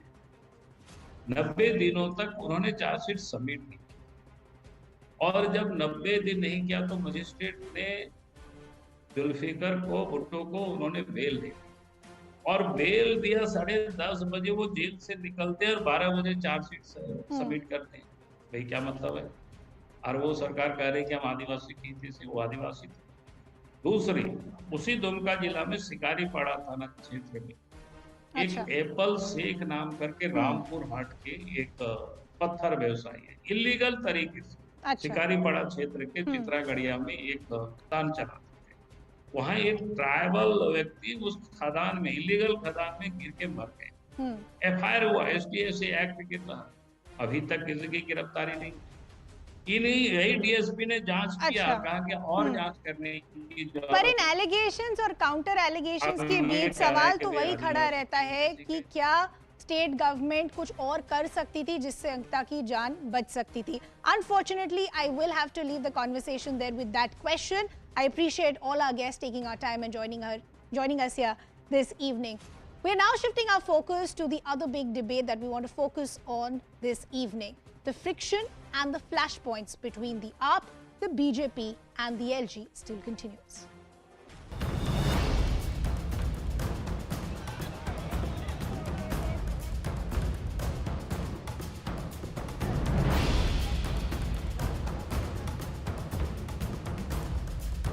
This is what will prove whether CBI is an independent agency or whether CBI is a frontal organization of the Bharatiya Janata Party.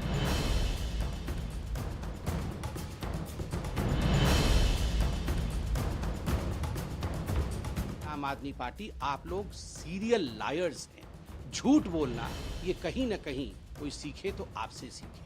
हर विषय में फरेब, हर विषय में धोखा और हर विषय में झूठ।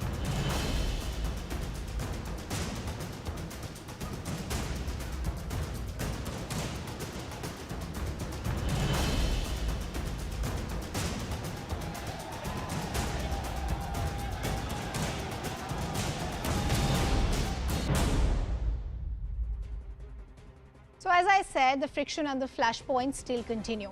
All of this after Aam Aadmi Party accused the LG Vinay Kumar Saxena of being a part of a 1400 crore currency scam. The Delhi LG has decided to now take legal action against AAP leaders including Atishi and Saurabh Bharadwaj for defamatory and false allegations of corruption during his tenure as the chairman of the Khadi and Village Industries Commission. Now today, amidst back-to-back press conferences, CBI officers also met AAP leaders who were protesting outside the agency headquarters. But the drama today isn't restricted just to the national capital. Now the Shrimoni Akali Dal delegation has also met the Punjab governor demanding probe into the state's excise policy. Sukhbir Singh Badal has alleged that the liquor scam is worth rupees 500 crores as far as Punjab is concerned. They are now saying that the entire liquor trade in Punjab has been handed to just 2 companies. So where does the truth actually lie, and what do we know so far as these allegations and counter allegations are concerned? Let's break down the details as far as what is this flashpoint between the AAP as well as the LG, because the pot shots are really flying thick and fast. Now what the Aam Aadmi Party is saying that there is a 1400 crore scam by the LG, and this was during the period of demonetization. The LG is saying that the liquor gate and the school scam heat is only mounting on the Aam Aadmi Party, and thus this is a frustrated Aam Aadmi Party. What the Aam Aadmi Party is also saying that the CBI must probe the LG. It's a test, and if the CBI doesn't probe the LG, then they'll again go with the narrative of this is a misuse of central agencies. The LG is saying, I will have a defamation suit against 4 AAP netas because they fabricated as far as what their claims were. The AAP is also saying that BJP targeted 40 MLAs and 20 crore each was offered to each of these MLAs. They wanted to break the unity as far as the party is concerned. The LG has also gone on to say that there is false charges that are being made as far as the Aam Aadmi Party is concerned. We should also remember that all these claims that have been made by the Aam Aadmi Party, no real evidence actually has been shown to anyone in public. Again, the narrative that we've heard from various other opposition parties, the AAP is saying that the BJP continues to misuse the central agencies like the ED and the CBI. This is just vendetta politics. The LG here is saying the AAP is diverting attention from pertinent questions and they're not giving any real answer to anyone. So the question that we're asking this evening is, all this back and forth that we're actually seeing, is there any real substance or is this just a political slugfest? You can use our hashtag and get involved in our debate.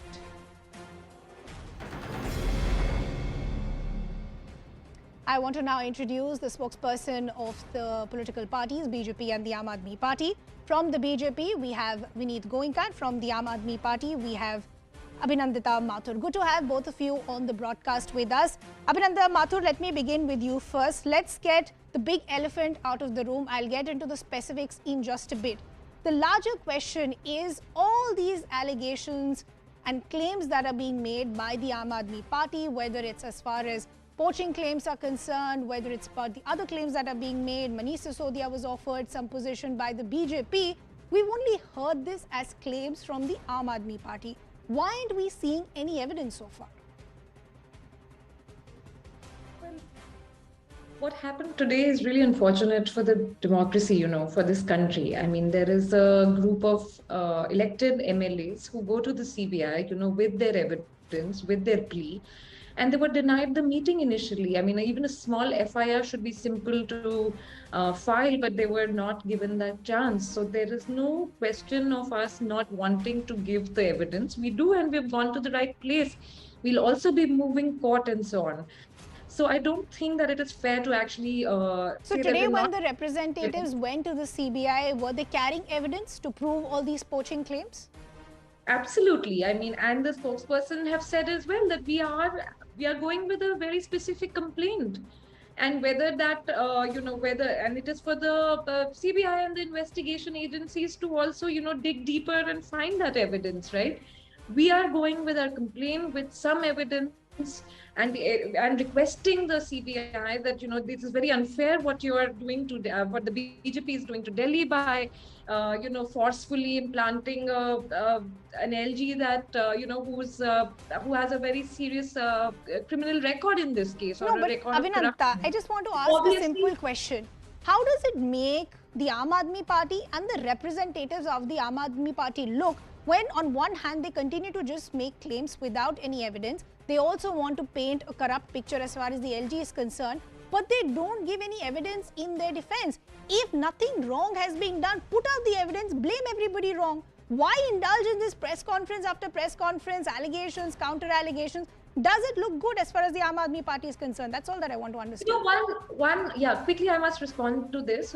One thing that I would like to clarify here is that the Aam Aadmi Party is not here worrying about, you know, how we are looking and whether we are a, you know, party of protesters. We are a party who have, you know, we were not politicians. We've had to join the business. We are not actually in the league of the other parties. We are not worried about how we are going to look. We're not worried about, you know, winning or losing elections. We are actually very sincerely trying to work to get some order in the country and actually, you know, making the government, forcing the governments to deliver on what they're supposed to. If these 2 parties or 3 parties can do it very well, you know, we will all go back to our jobs. The reason for the Aam Aadmi Party to come along was that, you know, obviously there was immense corruption. There is still this khichatani, buying and selling of MLAs. What do we even mean by evidence? I mean, it is for the whole country to see. Don't we know what happened in Goa? Don't we know what happened in Manipur? Don't we know what... Isn't it really difficult to understand that all of this could be happening in Delhi, where the claim being made by the Aam Aadmi Party is that 40 MLAs are being poached, 20 crore each is being offered. There is no election happening. So I'm trying to understand this poaching claim. Does it even hold validity? And I would love to hear if you have some evidence. But let me bring in Vineet in the conversation as well. Vineet, the allegation that is being made by the Aam Aadmi Party is that, one, there is a corrupt LG. So that's why we're seeing these allegations fly from his side as well. And the second allegation that they've been making time and again is that today the fact that the CBI is only delaying the process of even registering a complaint just shows the fact that there is a misuse of central agencies by the BJP. Ram to you and everybody, and a lot of wishes for the Ganesh Chaturthi to everybody who is watching the show and everybody in the studio here. Now, Aam Aadmi Party and Arvind Kejriwal had filed defamations, has spoken a lot of defamatory things and defamation, and we all know then he apologized to late Jaitley ji and Nitin Gadkari ji. So they have a habit of blaming and then apologizing. Is that true or not? That Ms. Mathur can tell us. One. Number two, they have put the entire future of the generation of Delhi in danger. Why I so said? 2 things. They make them to drink and they force them to drop out. They have reduced the age of drinking from 21 to 18 so that everybody can drink free of, and the cost has been brought down. They have increased the number of shops so that argument at least. I have not spoken in between. If you have patience, we'll hear and I will give you data. Number 2, what they have done is, as per Times of India, 1st February 2019, academic year 17-18, 1,55,436 students failed. They only readmitted 52,582 students. 1,02,654 students were forced to go out of the education system. I repeat, in one academic year, 1,02,600 plus students were forced to go out of the academic year 2017-18. Their future was put in jeopardy. In Delhi, there are more than 1,000 schools. 745 schools don't have principal. 698 schools don't have science faculty. Madam, 24,000 teachers positions vacancies are there. They have not been filled for last 8 years. 22,000 contractual teachers are not been given permanent status for last many years. दारू के दलाल है, टीचरों से क्या करना है इनको, कुछ काम नहीं है. In 2017-18, in the class 10th itself of Delhi government school, 42,503 students failed.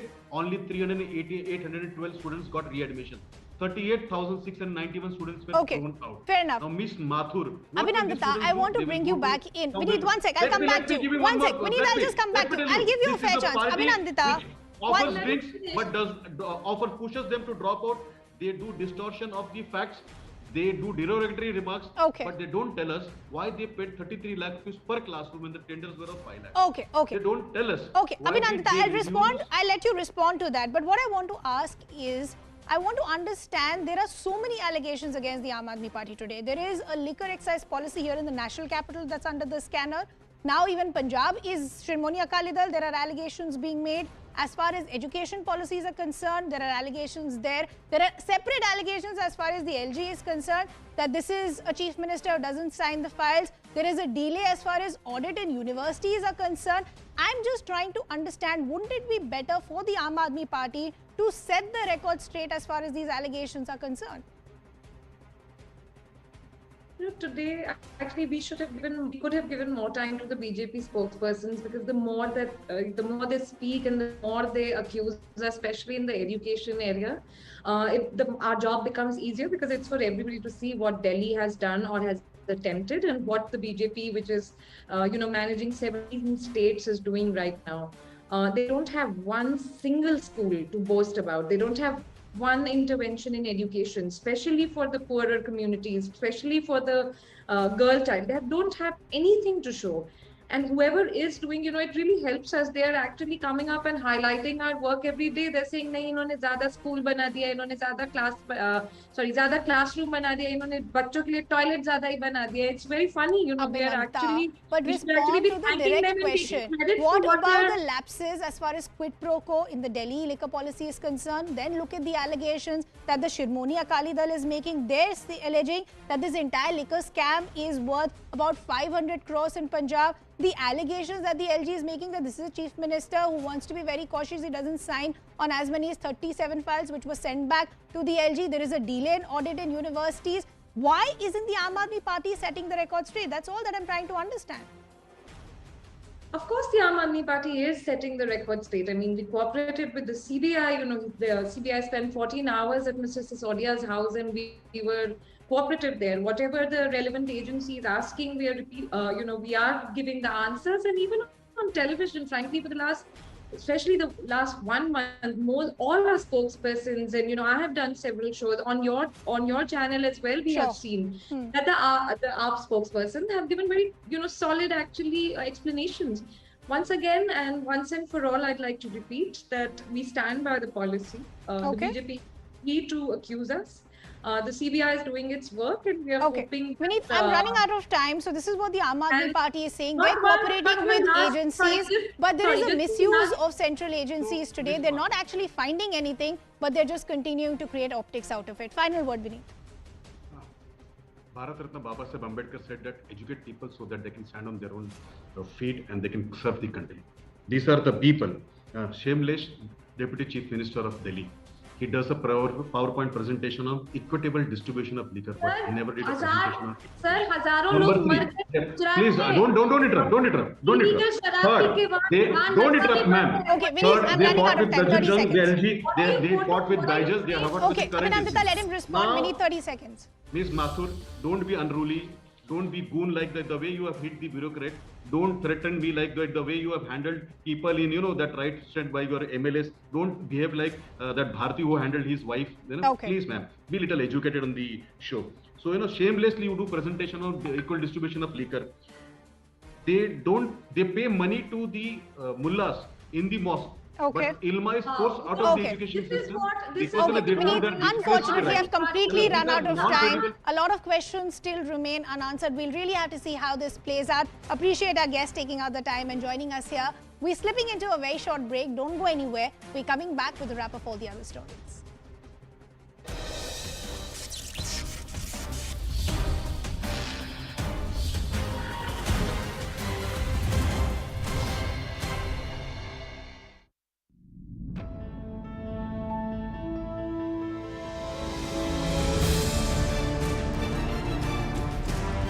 Many people who called the Shivling at Gyamrapi fountain a stone, what is the big deal, and there were very, very derogatory remarks made. But how many Hindus came out and said, Sartan se juda?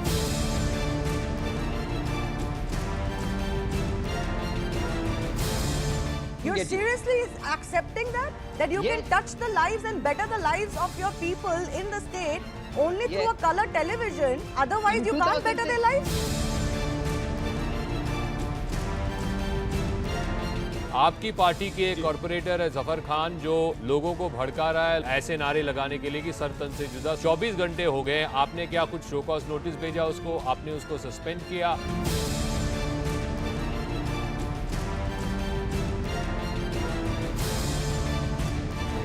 The Aam Aadmi Aadmi Party has not really answered specific question on policy failure. The entire narrative is about everything but the policy.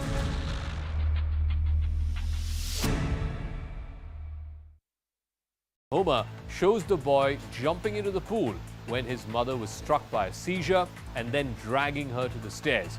He also ensured that her head was above the water even when she was having the seizure. Finally, another family member came to help. Dramatic scenes unfolded at a railway crossing in Uttar Pradesh's Etawah district. This is what happened. Several pedestrians, cyclists and a biker were waiting at the crossing as another train was passing through the adjacent tracks. But spotting a train approaching their tracks, they all started to move back. But one bike got stuck at the crossing. The biker tried to pick it up, but the train was hurtling towards him. At the very last second, he decided to abandon his bike and ran back to save his life. His bike, however, was crushed, breaking into pieces as the speeding train passed by. Later, it was learned that the biker had attempted to cross the tracks even when the crossing was closed. The railway police have filed a case against him. A clash erupted between two communities during a Ganesh Chaturthi procession in Vadodara. Both groups threw stones at each other and when the procession was actually passing through a sensitive locality. Police have so far detained 13 people in connection with the violence. Rains wreak havoc in Jammu and Kashmir's Udhampur. This biker was struggling to cross a flooded road, but the water was flowing so quickly with so much force that the biker lost his balance. Within seconds, he got swept away in the current. The floodwaters dragged him towards the drain. He was almost at the edge, about to plunge into the abyss.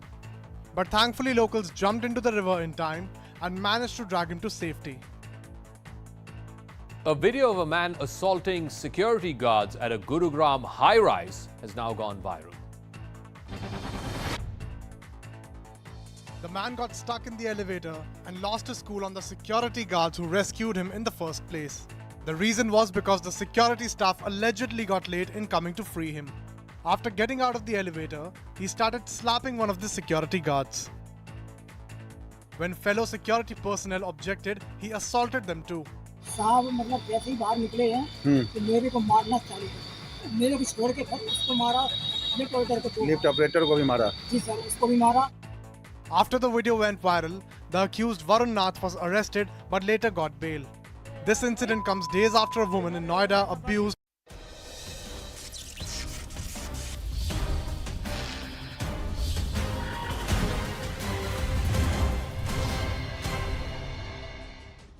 Welcome back. Thanks a lot for staying with us. Let's also get your wrap of all the other stories that we tracked right through the day.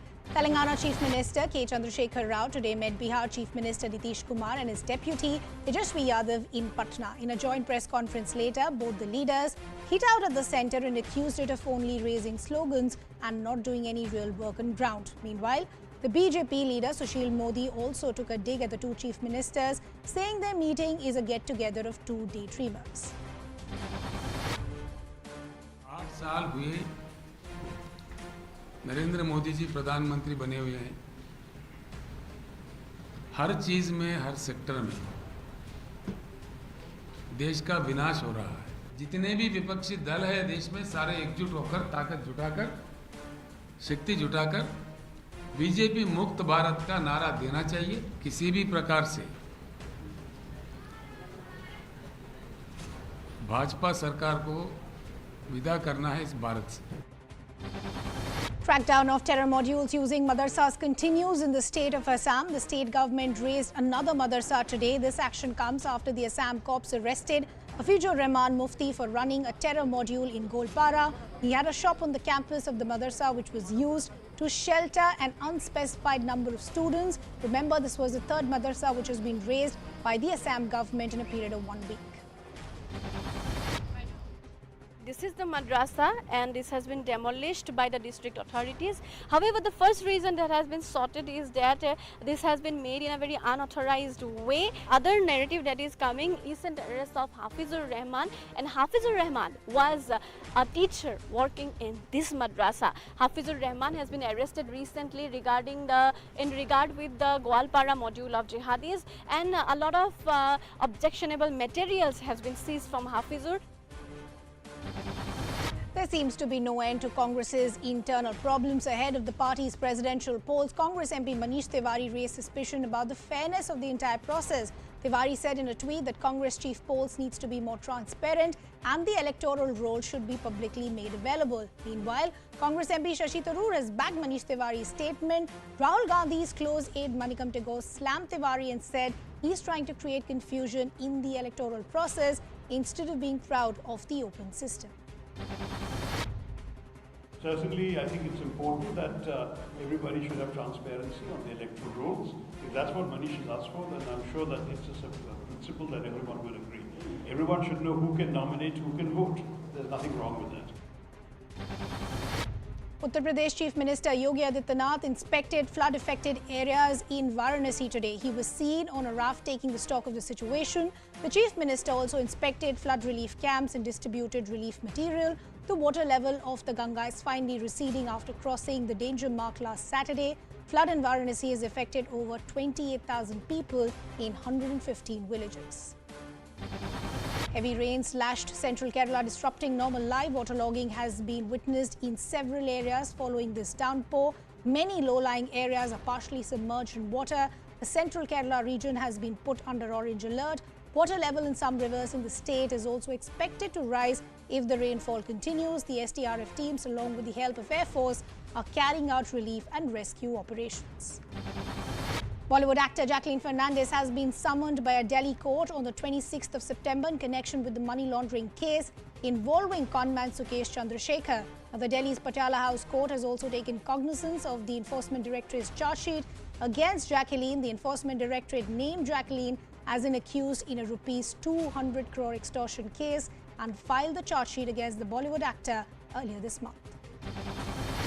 After multiple youth demonstrators sat on a hunger strike in Haridwar against the drug exchange scenario, the Haridwar police has now begun an anti-drug drive in the city. Several hotels were raided by the city magistrate as well as the SP. The magistrate later assured the people that raids like these will continue in the city. People in Thane are facing an acute shortage of water for the past 5 to 6 months. Locals gathered to protest against this shortage. Protesters warned that they would take the protest up to the doorstep of the Chief Minister if they don't get their concerns addressed. ये पानी का problem है ना, मार्च महीने से चालू है, आज का नहीं है। और ये सब पब्लिक हमारे इधर आती है तो बोलता हम आगे विद्युत पवार को फोन करते तो बोलते हैं हाँ मैडम चालू हो जाएगा। बस 2 दिन लगातार आता है, कंटिन्यू तीसरे दिन वही प्रॉब्लम चालू हो जाता है। ऐसे कितने दिन चलेगा? बिल हम लोग टाइम पे भरते हैं तो क्यों प्रॉब्लम क्यों? बच्चे बिगर नहाए बिगर स्कूल जाते हैं, 8-8 दिन कपड़ा नहीं धो पाते। लेडीज जब वर्क करके घर पे आती है तो घर पे क्या पानी नहीं है? The first mountaineer from Arunachal Pradesh to scale the Mount Everest has now gone missing. He was on a mission to explore the snow-capped mountain, which is one of the highest peaks of Arunachal's East Kameng district. He was on his trail with 7 other porters, out of which one named Nico is also missing with him. In what could lead to another face-off between the United States and China, the Biden administration is now preparing to sell $1.1 billion in missiles and radar support to Taiwan. The package would include $650 million for surveillance radar, $90 million for 100 air-to-air missiles, as well as about 60 additional anti-ship missiles as well. The last Soviet president died last night at the age of 91 at a Moscow hospital. He's credited with ending the Cold War without bloodshed but failed to prevent the collapse of the Soviet Union. The former USSR president forged arms reduction deals with the United States and partnerships with Western powers to remove the Iron Curtain that had divided Europe since World War II and bring about the reunification of Germany. Russian President Vladimir Putin paid tributes to him, calling him a politician and statesman who had a huge impact on the course of world history. Well, with that, it's a wrap from my side. Thanks a lot for watching. Zaka is up next with Brass Tacks.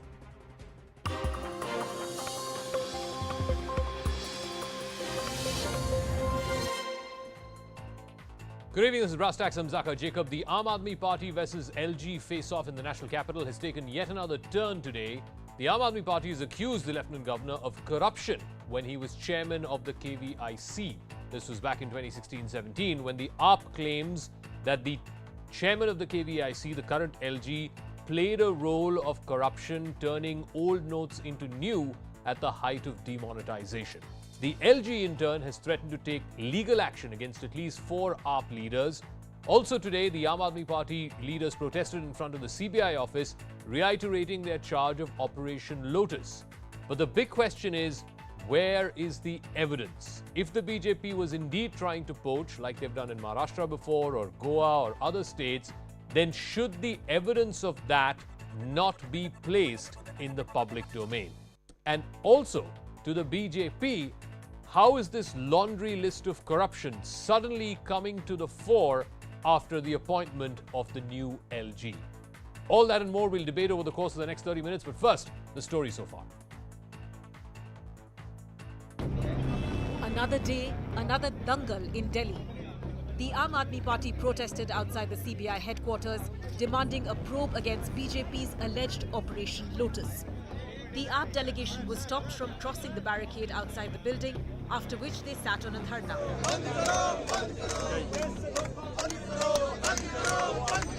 Their allegation is that the BJP is trying to topple governments in several states, including the national capital.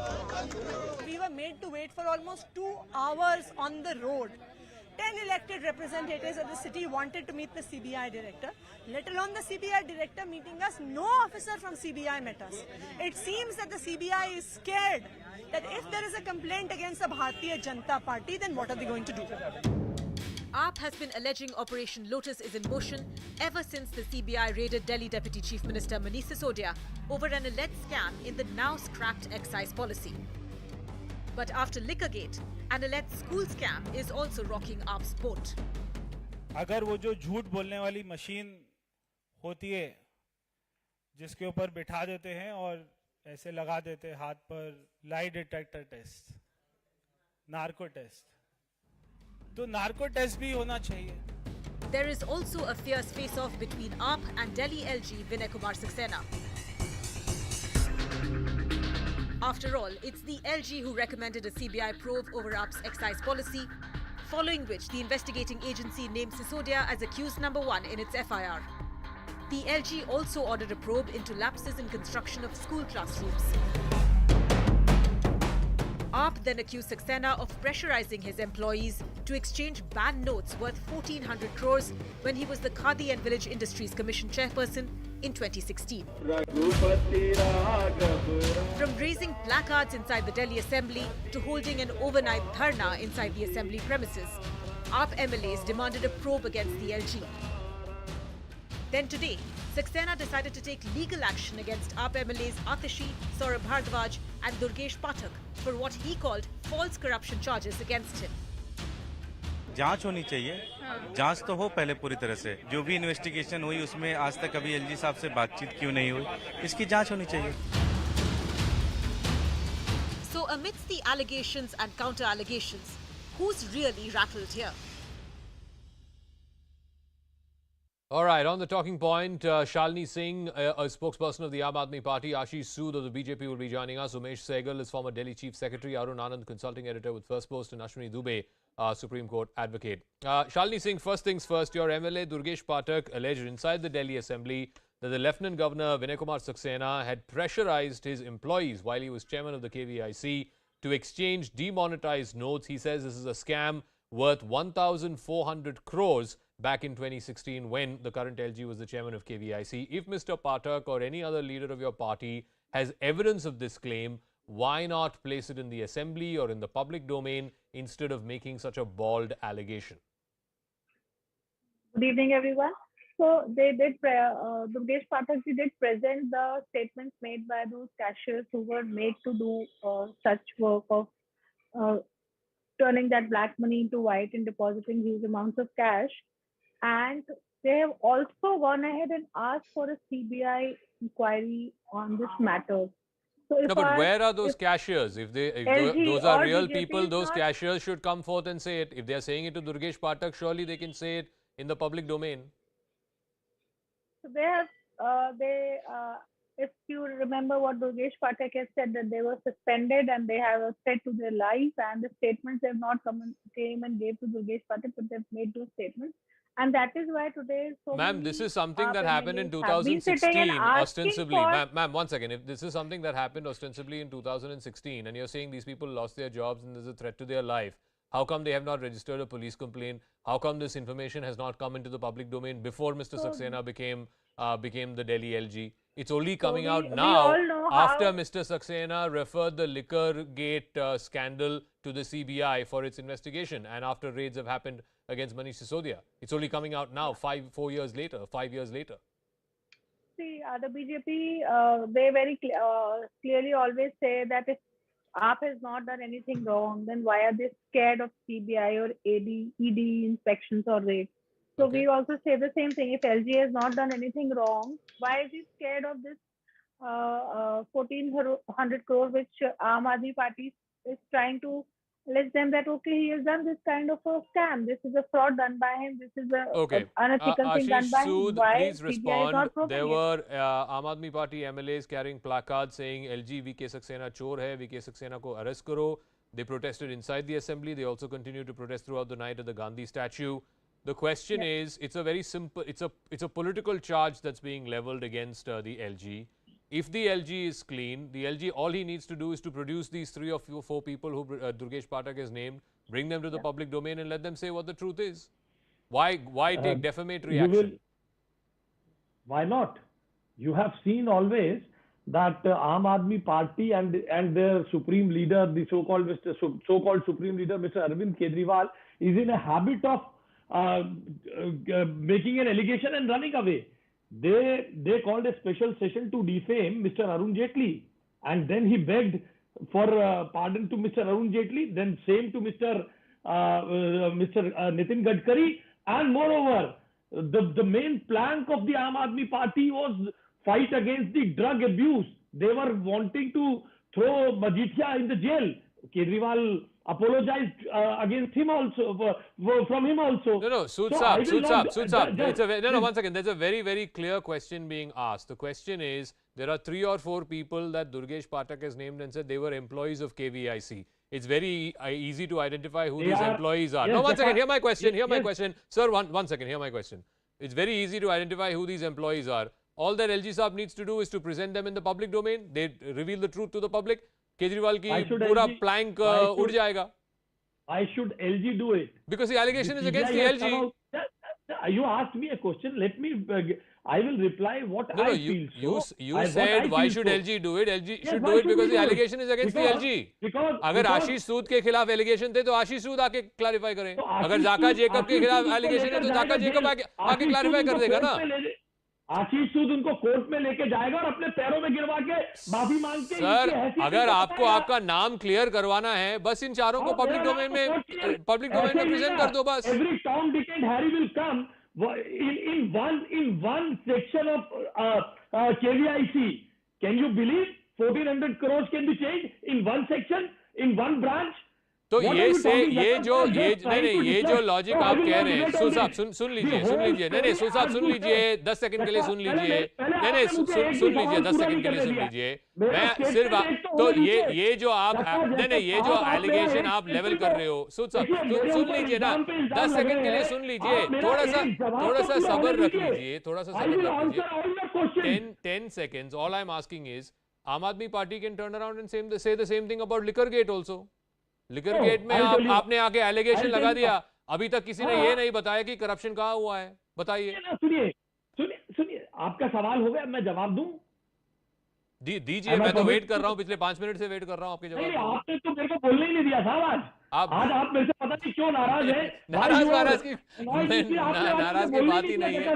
नहीं नाराज की बात ही नहीं है. आप जवाब दीजिए. आपको नहीं जवाब दीजिए.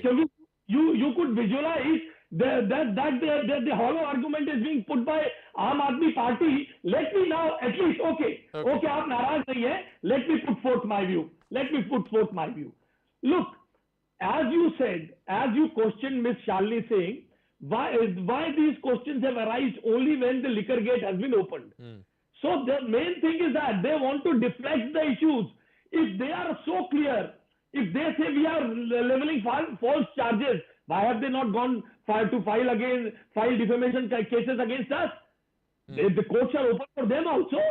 They will talk about Shiv Sena and Uddhav Thackeray in Delhi without replying this. What kind of politics is this? So we will not play on their pitch. They have to reply.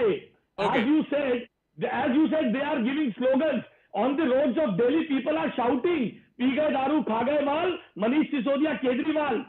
So Shalini saying very simple question before which I have to go, after which I'll go to Umesh Sehgal and Arun Anand. Very simple question. And the question is this, that you have, in fact, Mr. Sisodia himself, forget about everybody else, the spokespersons and so on. Mr. Sisodia himself, I think on day 2 or day 3, came out and said, मेरे पास audio clip है 800 करोड़ की ये offer कर रहे हैं BJP. I have audio clip of people making this direct offer. ये तो 10 दिन हो गया उन्होंने ये पब्लिक डोमेन में ये बात रखने के बाद. You went and met CBI today, a delegation of your leaders. Did you submit this audio clip to the CBI? Where is this audio clip? Audio clip release कर दीजिए. पूरी दुनिया जान लेगी किसने ऑफर किया और क्या ऑफर किया. So, the BJP has turned the government of turned down the government of Maharashtra, Goa, Madhya Pradesh, and how they have done that? Who were the people who went to those? I would like to reply this charge if you give me some few seconds. Yeah, 1 second, sir. So, sir, 1 second. So, sir, I was listening, Ashish ji, if you can hear me out. No, answer my question though.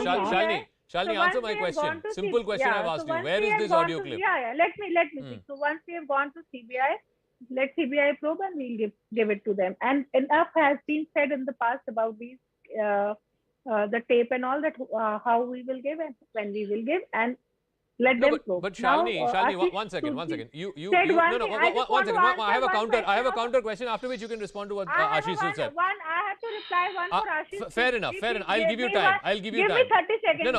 I have one 10-second question. Yeah. So you are saying today on the program, you have approached the CBI. CBI said they will look into the matter. So now you have faith in the CBI that they will do an inquiry.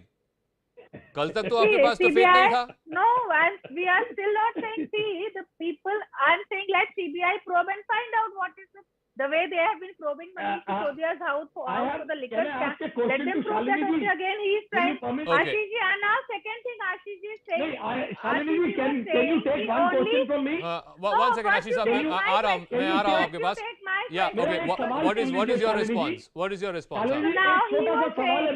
आ रहा हूँ सूद साहब आपके पास आ रहा हूँ. 10 second दे दीजिए. Yeah. Just have a small question from me. If you permit me, sir. Okay. Ask. Yes, please. Like Shalini is saying, we have toppled the Shiv Sena government also, and they have gone to ask CBI to probe all the... 277 MLAs, sir. 277 all over. Yes, Shalini ji. Yes. Will you also go and ask CBI to probe why Shiv Sena went and formed government with some other party when they had a post-poll, a pre-poll alliance with BJP? Can you have these? Does your party have this courage? No, you don't have. Okay. Because so now people are asking you, Kejriwal chor hai, Manish Sisodia chor hai. इसलिए you people go and talk about it. सूद साहब जवाब सुन लीजिए.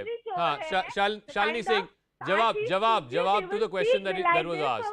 नहीं शालिनी, कल तक आप कह रहे थे कि CBI, ED, IT जो है सरकार की मतलब they are agents of the government, political pressure से कर रहे हैं. तो उसी CBI के पास आप जाके आज चिट्ठी दिया LG के खिलाफ. आज CBI ठीक है.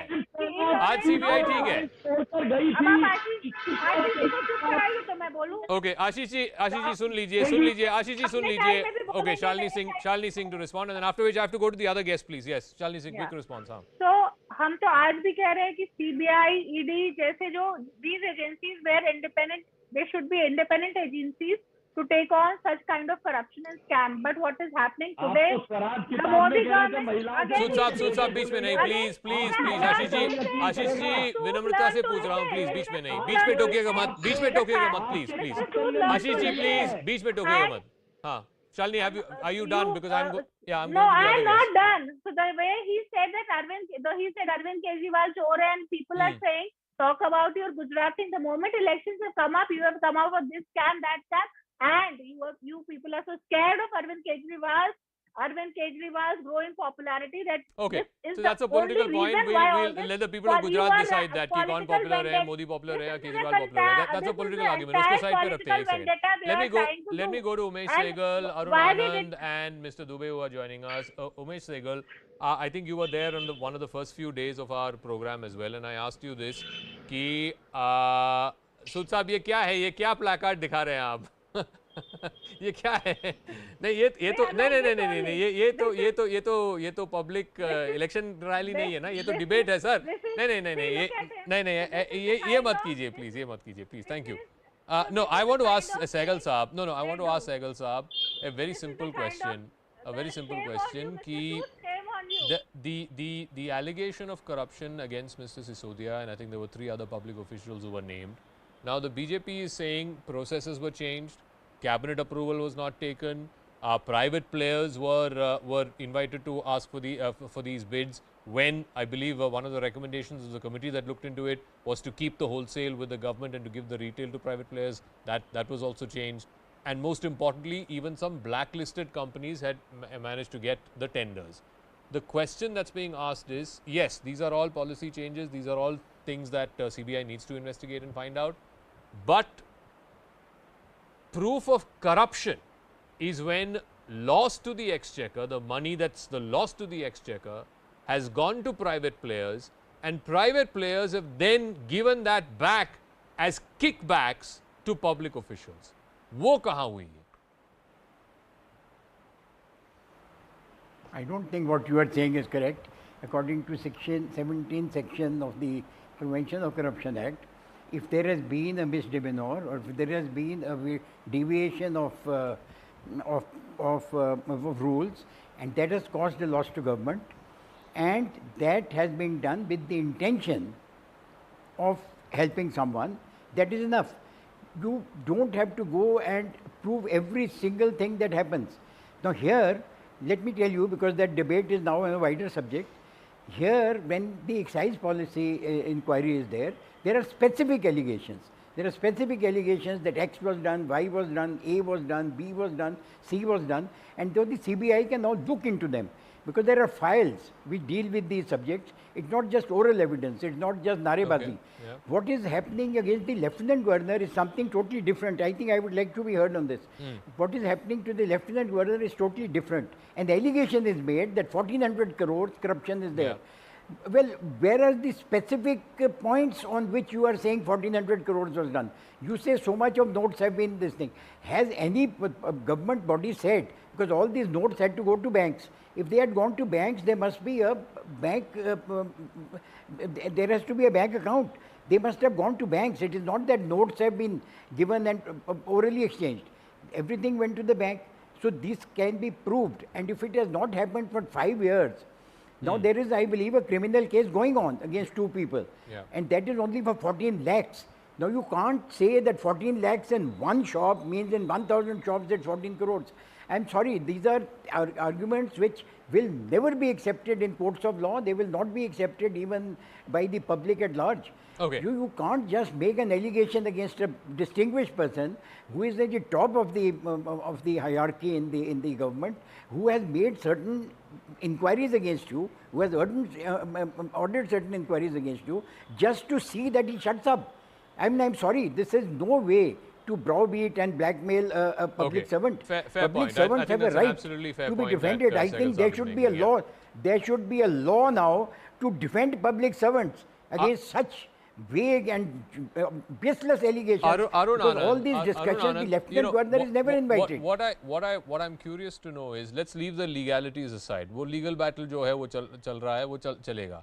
But ultimately, the political impact of what's been going on between AAP and BJP for the last about 3-4 weeks now, the political impact is this, that number one, Aam Aadmi Party, whose plank, whose claim to fame was anti-corruption, baki sab chor hain, we are the only good guys around, the non-corrupt guys around, has that plank, that moral high ground, that political high ground, has that been now robbed away from the Aam Aadmi Party? People are looking at this party and saying, कि देखो इनके खिलाफ भी आरोप हैं, बाकियों के खिलाफ भी आरोप हैं, सब एक ही हैं. अरुण आनंद. Zaka, I think you have made the right point.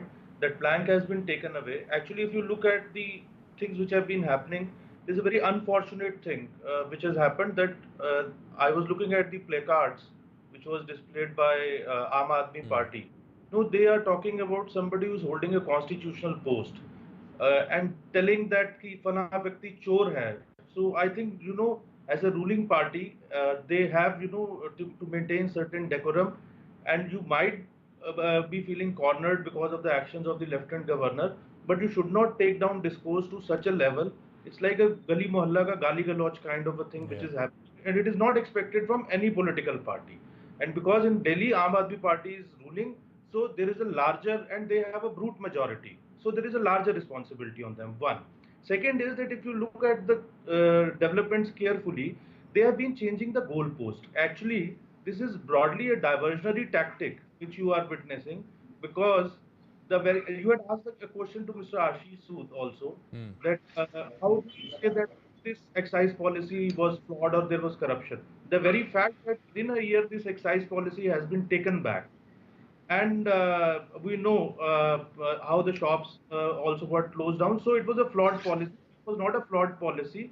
Then they should have continued with this policy, and then they should not have brought the old policy. Okay. Third thing is that they've been changing the as soon as now the CAG report has also come out. They have included toilets as part of the building structures, in the sense they have counted them as rooms in the schools. Yeah. They have, if they are honest, they have nothing to fear. They should not, let the CBI probe it, let the Enforcement Directorate probe it, and you would come, clean on this thing. So, Shalini, respond to that. It's not just about Sharab Gotala, there's now the school Gotala, and this, forget about everything else, political arguments जो आप कह रहे हैं, ये तो Vigilance Commission की report है कि आपने bathrooms को भी classroom की तरफ count कर दिया. So all they are much touted models basically. So they are now. Should I respond? Exposed. Yeah. Shalini, let me finish, Shalini ji. Yeah, please. Yeah.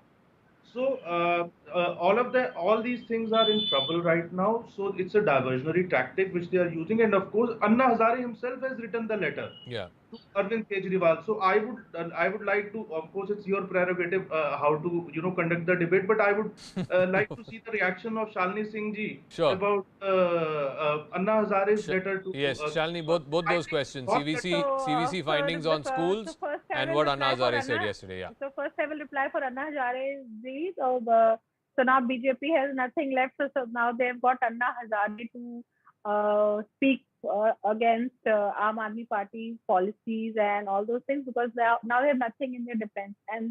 And also he said that we should not be scared of any kind of CBI investigations. So we are not scared. Manish Sisodia ji is not scared. For 14 hours CBI was there in his house. For 6 hours they interrogated him. They checked his locker also. Now they've done everything. Have they come out with anything?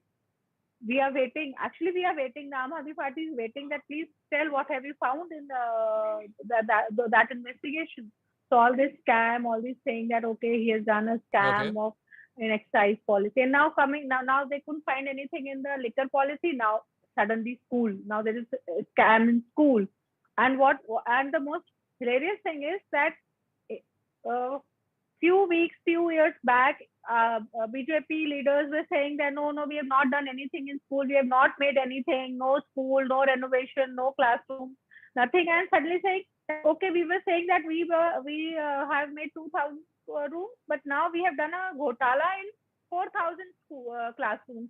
So you are accepting that okay, we have made some classrooms. So that is the first thing, that okay, now they're accepting that okay, at least we have done some work, right? So that is the first thing. And it is not that we are counting the toilets in classrooms.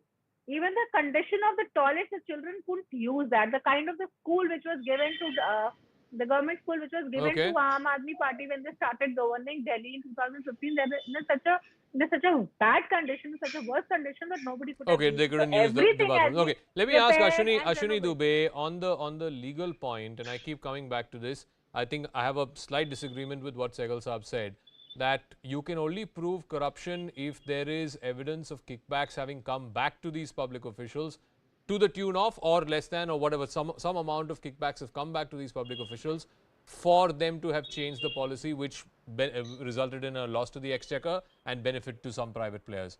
That so far we have not seen evidence of. And secondly, the point that Shalini made, please respond.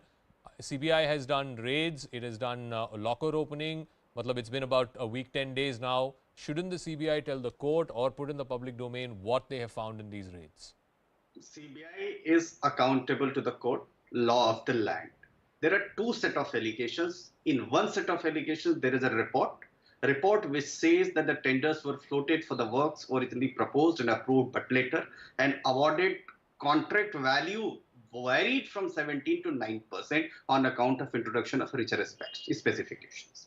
Second, the report says that the cost getting escalated to the extent of 326.25 crore, which is 53% higher. This is the report which is accounted, which has been examined by the vigilant, constitutional body of this country. Secondly, the protest inside the floor of the house, where you enjoy the immunity, where you show the placards that you will not be followed by the law of the land without any evidence, without any papers.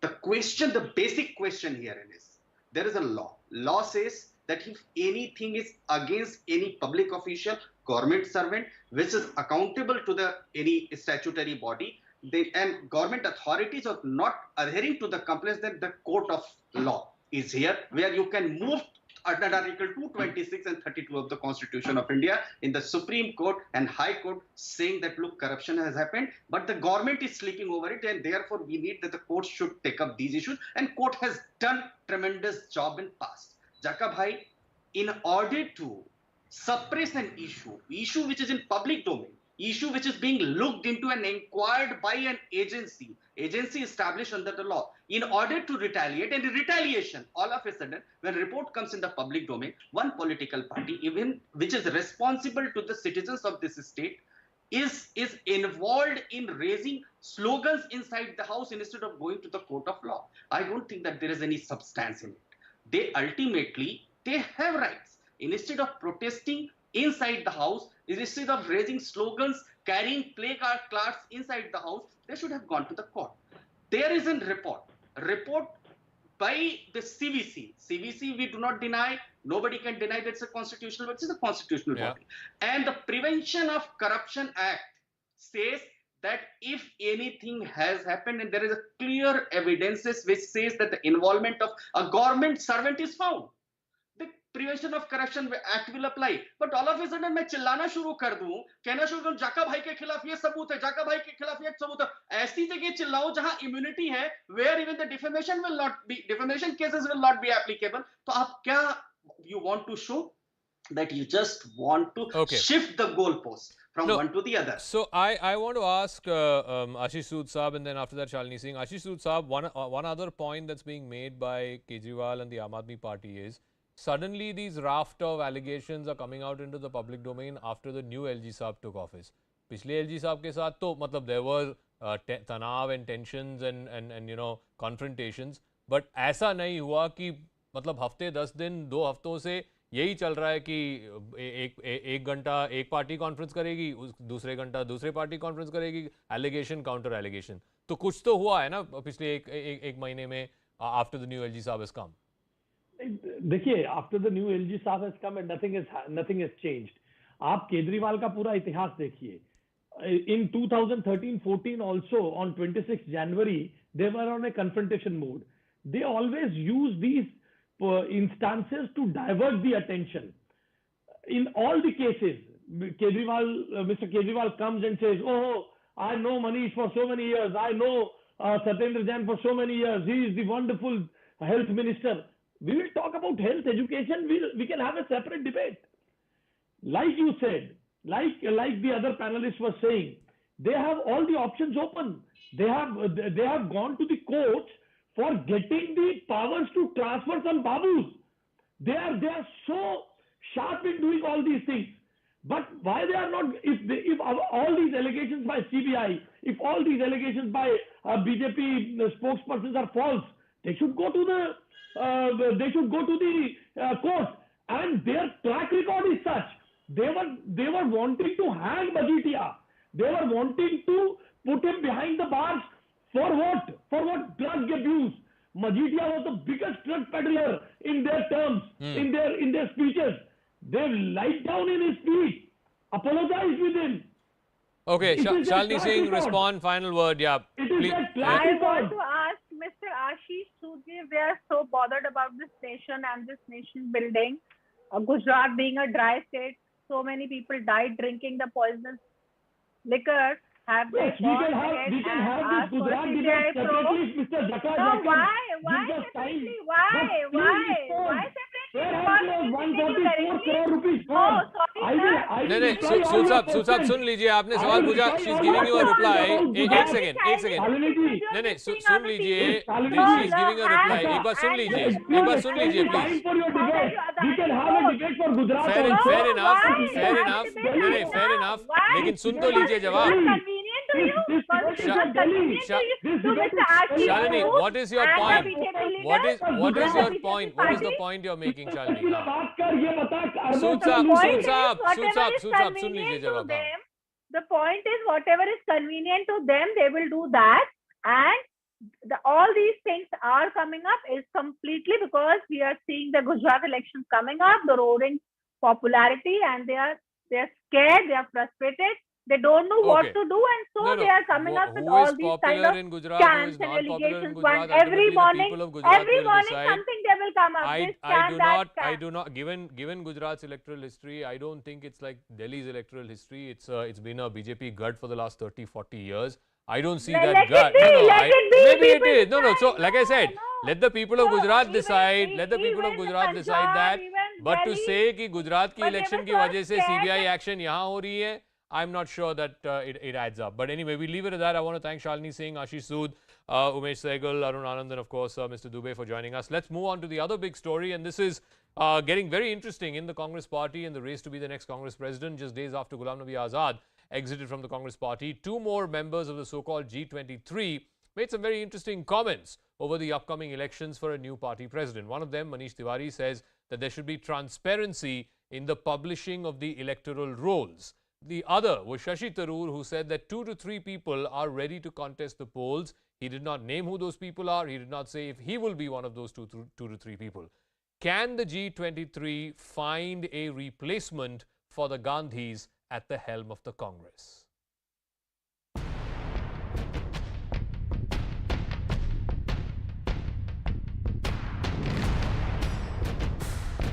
Certainly, I think it's important that everybody should have transparency on the electoral rolls.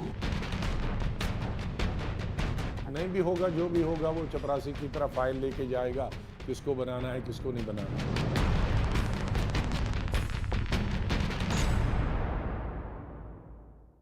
All right, on the talking point this evening, Supriya Srinath, Congress spokesperson, is joining us. Sanjay Jha is a political analyst, formerly associated with the Congress party. But let me start with you, Supriya, and I'll start with what one of your colleagues, Manish Tiwari, tweeted this morning, and which on the face of it appears to be a legitimate question.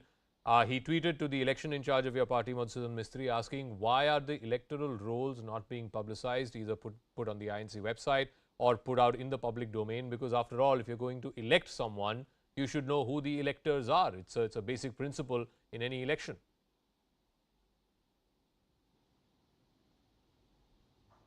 Thank you for having me on the show, and quite frankly, some of what people say publicly amuses me, but I'm not going to make a comment there. I think I'm going to make a larger comment on this whole election of president and what we are trying to do here. Without getting into semantics and without getting into hyperventilation, Congress is the only party, political outfit in the country that does an election of its president. It is a mere coincidence that there have been unanimous choices in the recent past, but there have been elections to the Congress presidency. People even contested against Mrs. Gandhi, Mrs. Sonia Gandhi, like Jitin Prasad. Even though people thought there would be factionalism, he turned out to be her political secretary after losing to her. So that said, the Congress does elections unlike any other political party in this country. There is a way Congress elections happen. I am a delegate, and I did not become a delegate because somebody liked my face or somebody said, go ahead, Supriya Srinath should be a delegate. I had to go, do booth work, get members. That booth committee nominated a block committee, and that block committee elected a PCC delegate. So 9,000 people within the party are going to vote for who the next Congress president will be.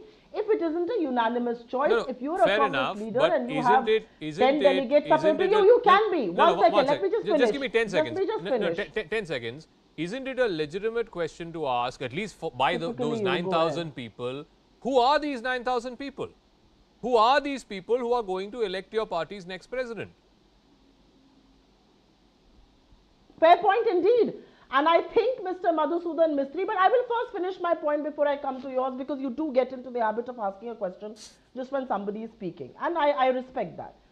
I was making a point about, I wish this is going to be unanimous too, and like a Congress person, I would want the man who I call my leader to be the next Congress president. And I don't think there's anything wrong with that. But if for any other reason, it is a competition wide open. Anybody who has 10 delegates supporting their name can contest an election, unlike in any other party where you will be put in a Margdarshak Mandal if you were to ever do so, or be chucked out of the parliamentary board if you have a dissenting view. Now to answer your question, I think Madhusudan Mistry ji, as the chairman of the Chief Election Authority, has very categorically said these 9,000 names is not names that he is holding close to his chest. These names will be made available to anybody who files a nomination and whose nomination is cleared. And I think that's absolutely fair. That's what happens even in elections. I do electoral politics. Once I know that once the authorities know I'm a candidate, I get electoral roles, and I don't think there's anything wrong with that. How is that wrong? So the question coming from somebody who's been a part of electoral politics, I find it very funny. Sanjay Jha, so instead of doing this shadow boxing, which is what Mr. Tharoor and Mr. Tiwari seem to be doing, why don't they make clear if they want to stand for an election to be the next Congress president, whether Rahul Gandhi stands or somebody else stands, are they going to throw their hat in the ring instead of making these loaded statements? Well, Zaka, a very valid question. And I do believe that Sashi is contemplating a run. He's got to take the final call on his own. He's been pretty, I think, vocal about the fact that he's contemplating it by the article that he wrote, which was, I think, pretty much obvious in terms of the manifestation of his future intent. Now, he should go ahead with it, in my opinion. He's a terrific person. He's got a phenomenal, shall we say, credentials. I think India needs an outlier, someone who's not the conventional politician. Obviously, a lot of people will believe he caters to the urban elite, to the intellectual, to the liberal, etc. But I think, people who know Sashi well will tell you that he is a people's man. And, all those people who believe that his Hindi is not good, well, he's worked very hard on it as well. And at the end of the day, you need someone who can be a good administrator. He's genuinely, I think, one of the great proponents of I think, the idea of India that is very often used. And he will be a terrific candidate. Now, obviously, if there is competition, Zaka, there could be somebody else standing. It could be somebody from G23. It could be a nominee from the other side of the fence, which is good, because this is how the Congress actually is meant to be. More dynamic, not running down each other. Supriya and I don't have to get into an acrimonious exchange. We have similar ideological, I would say, compatibility. So if there is going to be a candidate, let's say Mr. Kharge or Mukul Wasnik or Ashok Gehlot, let there be debates, let there be conversations, let them campaign. But Sanjay, can I ask one question? Are you seriously suggesting that if Mr. Tharoor or Mr. Tiwari or whoever it is from the quote-unquote G23 side is going to choose to run, and if Rahul Gandhi, or for that matter, Rahul Gandhi's nominee decides to run, that any of these folks even stand a chance among those 9,000 people who will ultimately elect the next president? But Zaka, let me tell you, if Mr. Rahul Gandhi stands or Priyanka stands, no one has a chance against them. And I will give it to the Congress that they love the Gandhis. I was in South India recently in Kerala, and I can tell you in Tamil Nadu, in Kerala, in Karnataka, in Telangana, Andhra, the Gandhi political brand still is very formidable. So, while it's very easy to trash Rahul, I will give full marks to the fact that he still has tremendous currency down south. Having said that, I would agree with you that if the Gandhis were to stand today, they will win hands down, although I think Dr. Tharoor is an exceptional candidate. I'm not taking anything away from Rahul or anybody else, but I think Sashi would be a phenomenal option. Okay. However, even if it's Mr. Gehlot or Mukul Vasnik or Mr. Kharge, or let's assume it's, give me another, let's Supriya Shrinne. If Supriya stands, she will still win. If the Congress knows that she is the chosen nominee of the High Command, even Supriya will win. So yes, I agree with you that in that case, what does that say, Supriya? That ultimately, whether Mr. Gandhi runs or not, we'll get to know. But whoever the Gandhis pick, I mean, that's the signal to the rest of the electors of the Congress party that that is the chosen person, and that person needs to be elected.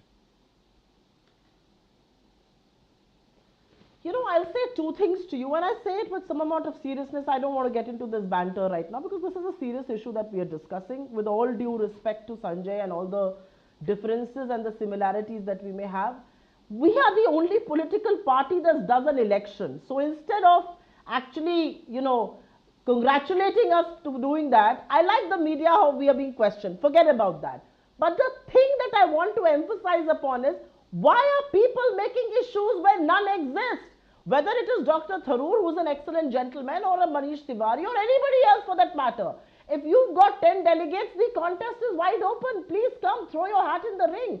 And I think the beauty of the Congress party is that we've got so many wonderful names that people are talking about. So forget about that for a moment. The reality though, Zaka, and I will go back to the point that Sanjay was making about political currency. If I ask an average Congress person, whether in Gangtok or in Kerala or in Tamil Nadu or in Gujarat or in, up Himachal Pradesh or Kashmir, who is your leader? He says my leader is Rahul Gandhi. Why the hell should I then come and be a hypocrite here and say, yes, free and fair, everything? Absolutely, I believe my real leader is Rahul Gandhi, and for one reason, because that man, with his political integrity and without batting an eyelid, questions the government of the day without fear, without prejudice, and without bias, like nobody else does. Supriya, I have an intervention to do the same. I have an intervention to make. So if you're so confident that Rahul Gandhi is the most popular leader within the Congress party, within the electors of the Congress party, and I have no doubts about it, why isn't he running? Why isn't he putting his hat in the ring and saying, yes, I want to be the next Congress president? But he is not going to tell Azaka Jacob on a show that I am not willing to be the Congress Surely he can tell the public. He is not going to tell Indian elect. No, 1 second. Why will he? He has to tell the Congress people. That's the misnomer. Who my president will be or will not be is a decision that the Congress party is entitled to and will take. I'm asking a congresswoman, can you say, no, 1 second, I'm asking a congresswoman, and presumably you're close to Rahul Gandhi, can you say on the show tonight that Mr. Gandhi will run with certainty? I don't hold a brief for him. How can I comment on whether he will run or not run? I can only hope and pray and be absolutely confident that there can be no leader other than him in the Congress party, the way he takes them on and the way he fights them. I will obviously put my hand on my heart and say that, but I want to make one point in the next 5 seconds. Never in the history of Congress elections have electoral lists been made public. It is given to candidates. Why is this? Why are non-issues being drummed up is what I want to understand when none exist. No, so I will say this much before I give Throw Sanjay. your hat in the ring. You are the best candidate. You will win. I'll give Sanjay the final word, but I'll say this much. I mean, I don't want to blow up media speculation, but obviously both of you are aware of the media speculation that Rahul Gandhi does not want to run. There have been conversations with Mr. Gehlot, with others who could possibly be the nominee of the Gandhi side.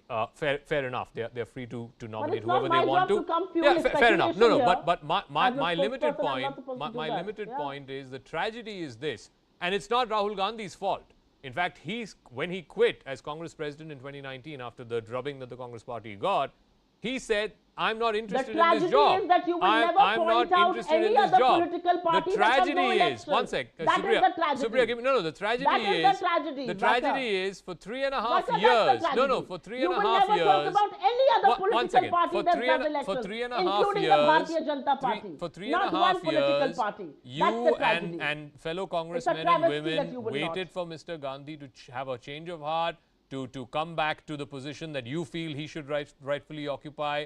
And for 3.5 years, India's leading opposition party did not have a president, or a full-time one at least, because Mr. Gandhi was not interested or Why? could What not is Mrs. make up Sonia his Gandhi? mind. She is the Congress president. She's an What are you interim talking president. about? I mean, How does you she not know have a that. president? You know that. Mrs. I mean, Sonia Gandhi she's is an the interim president. president. She's She not runs a the party full-time president. affairs. She's not And a I full-time president. You know that better than me. What But I'm trying to be say. that as it may, what I'm Have trying we to say not is fought this the government? tragedy Yes, we is have that for every 3.5 single moment. years Have we after not Mr. held Gandhi them made it accountable explicitly each time clear we have? he was not interested in the job, the Congress party today is not any more sure that either Mr. Gandhi would run or a Gandhi nominee would get elected as the next president. But Sanjay, I'll give you the final word. I think, look, But is that's it for the Congress party to is decide it and be is sure it and hope. clear as That's my problem. is it clear as day? Why are you Sanjay, assuming the role for no, the no, Congress to is decide? it The clear as Congress day? will decide, Is it and the clear as Congress day? will hope, But at and the the end of the day, Congress will Supriya, ensure, you're also a not to political send the party. lines You or operate in the anybody public domain, and I believe the public has the right Yeah, to ask we a few are. questions of your party. Fair enough. You can choose to answer it, not choose to answer it. But let me give Sanjay the final word. I'm completely out of time. Sanjay, the point is, if whoever it is, the person he or she to be nominated by the Gandhis is their candidate, that person will win. So then what meaning does this election have? You know, I would just want to make one short point, Zaka. If Rahul Gandhi decides not to be the Congress president, trust me, it's not going to damage him or the Congress. I'll tell you why. You know, typically the public likes people who actually step away from power when there are questions raised about them. And I can tell you, if Rahul will still lead the Bharat Jodo Yatra, he will still be the star campaigner. You know, when I go to watch a cricket match, and I was recently abroad watching an India match against England, and Virat Kohli was the most popular cricketer. Every time he stopped the ball, he came in to hit a run, the crowd simply loved him. Now, you know, you don't have to be the captain of the team to be a stellar contributor. So I believe if the Congress today, exactly. So I believe the Congress today should not get so obsessed with the Gandhis, because the country seems to be saying, can you please experiment and give us some fresh face? Okay. And that way the Congress will emerge as a winner. You put up a new face, there is tons of talent. Supriya is a bright woman. I'm not saying that she has to be the Congress president, but there's so much of good talent within the Congress. Give them a chance. Okay. And that does not mean that the Gandhis' political brand will necessarily evaporate tomorrow. And in fact, I think that will be a winning combination. Okay. But the party needs to take a bold call. But in the meantime, Zaka, I'm very happy that at least Shashi appears to be somebody who will be out there as a contender. I think we need to change the narrative a little bit. Thank you very much, Supriya Srinath and Sanjay Jha. We'll see how this story plays out for the Congress party, because ramifications are there not just for the party or its future, but ramifications are there for democracy and, you know, in the run up to 2024 and all of that. So I'm going to take a quick break. When we come back, on the other side, there is a shocking assault on a doctor inside a hospital. We'll get you that CCTV footage right on the other side when Brass Tax returns in a moment.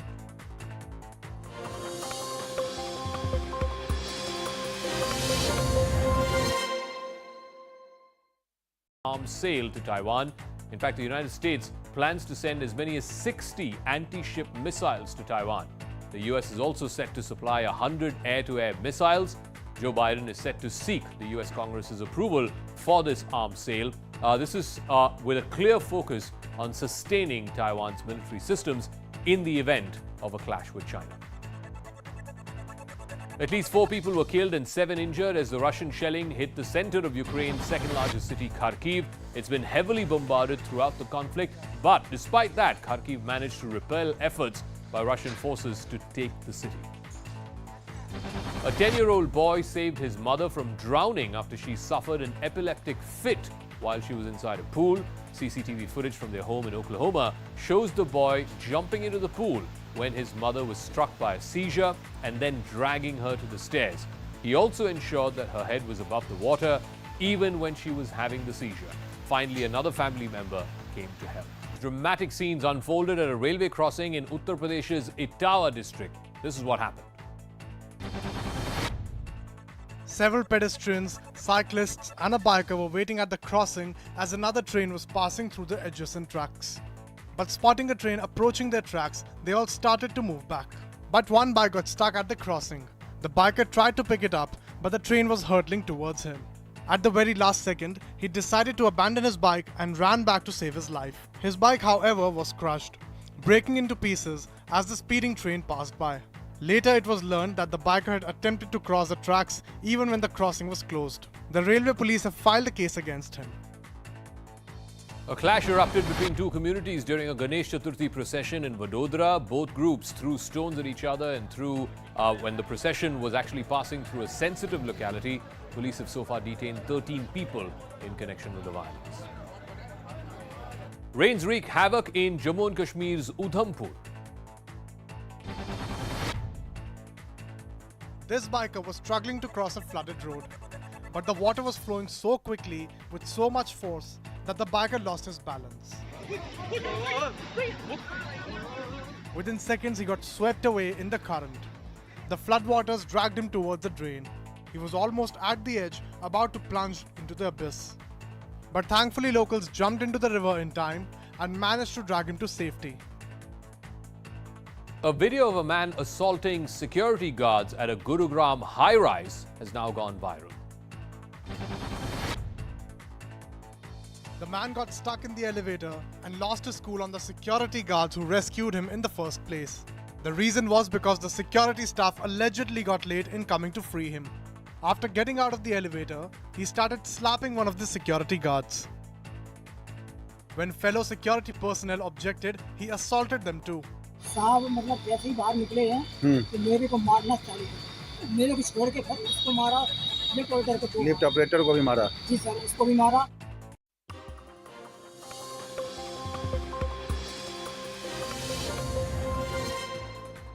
Welcome back to Brass Tacks. A shocking assault on a doctor in a hospital in Nashik has been caught on camera. The doctor was brutally thrashed by relatives of a patient admitted in the hospital.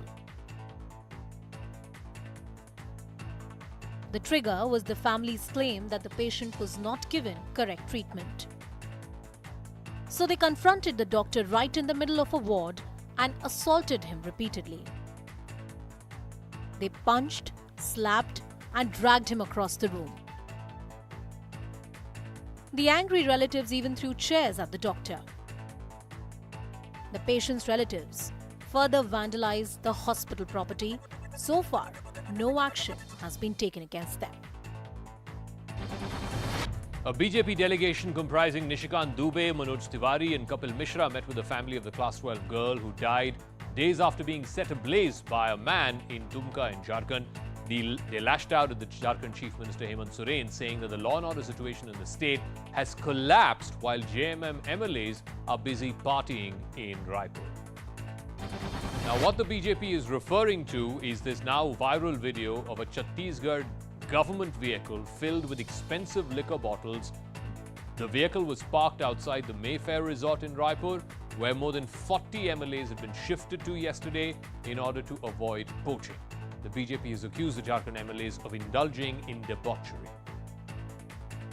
It was a war of videos between AAP MLA Saurabh Bharadwaj and BJP leader Gaurav Bhatia over an alleged school scam in Delhi.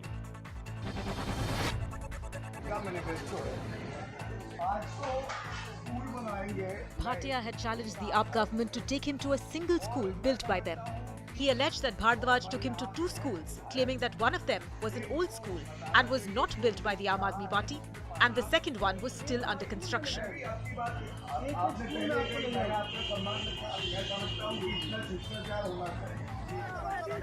Then Saurabh Bharadwaj posted his own video, alleging that Bhatia visited a school on his invite, but he refused to enter the school premises and ran away.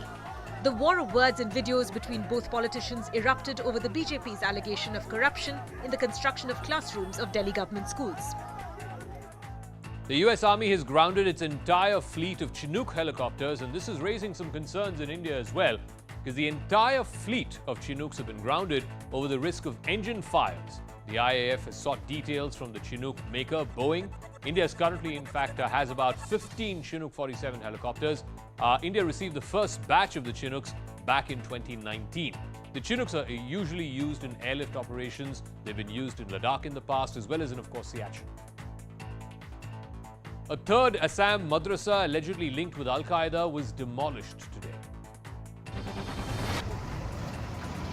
A bulldozer rolled into Assam's Bongaigaon area and started razing this madrasa.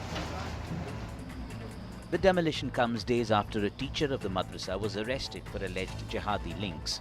Certain common things have been found, and out of those common things are some leaflets are some, we can say, some flags or some logos of the banned terrorist organizations like Al-Qaeda or Ansarul Islam team.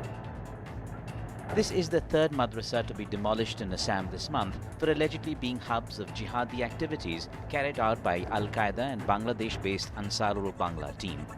Chief minister साहब से आप लोगों के माध्यम से कहना चाहते हैं कि आप जल्द से जल्द इस पॉलिसी को बंद करिए.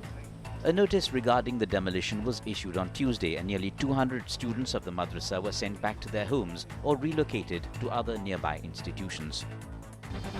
Uttar Pradesh Chief Minister Yogi Adityanath inspected flood-affected areas in Varanasi today. He was seen on a raft taking stock of the situation. The Chief Minister also inspected flood relief camps and distributed relief material. The water level of the Ganga is finally receding after crossing the danger mark last Saturday. A third of Pakistan is completely submerged after the heaviest recorded monsoon in a decade. Every province in the country is affected by the floods. The rains which began in June have washed away crops and damaged homes and businesses.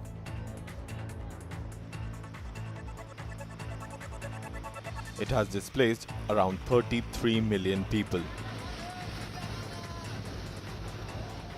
Most of the villages and towns were caught off guard by the swiftness and power of the flood waters. More than 1,000 people have been killed so far and the death toll rises every day. People don't have access to food, clean drinking water and shelter. The disaster could not have come at a worse time for Pakistan. The country's economy is in free fall. The government has declared an emergency and appealed for international help. Meanwhile, the strongest global storm of 2022 is barreling across the East China Sea. Super typhoon Hinnenmo is packing winds in excess of 250 kilometers an hour. The typhoon is gaining strength over the West Pacific Ocean. It's currently moving across the East China Sea. Hinnenmo is threatening Japan's southern islands. Its maximum significant wave height is about 15 meters. Telangana Chief Minister K. Chandrashekhar Rao today met with Bihar Chief Minister Nitish Kumar as well as his deputy Tejashwi Yadav in Patna. In a joint press conference later, both chief ministers hit out at the Modi government and made a pitch for a BJP Mukt Bharat. Bollywood actor Jacqueline Fernandez has been summoned by a Delhi court on the 26th of September in connection with a money laundering case involving conman Sukesh Chandrashekhar. According to the ED's charge sheet, she was aware of Sukesh's criminal history and cooked up a false story to wriggle out of the investigation. Taiwan has vowed to counterattack big time if Chinese forces were to even dare enter Taiwanese territory. As China increases military activities near Taiwan, Taipei is not taking things lying down. Taiwan warned that it will exercise its right to self-defense and counterattack if Chinese forces enter its territory. We will maintain seamless surveillance of PRC activities and adopt the stance of the closer to the island, the stronger the countermeasures to respond to PRC intrusion and attempt. The warning comes a day after drones from China flew over Taiwan's outposts. Taiwan's troops fired live ammunition and the drones ultimately returned to China. China has been provoking Taiwan ever since US House Speaker Nancy Pelosi visited the island last month. Ballistic missiles have been fired, Chinese warships have been launched and PLA warplanes have breached the median line.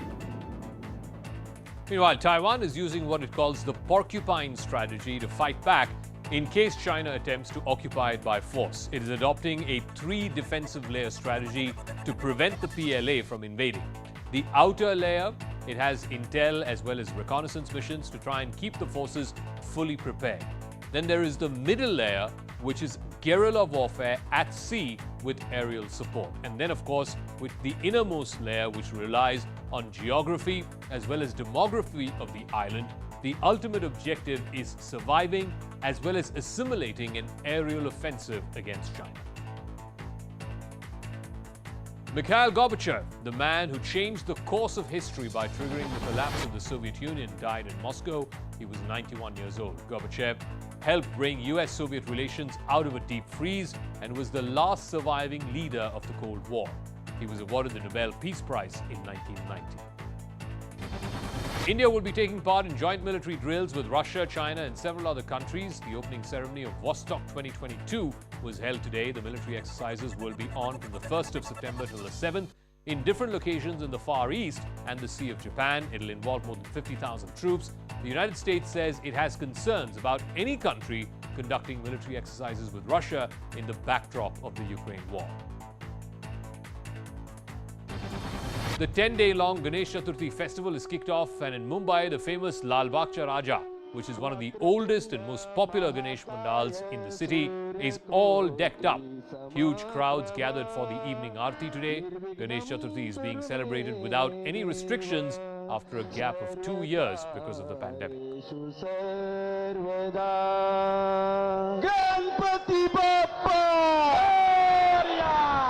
सुख करता दुख हरता वार्ता विघ्नाची नुर्वी पूर्वी प्रेम कृपा जयाची सर्वांगी तुंदारा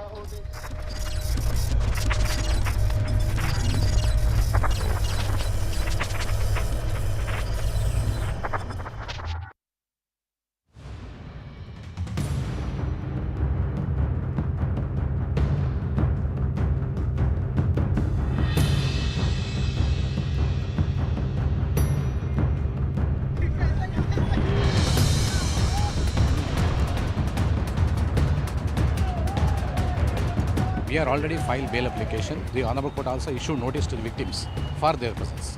Thereafter, it has taken its own course.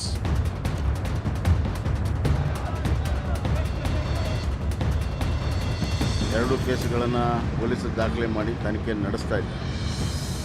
ಈ ಸಂದರ್ಭದಲ್ಲಿ ನಾವು ಮಾತನಾಡೋದಾಗಲಿ ವ್ಯಾಖ್ಯಾನ ಮಾಡೋದಾಗಲಿ noble man who has done some great contribution to the state. ಇದರ ಬಗ್ಗೆ ಸರ್ಕಾರ ಯಾವ ರೀತಿ ಮುಂದುವರಿಬೇಕು, ಯಾಕೆಂದರೆ ಇಲ್ಲಿ ಕೆಲವು ಕಾನೂನಿನ ಚೌಕಟ್ಟೇನಿದೆ.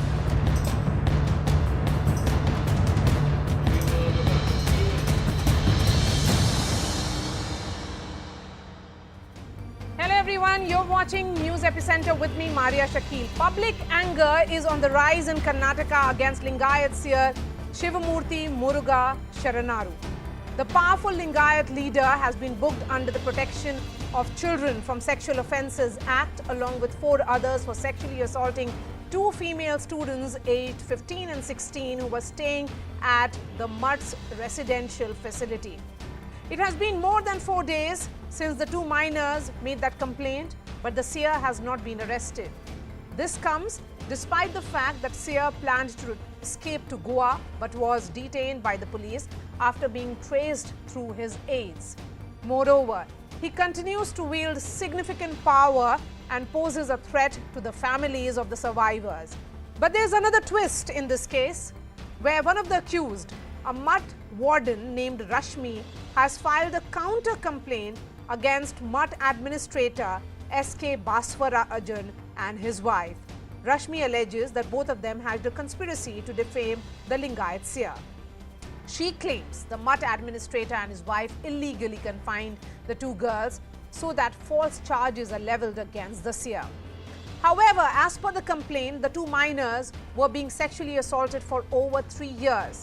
On the political front, this case comes right ahead of the Karnataka elections, where the Lingayats are a force to be reckoned with. The Lingayats determine the election outcomes in 90 to 100 seats in Karnataka. And in fact, in 2018 elections, nearly 60 of the 224 MLAs were from the Lingayat community. The current Chief Minister, Basavaraj Bommai, and 8 of his ministers come from the same community. That's why all parties seem to be on the same page. From the BJP to the Congress to the JDS, all parties are pulling their punches when commenting on the case. In fact, former Chief Minister B.S. Yadurappa has already given a clean chit to the seer, calling the charges fabricated. Given the serious nature of the charges, we are seeing 0 arrests. attempts to shift the blame to others and cover fire from the top politicians of the state. The question we ask today is a vote bank above justice for India's daughters? Joining me on the show, Ajay Gautam. He is the founder of Hum Hindu. He is joining me here in the studio. Yashwardhan Azad, former IPS officer. Vemulapati is senior advocate. Rahul Ishwar, author and activist. We also have KV Stanley, former secretary of an NGO, Udana Dadi. That is the name of the NGO. I'm going to begin with you, Mr. Patabi. The seer hasn't been questioned. It's been 4 days since the complaint. Isn't this a violation of POSCO? The complaint allegations, as what we see in the news, absolutely they do come within the framework of POSCO Act. So, and then the police have rightly, based upon the complaint, registered the case under POSCO Act. So the question here is, once the complaint is registered under the POSCO Act, the police have to take follow-up action, including apprehending the accused, because generally what is happening is whenever a complaint is given under POSCO Act, the accused is apprehended because the minor is susceptible to various pressures, minor and minor's family, that is the parents and minor and whoever it is. They are under heavy pressure, and the course of investigation or the course of law is always liable to be sidetracked. So here what we are saying is, as you have rightly said just now, no arrest is made, and it has become more a political issue than a crime and law and order issue. Yes, and what is worse here is, Yashwardhan Azad, that just about every political party seems to be giving him character certificate, saying that there could be a larger conspiracy. They are even discounting the fact that these two girls, minors, had to register this case only in another district. It was registered in Mysuru. Naturally, see what happens is, for example, this is not just an isolated case we are seeing now. In earlier times also we have seen Swamis like Kalki and Asaram Bapu, Rampal Singh, like that. You know, these are all people against whom sexual offences have been alleged, and they have been charged, arrested, prosecuted, and sentenced also. So we are also seeing systematically, irrespective of the religion, this sort of sexual atrocities against minors are going on across the country, I can say. So here, the saddest part is, how can the political parties come and vouch for the bona fides of an accused person? Absolutely. When two innocent girls have come? Absolutely. Here, let it not be made, let it not politicize it. Let law take its course. In all other matters, all these very same politicians cutting across political parties, they come and say, let law take its course. But in this particular case, they are not saying that. That is Rahul Ishwar and also Ajay Gautam, character certificate क्यों दिया जा रहा है? Right. My feeling is... Yes, one moment, Mr. Patabi, one moment. Yes, Ajay Gautam. This is not about the character certificate. This is about a well-planned conspiracy against the Hindu religious seers and sadhu and saints. This is not the first time when our religious seers and religious higher who are the holding highest positions in a particular community are facing this kind of false allegation. It's a well-planned conspiracy to take over the property of the mutts and take over the... On what basis are you saying that there is a conspiracy? I am saying many, Maria ji, many people are commit suicide. Because of these kind of false allegations, because there is no reason, and this 4 is not days, the first time. No questioning, no arrest, and here was the seer who was perhaps escaping to Goa. He clearly has the influence and support from all political parties, and all that we hear from people like Ajay Gautam and Rahul Ishwar is that there is a conspiracy. On what basis you are saying that there is a conspiracy? This is not the first time. Before 2 years, the Akhada Parishad had Narendra Giri committed the suicide because these kind of false allegations are under the pipeline, and he assumed that in place to I will face this kind of defamation and character assassination, he commits the suicide, and this is the well planned. What is who are the soft target? Film stars are not the soft target, and persons who belong to the other industries really are not absurd. soft target. Yashwardhan Azad, The person who belong to the religion, for 3.5 years, they are the soft target. any person come forward and say कि now he molested me and he नहीं, did this ये kind of यहाँ thing पे दो because बच्चियां the हैं, religious people थोड़ी are the soft sensitively target. थोड़ा This kind of सेंसिटिवली बोलिए। conspiracy is running after Ajay one, Gautam after ji, one and after one. Ajay Gautam ji थोड़ा सेंसिटिवली डील करिए। यहाँ पर दो बच्चियां हैं, माइनर्स हैं, आप उनके तरफ रिस्पेक्ट दिखाइए rather than saying no there is a problem in your statement. No, I will not take that anymore. Yashwardhan Azad. Yashwardhan Azad. We have to understand who are the mastermind Who are the behind these mastermind? kind of the crime, who are doing the way well-planned 15-year-old and conspiracy against the 16-year-old religious girls. Yashwardhan Azad. It's shameful. These are two minors, and I don't see any reason why they would be a part of hatching such a big conspiracy against the pontiff of Chitradurga Mutt. I think the police has rightly registered the case, and the case has gone through the right channels. It's from the child authority, and then it has gone from the district protection officer. That FIR has been lodged. Everything has been done properly so far. And given a case like this, where the pontiff is such an influential person, the Lingayat community, I mean, people have already given him certificates that he's absolutely, it's because of conspiracy that he's being targeted. I don't believe in that. I think the police should arrest him and continue the investigation, because the offense is very, very serious and no one should be spared. Absolutely, because the offense is so serious.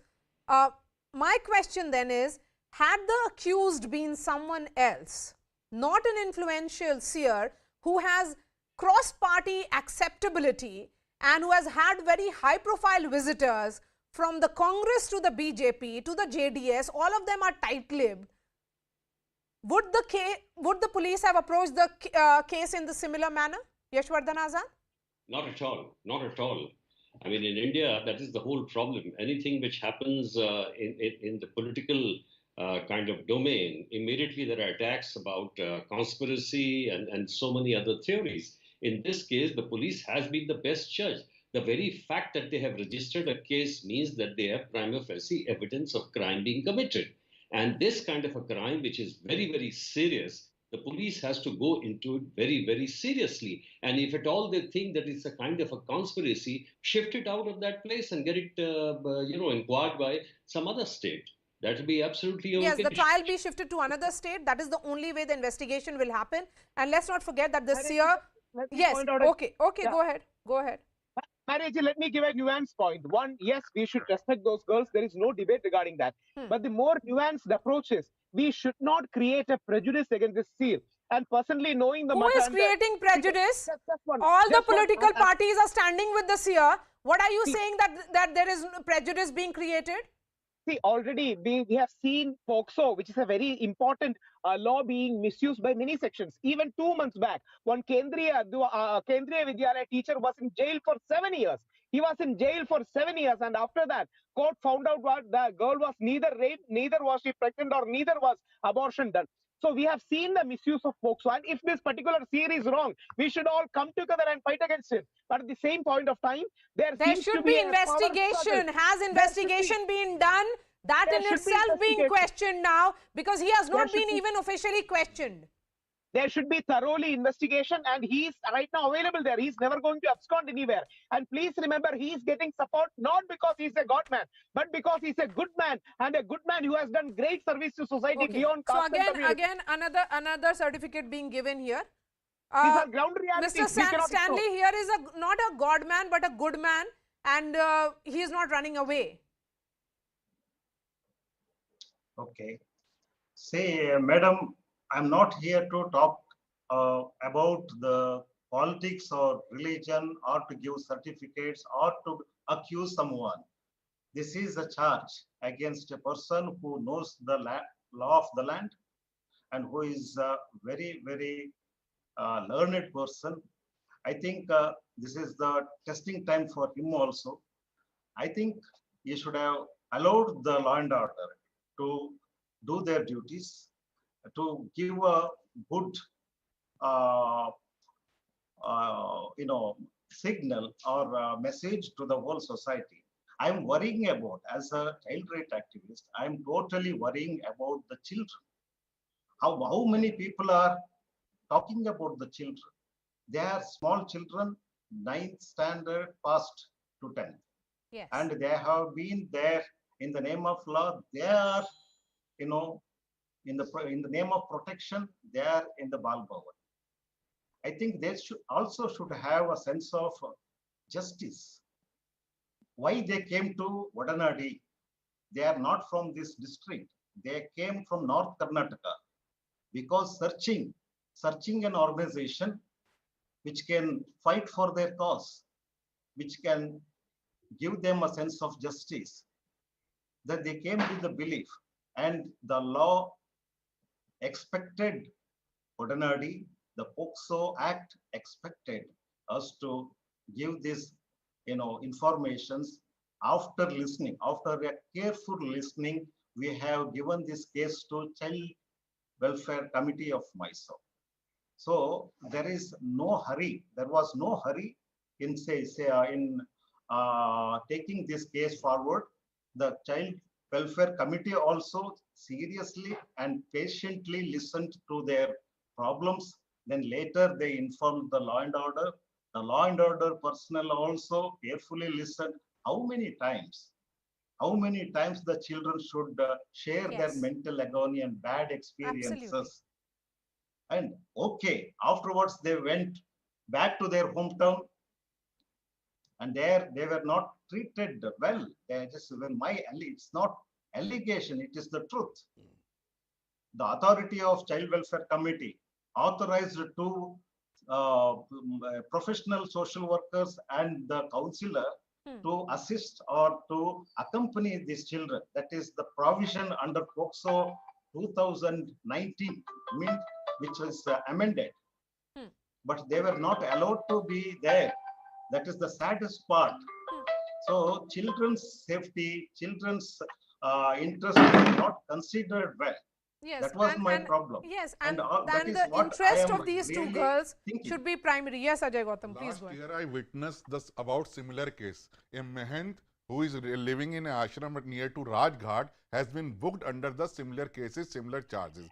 He's sent to the jail for the 8 months. And when the High Court appoint a commission, and commission when examine the minor children who has made these complaints, so then they reveal the truth. They said that some third party has threatened to him to make these kind of allegations against that man, and under the influence and under the threat of that third party, they made these kind of allegation against that particular man, and thereafter the Honorable Delhi High Court granted bail to him. This is not the first time. What I said, who is the soft target? The people who belong to the religious field are the soft target. You just do the character assassination, you just come forward and make the molestation and make any kind of allegation like that. So then that is being given by Ajay Gautam and also Rahul Ishwar is similar to what the politicians in the state are saying as well. Yes, Yashwardhan Azad, please come in. I find this entire conspiracy angle really, something that is mixing religion and politics with a crime that has been committed. I understand that the case which are making out, I appreciate their point of view that the investigation should be very, very thorough, but it should be after only a studied kind of an inquiry, pre-inquiry. The question is that after an FIR has been registered, that kind of prima facie evidence has already been seen. And therefore, as a part of the investigation, if you don't interrogate the man, if you don't talk to the man, how will you proceed? Now, miscarriage of justice takes place everywhere, in every democracy. There's no doubt about it. But to say that only pontiffs are soft targets, that's wrong. Even an ordinary vulnerable man is a soft target who's being arrested every third day. Yes. But in this particular case, one important point, Maria, this important case where it's not only public pressure that has registered the FIR. After all, the police, despite so much of pressure, in this particular case... Yes, that is exactly my point here now, Yashwardhan Azad, that given the kind of influence that he has, the kind of influence that has made all political parties tight-lipped, that we have been trying to speak to a BJP spokesperson or a Congress spokesperson or a JDS spokesperson, all of them are silent, all of them are backing each other, all of them are backing this Lingayat Seer, clearly understanding the clout that he has. And still, if the Karnataka police goes ahead and registers a case, registers an FIR, that means that there is enough evidence, Mr. Patabi. Would you say that that prima facie there is enough evidence for him to be questioned, and why hasn't he been questioned? Arrest will come at a later stage. Ideally, if we go with the letter and spirit of POSCO, he should have been arrested.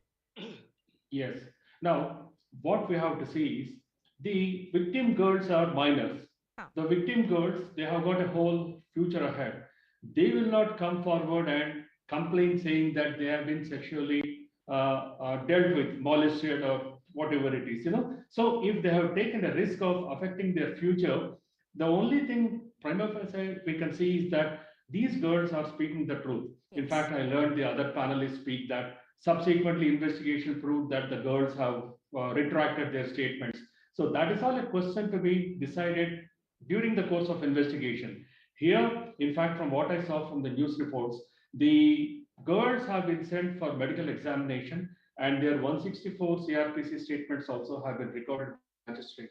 So therefore, as you have been rightly saying, though there is so much of political pressure, right, from the government or other political parties, that the very same Karnataka police have chosen to register and then send the girls for medical examination, and then send the girl for recording her 164 statement before the magistrate. So all this go to show that the police find that there is a justifiable Mr. case Patabi, for at the that. same time, there has been a counter FIR that has been registered by the warden, who says that the administrator and his wife were actually part of some conspiracy to defame this seer. And that development has happened today. Yes. So in these situations, in these cases, I mean, basically, we have to see the police, the law and order, the criminal justicing system has to see why the POSCO Act has come into place. And when the girls are the victims, they come forward and say, let us not look into what happened in other cases. In fact, in my own career, I have done some cases where we fought after long years and brought out these people as innocent. But fact remains that when the girls have come, like for example, as Mr. Stanley was telling, if it is any other case, or as my learned friend, the police officer was telling, if it is any other case, for example, it is a political case, if it is an accusation against Chidambaram, that is a different thing. Or if Jayalalitha has filed against... Yes, I mean, it would have taken a lot of courage for these minors to travel all the way, as Mr. Stanley was saying, and then only the case is registered after a long thought. They have been undergoing this trauma, this assault, for good 2.5 to 3 years, Rahul Ishwar. At this stage, please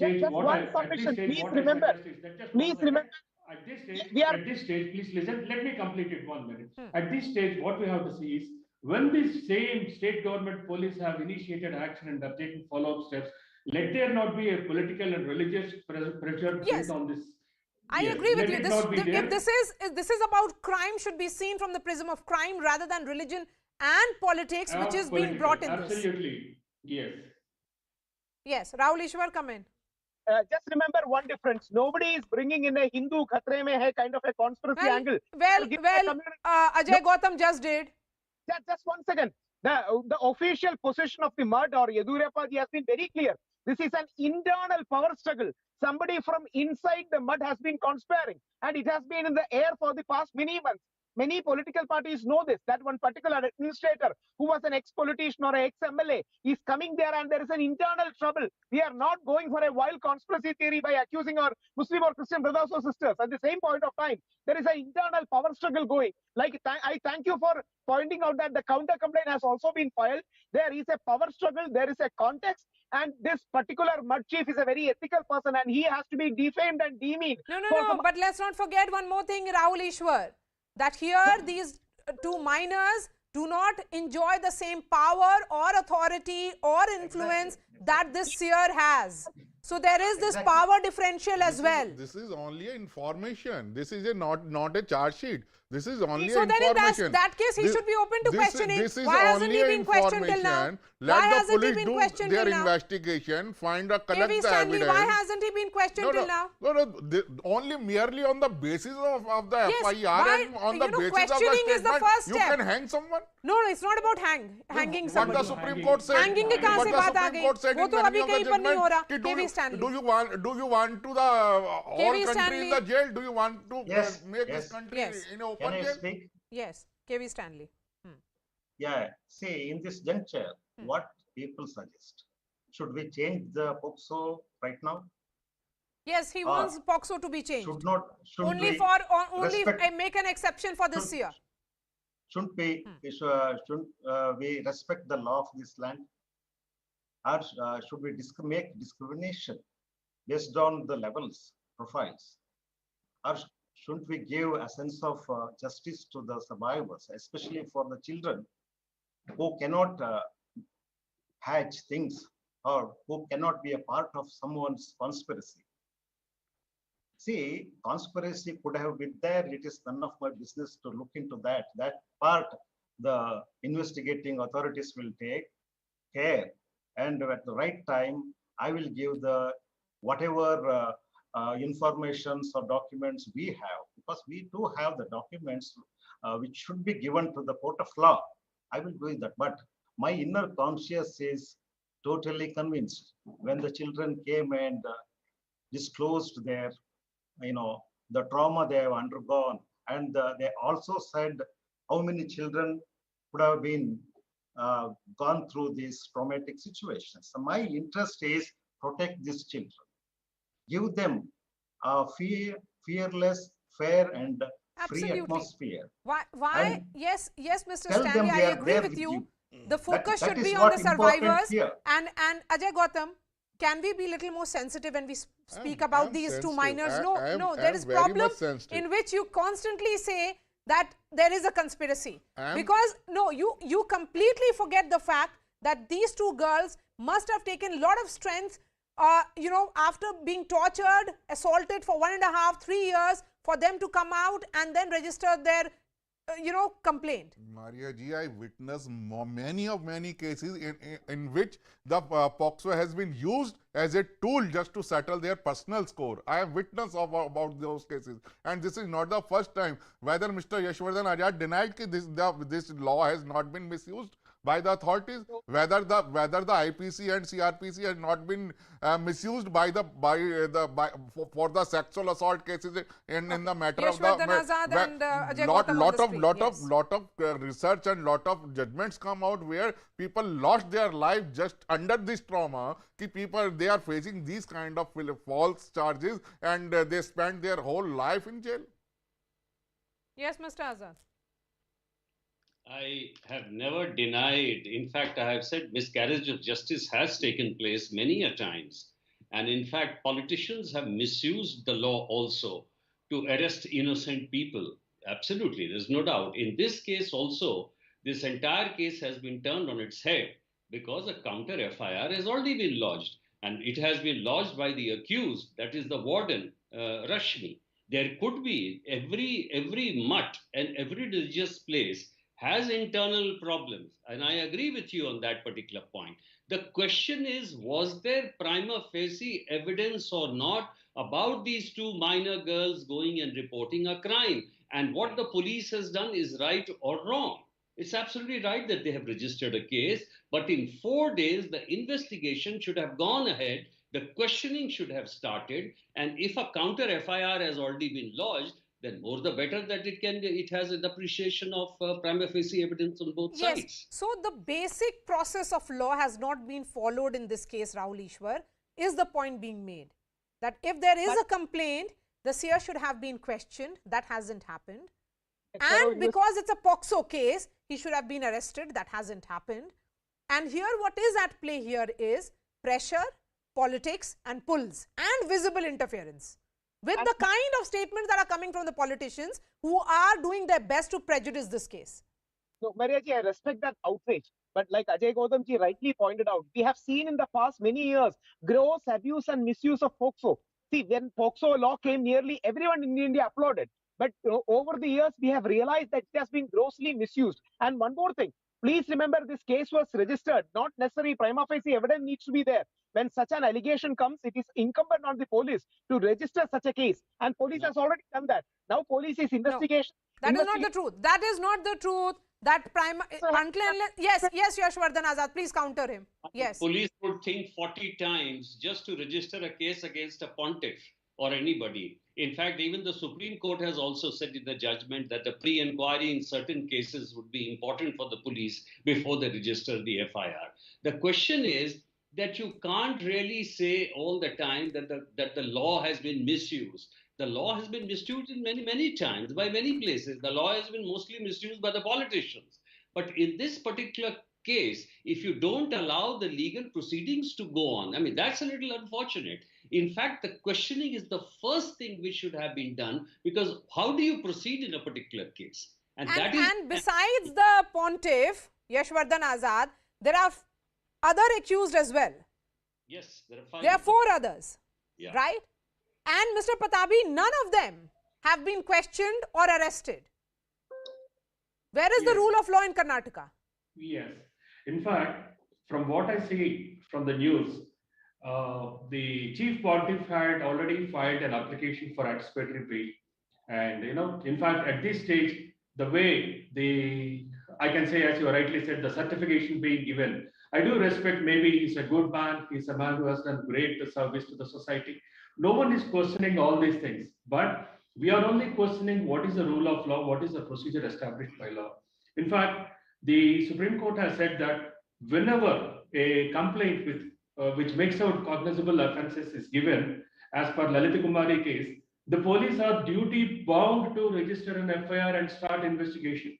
There is no other alternate for them. That is one thing. So here, not only the chief pontiff, whoever it is have been made an accused. We accept unconditionally that they are all very good, they are all pious persons, but unfortunately, even Gautam has a point here. Yes, go ahead, Mr. Gautam. What as far as concerned to the Lalita Kumari and other judgment, they also said that in para number 120.2 you have to make a preliminary inquiry before the arrest, whether there is a sustainable, you have the sabut and all this thing, then you have to make an arrest. And arrest is not a mandatory in all cases, as in the light of Ganesh Kumar judgment. I am not going in the legal, I am not knocking the legal window.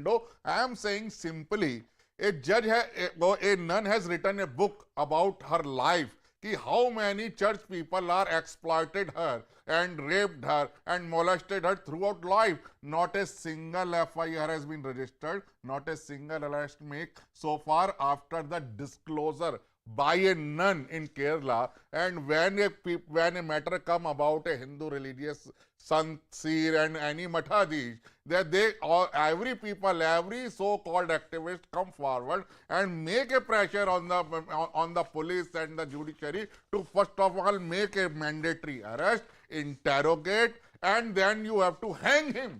As per the eyes of the so-called activist, hang him on a lamppost without give a fair trial or without give a chance of fair trial. It's not about fair trial here. It's about justice for those 2 minors.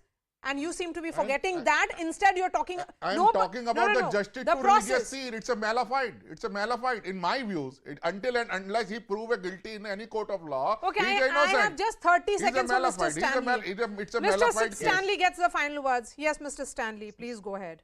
So thank you. Thing is, we all should think in a different direction. We have to look about the situation of those children who are in distress, whose minds are, destroyed. We need to reconstruct the minds of these survivors and to give them assurance of hope and to keep them with the hope of getting justice. That is the need of the heart. It is the responsibility of the government and the civil society to talk about these children. That is the way, because so many people are there to talk about the powerful people. Yes, who will speak about and for these girls, who will stand up for these girls. And Yashwardhan Azad is rather ironical. We are talking about the same state of Karnataka, where recently there was this entire issue about that Idgah Maidan. Then we have seen hijab. Then there has been issue of halal. Then loudspeaker. Such polarizing issues. Both political parties speak up. All political parties have a stand on it. The BJP blames the Congress blames the BJP. But when it comes to issues of minor girls, nobody seems to be speaking for them. Yes. All those things are about religion and politics. I'm not interested about this. I'm totally worried about the children. We talk about the children. If we have the commitment for the children and about the future and what message we need to give to the children, be careful. And Yashvardhan the Azad, whole just 20 seconds for you, society is please, watching about this. Yes. You know, I feel that in such a sensitive case, the police should act with alacrity. The police should act with real speed because there is a counter FIR also. The people should be questioned. The special CID should be brought in so that to the satisfaction of all sides. But I do feel this investigation will be under problems if it is done in the same state and something is to be done. So it should be transferred out of Karnataka. Yes. If these Yes. girls were to get justice. Yajay Gautam, Yashvardhan Azad, Mr. Patabi, Rahul Ishwar and KV Stanley, thank you so much for joining us. Shifting focus to debate 2. Now, 2 top political leaders have drawn deeper battle lines against the BJP on the road to 2024 general elections.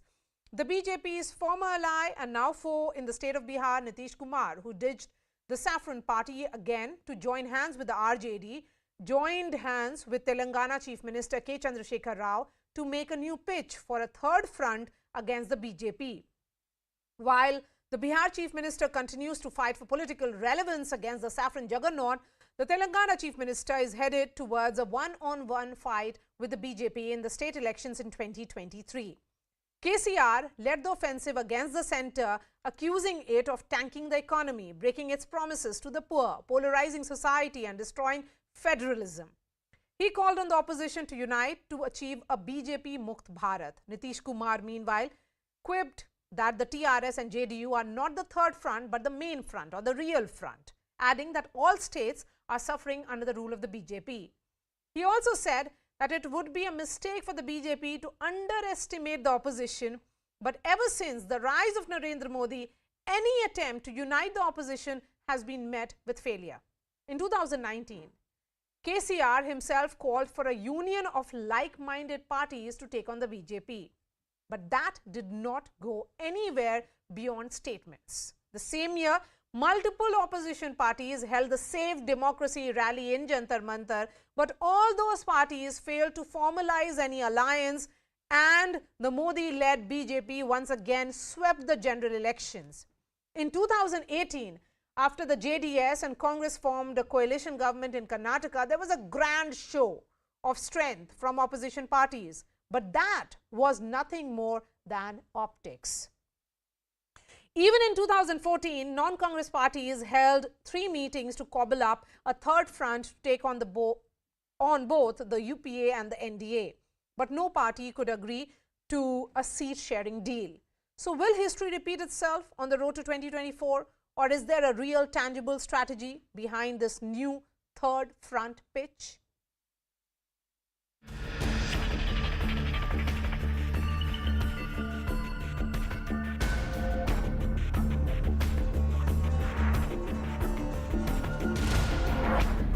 जितने भी विपक्षी दल है देश में सारे एकजुट होकर ताकत जुटाकर शक्ति जुटाकर बीजेपी मुक्त भारत का नारा देना चाहिए। कह रहे हैं कि सबको अपोजिशन को यूनाइट करने की कोशिश हम लोग करेंगे, तो हम लोगों की राय है, बात है, सबको मिलकर करेंगे। इसलिए अभी क्या पूछ रहे हैं कि क्या हो?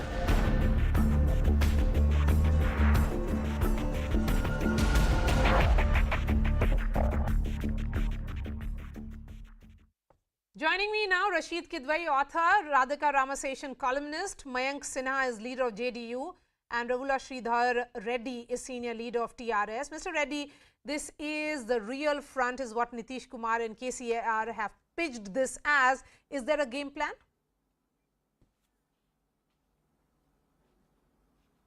Mr. Reddy, if you can hear me. Okay. Mayank Sinha, if you can hear me. जी जी बोलिए। जी, मयंक सिन्हा जी, बिहार में टोटल सीट है 40 लोकसभा की, जिसमें से अगर उसमें बंटवारा होगा तो शायद जेडीयू के पास 15 सीटें लड़ेंगे नीतीश कुमार, और उसमें स्ट्राइक रेट डिपेंड करता है क्या माहौल होगा 2024 में। 2019 में आप कुछ नहीं कर पाए, 2014 में भी कुछ नहीं कर पाए, और तेलंगाना में 17 लोकसभा सीट्स हैं टोटल। तो ये जो प्लान है और जो पिच हो रहा है main front, real front, not the third front का, इसमें कोई गेम प्लान है या बस बोला जा रहा है? No, if all the state political parties are unite, are cooperate, and we will form all the political parties in one state, then we will succeed. There is not a question of Bihar 40 Lok Sabha seats, Telangana 17 seats. We create one platform. नहीं, platform and all is very good. All we have seen in the past also, all these talks for platform. My question is Mamata Banerjee on board? Is Arvind Kejriwal on board? It is the hypothetical question. Who comes? It is the hypothetical questions. Who comes with join us or not? It is the hypothetical question.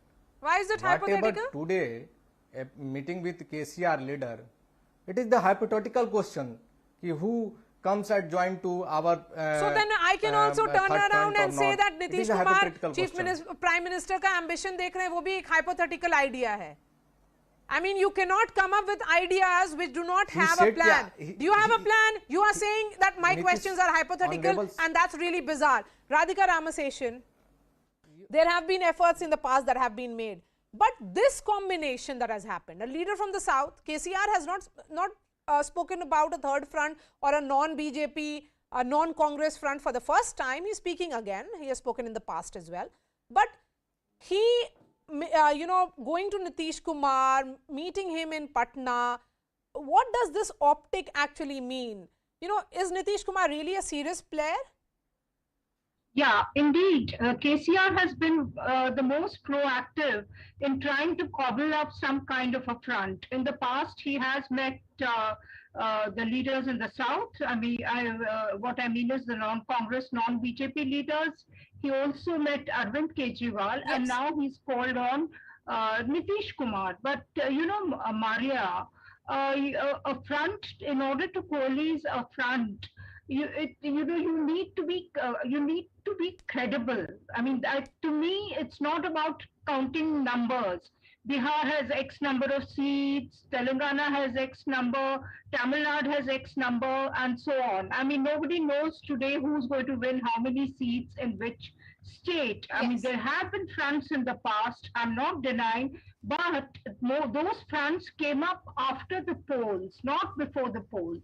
Now, the problem is that this kind of an exercise is fraught with risks because it will immediately bear the tag of being an anti-BJP front. And that is exactly what the BJP wants. It's music to the BJP's ears. Look, you have a motley bunch of parties and leaders trying to come together against us, and they will rake up this whole plank of secularism versus communalism, corruption, dynasty, and so on. So I don't know, is Mr. KCR shooting in the dark, or does he have an agenda? Yes, Nothing yes, is clear. and is this just keeping in mind domestic politics, understanding fully well that in 2023 assembly elections, the BJP is also emerging as a force, and we are seeing increasingly it's about BJP versus TRS in the state of Telangana? Or is this leading up to 2024, or will it just stop in 2023, Mr. Reddy? First of all, Mr. BJP emerging as a strong force in Telangana for 23. No, I'm just saying, I'm just asking you a simple question. I'm saying that will this lead to a real battle to 2024, or will it stop in 2023 because Mr. KCR is making it about anti-BJP, anti-center, keeping fully in mind that the idea is to win Telangana in 2023? We will be winning Telangana 2023 without any doubt. There is no second thought about it. The people are with us. Our leader gave a call to the nation that we should have in 2024 BJP Mukt Bharat, where BJP government is not there in the center. That is the ultimate agenda, and we are trying to unite all those forces who are wanting to fight against BJP and to give an end to this autocratic rule. And it includes the Congress? That's what the agenda basically. So here the question is, Mr. Reddy, who is will it leading, include the which Congress? parties will be there, whether Congress will be there, Congress will. It's a national perspective. The agenda is to put forth a strong political and developmental agenda for the nation. And as someone was saying, credible alternative. That is what exactly is needed. The numbers were tested even in the past. It is not the question of third front or fourth. It is the main front, a front which will be a strong alternative to BJP and for the people of the nation to believe. That's what the entire effort will be. Okay. And I'm not going to ask about the face of a front because that's a redundant question because you have so many people, so many leaders in this front. But the question that I will ask you, Mr. Reddy, is that was this more to do with Nitish Kumar having walked out of NDA, has sent a message that he has thrown his hat into the ring. He's very much in the race now. He says very clearly that, you know, his party says that he is the real face. You know, a chief minister of a Hindi belt state will be for almost like 20 years in 2025. See, even before Nitish Kumar ji came out of NDA, our leader has spoken, questioned BJP government's autocratic rule, questioned BJP government failures, questioned the partisan approach of Modi government towards the states where they are not in ruling, questioned the ED and IT and CBI raids only in the opposition ruling states. We have been questioning the Modi government's wrongdoings. So issue here is, you know, both the two chief ministers, two senior-most leaders of the country have met today. It is one more step in, you know, uniting the forces, uniting the parties, uniting the opposition parties. How are you looking at the optics of Patna today? Of course, yeah. It is not just about optics. I think, Maria, it's very interesting. The opposition story, please remember, it will always appear to be disorganized, chaotic, game of one-upmanship. But the past precedence, history is on their side. Whenever in the country there's been a long term of a strong leadership, then it's followed by a coalition government. It happened in 1977, it happened in 1996, it happened in 2004. I don't know whether it will happen in. But Rashid, most of these coalition governments were post poll. The numbers were cobbled up post poll. Absolutely, that is what's going to happen. So, Maria, please remember 2024 is not going to be a Congress election. It's not going to be a Congress election. It is going to be half of half. I mean, in order to reach 272, the non-Congress, non-NDA parties have to do very well in the sense of 150 seats or Lok Sabha seats or more. If they do that, then the Congress, whatever 70, 80, 90, 100 seats it can get, then it will get, you know, then there is a, chance of an alternative government. In Nitish Kumar, the opposition, the non-NDA, non-Congress opposition have got a person with stature, 8-time chief minister, a lot of experience, from the Hindi belt, all this, there are a lot of pluses for him. Whether this story will materialize or not, we have to wait. We have to wait till, mid of 2023 or later part of 2023 that we'll see that, this thing will gain momentum. Okay, and where does the Congress stand in all this? I think the Congress would be very happy, not officially, to play a kind of second fiddle, because their objective is to get Mr. Modi or BJP out of the picture, out of power. And if anybody can do it, they'll be very much game. Then Radhika, if it is so disorganized on this side, one may say that most of these coalition governments in the past have been always an experiment which has been post-poll. Then why should these meetings be dismissed? Sorry, can you repeat it quickly?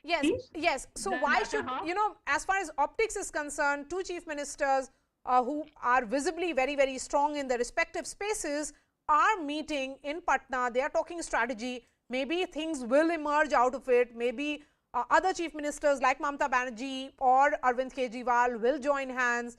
But to begin with, is this a sincere effort or is it great optics? Well, I think Mr. KCR has demonstrated a degree of earnestness in the way he's gone about meeting people, but he has not articulated an agenda so far. And like I said in between, that he has to first safeguard his own turf. That is the problem with the regional chiefs or regional satraps or whatever you call them. They're all confined to geographical terrains, which can be poached, which has been poached by the BJP. And indeed, Telangana is a classical example of the BJP's strenuous efforts to poach upon KCR's territory, so to speak. It has made inroads in the recent past. So, and if you lose your turf, then how can you emerge as the spearhead of a coalition? So, how sincere KCR is, how earnest he is, how whether his efforts will pay off, we will only know by the end of 2023 when Telangana votes along with other states, where the competition is between the BJP and the Congress. But no doubt, I mean, Nitish Kumar does fancy himself as a player. I do not rule it out. He's served enough innings as a chief minister in Bihar, and he would like to have a role on the national stage. That is easier said than done, because let's not forget, he is still junior partner to the RJD in Bihar. The RJD has more seats than Nitish, and I always factor this in when I write about a potential third front, and when I talk about Bihar, but Radhika, they are saying that it's not a third front, it's the real front, or the main front, or the only front. Okay, whatever you call it. Yeah, whatever you call it. A liberal, secular front, democratic front, fourth front, fifth front, whatever. It's a coming together of non-BJP and so far non-Congress parties, because they haven't really said what they want to do with the Congress. I mean, the KCR spokesperson did talk about a national perspective, but you know, you just saw recently when Arvind Kejriwal was in trouble and the centre was, confronting the Congress him. was not standing with Aam Aadmi Party. The Congress celebrated the whole thing, you know, as though Kejriwal was its main adversary in Delhi. So, coming together of these parties is going to be a formidable job. Then Mr. Reddy, the point being made by Radhika here, the differences, the internal contradictions that are there with various political parties, you know, Aam Aadmi Party taking on the Congress taking on TMC chief openly saying that the Congress lacks that fire in the belly. Then these are parties which are fighting for the opposition spaces in the respective states. How will Mr. KCR, who has now taken the lead in trying to cobble up these political parties, deal with those contradictions? See, those contradictions will definitely be there. We all know it. Do you think that a leader of KCR's stature, a leader of Nitish Kumar's experience doesn't know all these things? We certainly know certain differences are there, but definitely in the interest of the nation, our leader definitely will try to sort out all these issues. As someone was saying, we already have met Kejriwal ji in the past, we have met Mamata Banerjee ji, we have met Stalin ji, we have met many other South Indian leaders, many other opposition leaders. Everybody today are of the opinion that we all have to fight together to make a strong alternative. Differences apart, the country is looking for a strong alternative. Today, Modi government failed this country in all aspects of the governance.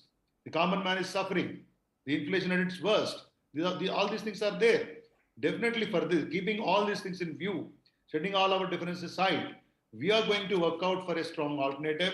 You all will watch, you all will witness. All right. So definitely, Mr. Reddy, the past has something to say. Yes. But we have a plan in Okay, so you're saying there's a plan in place. Let's see how the plan unfolds. Thank you so much.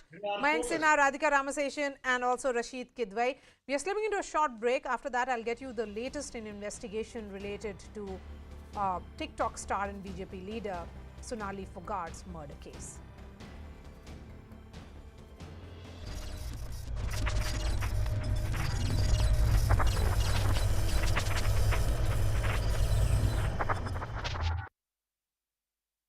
Warfare at sea with aerial support, and then of course with the innermost layer, which relies on geography as well as demography of the island. The ultimate objective is surviving as well as assimilating an aerial offensive against China.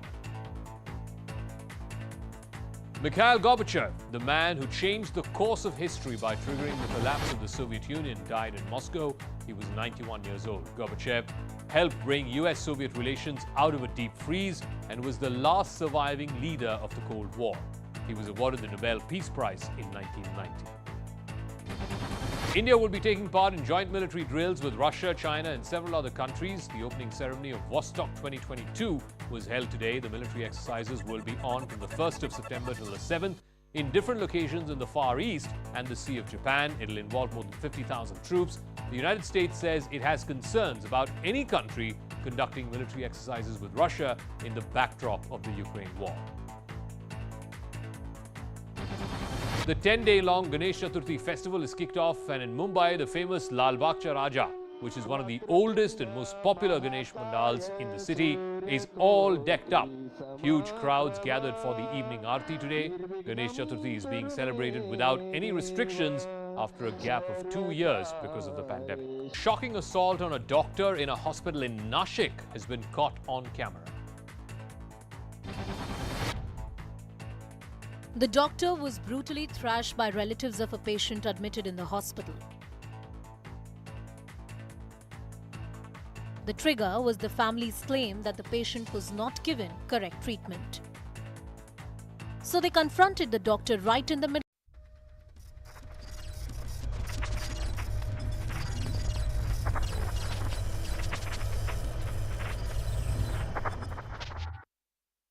Welcome back. Trouble seems to be mounting for actor Jacqueline Fernandez in the 200 crore cheating scandal involving Sukesh Chandrashekhar. Jacqueline Fernandez has been summoned by the Delhi police and the Patiala House Court after she was named as an accused along with Sukesh Chandrashekhar in the supplementary charge sheet of the Enforcement Directorate. The Delhi police has called the actor for questioning on September 12th after Jacqueline skipped the summons of the Economic Offences Wing on August 29. The actor has been asked to appear before Delhi's Patiala House Court on September 26th. As per the details of the charge sheet, Jacqueline knew about Sukesh Chandrasekhar's criminal background and still accepted gifts from the con man. So this is essentially proceeds of the crime. The ED claims she tried to sever ties after his arrest by trying to wipe the data from her phone, asking her friends and family to do the same. What happened in the court today? What were you informed about? The Honorable Court today informed us that there is a charge sheet filed against Jacqueline by the Enforcement Directorate. So, according to the procedure of law, the Honorable Court has taken cognizance. The court has summoned Jacqueline on 26 September. Obviously, following the due process of law, we will be present before the court on 26th. And we'll see what are the documents filed, what are the statements, and then we'll take the due course of law. You were mentioning that Jacqueline, I think, has to travel around this time, and you had made a request. What was the court's view about that request, and what was the court saying about it? See, the procedure of law is very simple. Once we have made a travel abroad application, that time we were not arraigned as an accused. Jacqueline was not an accused that time. Now that she's been arraigned as an accused, the position of law is first I'll have to ensure bail, and after the bail is granted by the Honorable Court, only then we will move the travel abroad application. The application is still in abeyance. It has to be argued after the bail has been argued. Only that. Getting you the latest in the Sonali Phogat murder case, the Haryana police has taken Phogat's computer operator Shivam into custody. Shivam was accused by Sonali's family of stealing a laptop, a DVR, an office mobile phone and other documents. Shivam is being questioned whether he was ordered to steal these items. Meanwhile, Goa and Haryana police teams also searched Phogat's Hisar farmhouse and took her family's statement. इनके परिजनों के सबके बयान लिखेंगे, सबकी police जांच करेगी।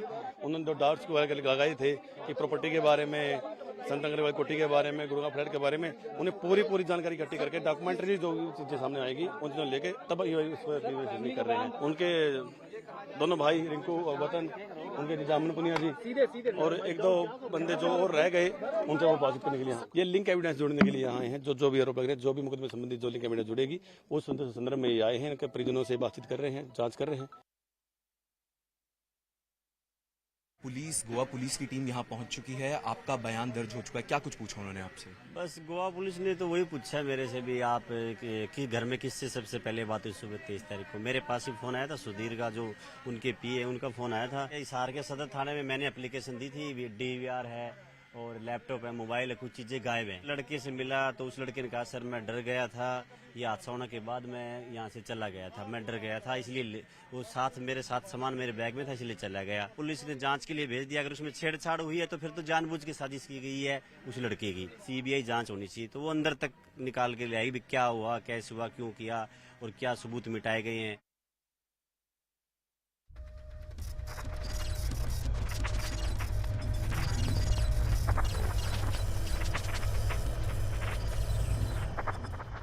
Affected by the floods. The rains which began in June have washed away crops and damaged homes and businesses.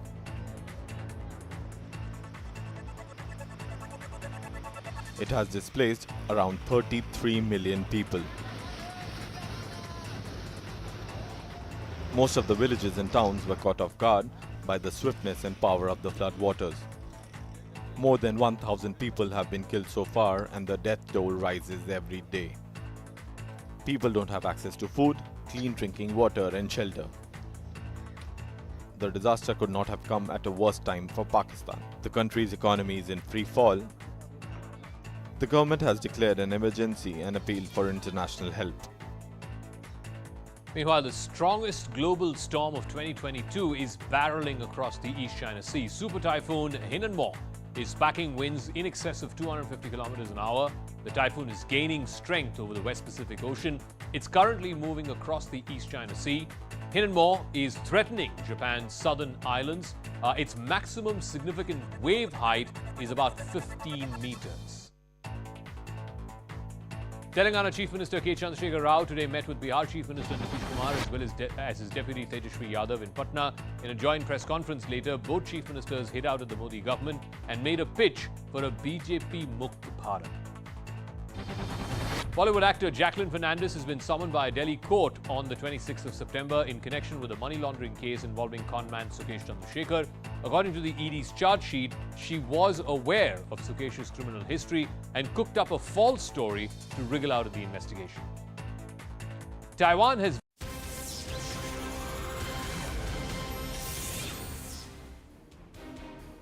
Hello and welcome to the late night edition with me, Ayushman Singh Jamwal. Breaking news coming in at the top of the bulletin from Jammu and Kashmir, where the crackdown on terror continues. 2 Jaish terrorists have been killed in an encounter in the Bomai area of Sopore. Search operations are currently underway. That's the piece of breaking news coming in, where the crackdown on terror continues in Jammu and Kashmir. This encounter coming in from Sopore, a gunfight between terrorists and the security forces, where 2 terrorists have been gunned down. These terrorists belong to the Jaish-e-Mohammed, and now currently search operations are underway. I'm joined by my colleague Mufti Isla, who's tracking all the developments coming in from Sopore. Mufti, over to you. What's the latest from Ground Zero? Well, 3 hours back, there was this information with police as well as the 22 Rashtra Rifles, which is based in Sopore. They set out after getting specific information that there were 2 militants at least who were hiding in an area called Bomai. Bomai, incidentally, is only 5 to 7 kilometers away from Sopore headquarters. And thereupon, when they arrived, they were greeted with hail of gunfire. Immediately, they retaliated. And in the next 3 hours now, we're picking up that 2 militants of Jaish-Mohammed have been killed. A civilian who happened to be around, he got injured in the leg. He has been shifted to Srinagar Hospital, where police told us a while back that he was stable and doing well, but he has really injuries on this mark on his leg. That said, we saw yesterday also an encounter breaking in south of Kashmir. That was in Nagwal area of Shopian, where 3 militants belonging to Lashkar were killed. All in all, since last 2 days, we have now seen 2 encounters breaking.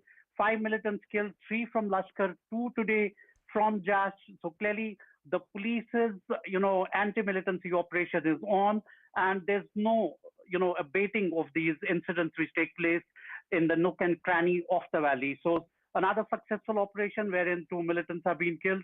As we speak, searches are going on in that area because the possibility of another militant could be there. But 2 was what the initial information was, and 2 is what police has really gotten. As I said, a big encounter, but at the end of the evening, 2 militants have been killed. All in all, 5 militants killed in 2 successful operations in north and south of Kashmir since yesterday. Right. And Mufti, any indication coming in whether these 2 terrorists who have been neutralized, they were homegrown terrorists or are they Pakistani terrorists? Because we've also got that information that the launch pads have been activated on the other side of the LOC, and Pakistan is actively pushing these fighters into the Kashmir Valley. Possibly, police telling us that, well, they would need some more time to ascertain whether these militants are literally infiltrating from the line of control.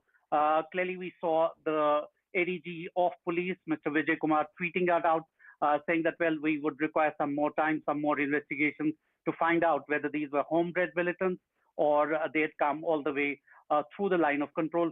Seems the possibility of them being a homegrown militants are there, but one really needs to wait and watch till police confirms and reconfirms it again along with the army. Right. Thank you, Mufti, for joining us on the broadcast with that piece of breaking news. Now, shifting focus, ladies and gentlemen, to the tussle between the BJP and the Aam Aadmi Party, which continues to escalate in the national capital with a storm of charges from Liquorgate to Operation Lotus to charges of a currency scam involving the LG. Today, the Aam Aadmi Party went to the extent of holding a dharna outside the CBI headquarters. This is a CNN News 18 special report. Another day, another dangal in Delhi. The Aam Aadmi Party protested outside the CBI headquarters, demanding a probe against BJP's alleged Operation Lotus. The AAP delegation was stopped from crossing the barricade outside the building, after which they sat on a dharna.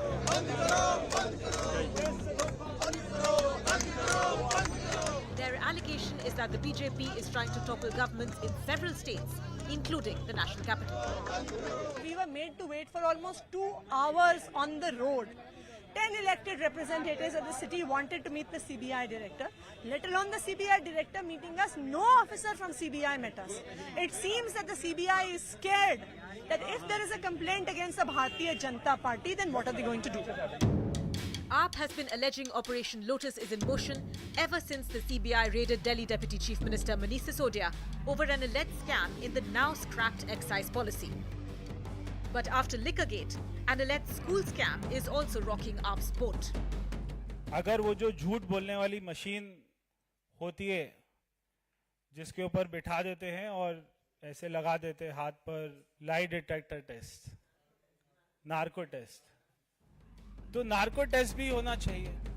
There is also a fierce face-off between AAP and Delhi LG Vinay Kumar Saxena.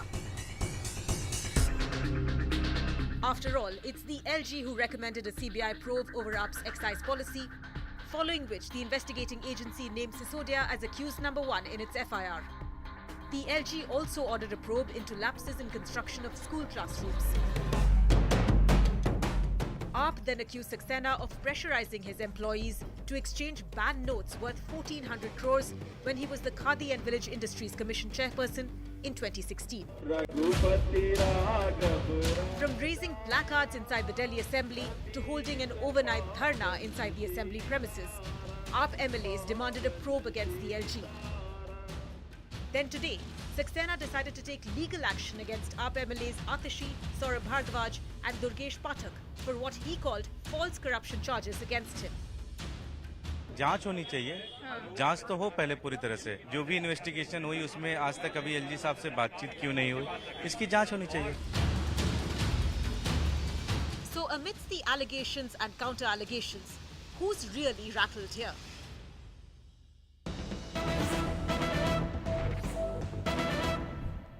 And more breaking news coming in. Union Minister Meenakshi Lekhi has sent a message to the Chinese regime during an event at the Nepal embassy. She says India and Nepal have the oldest civilization link, but India has never tried to occupy or capture the lands of others, adding that India is not going to let others take control of its territory. Listen in.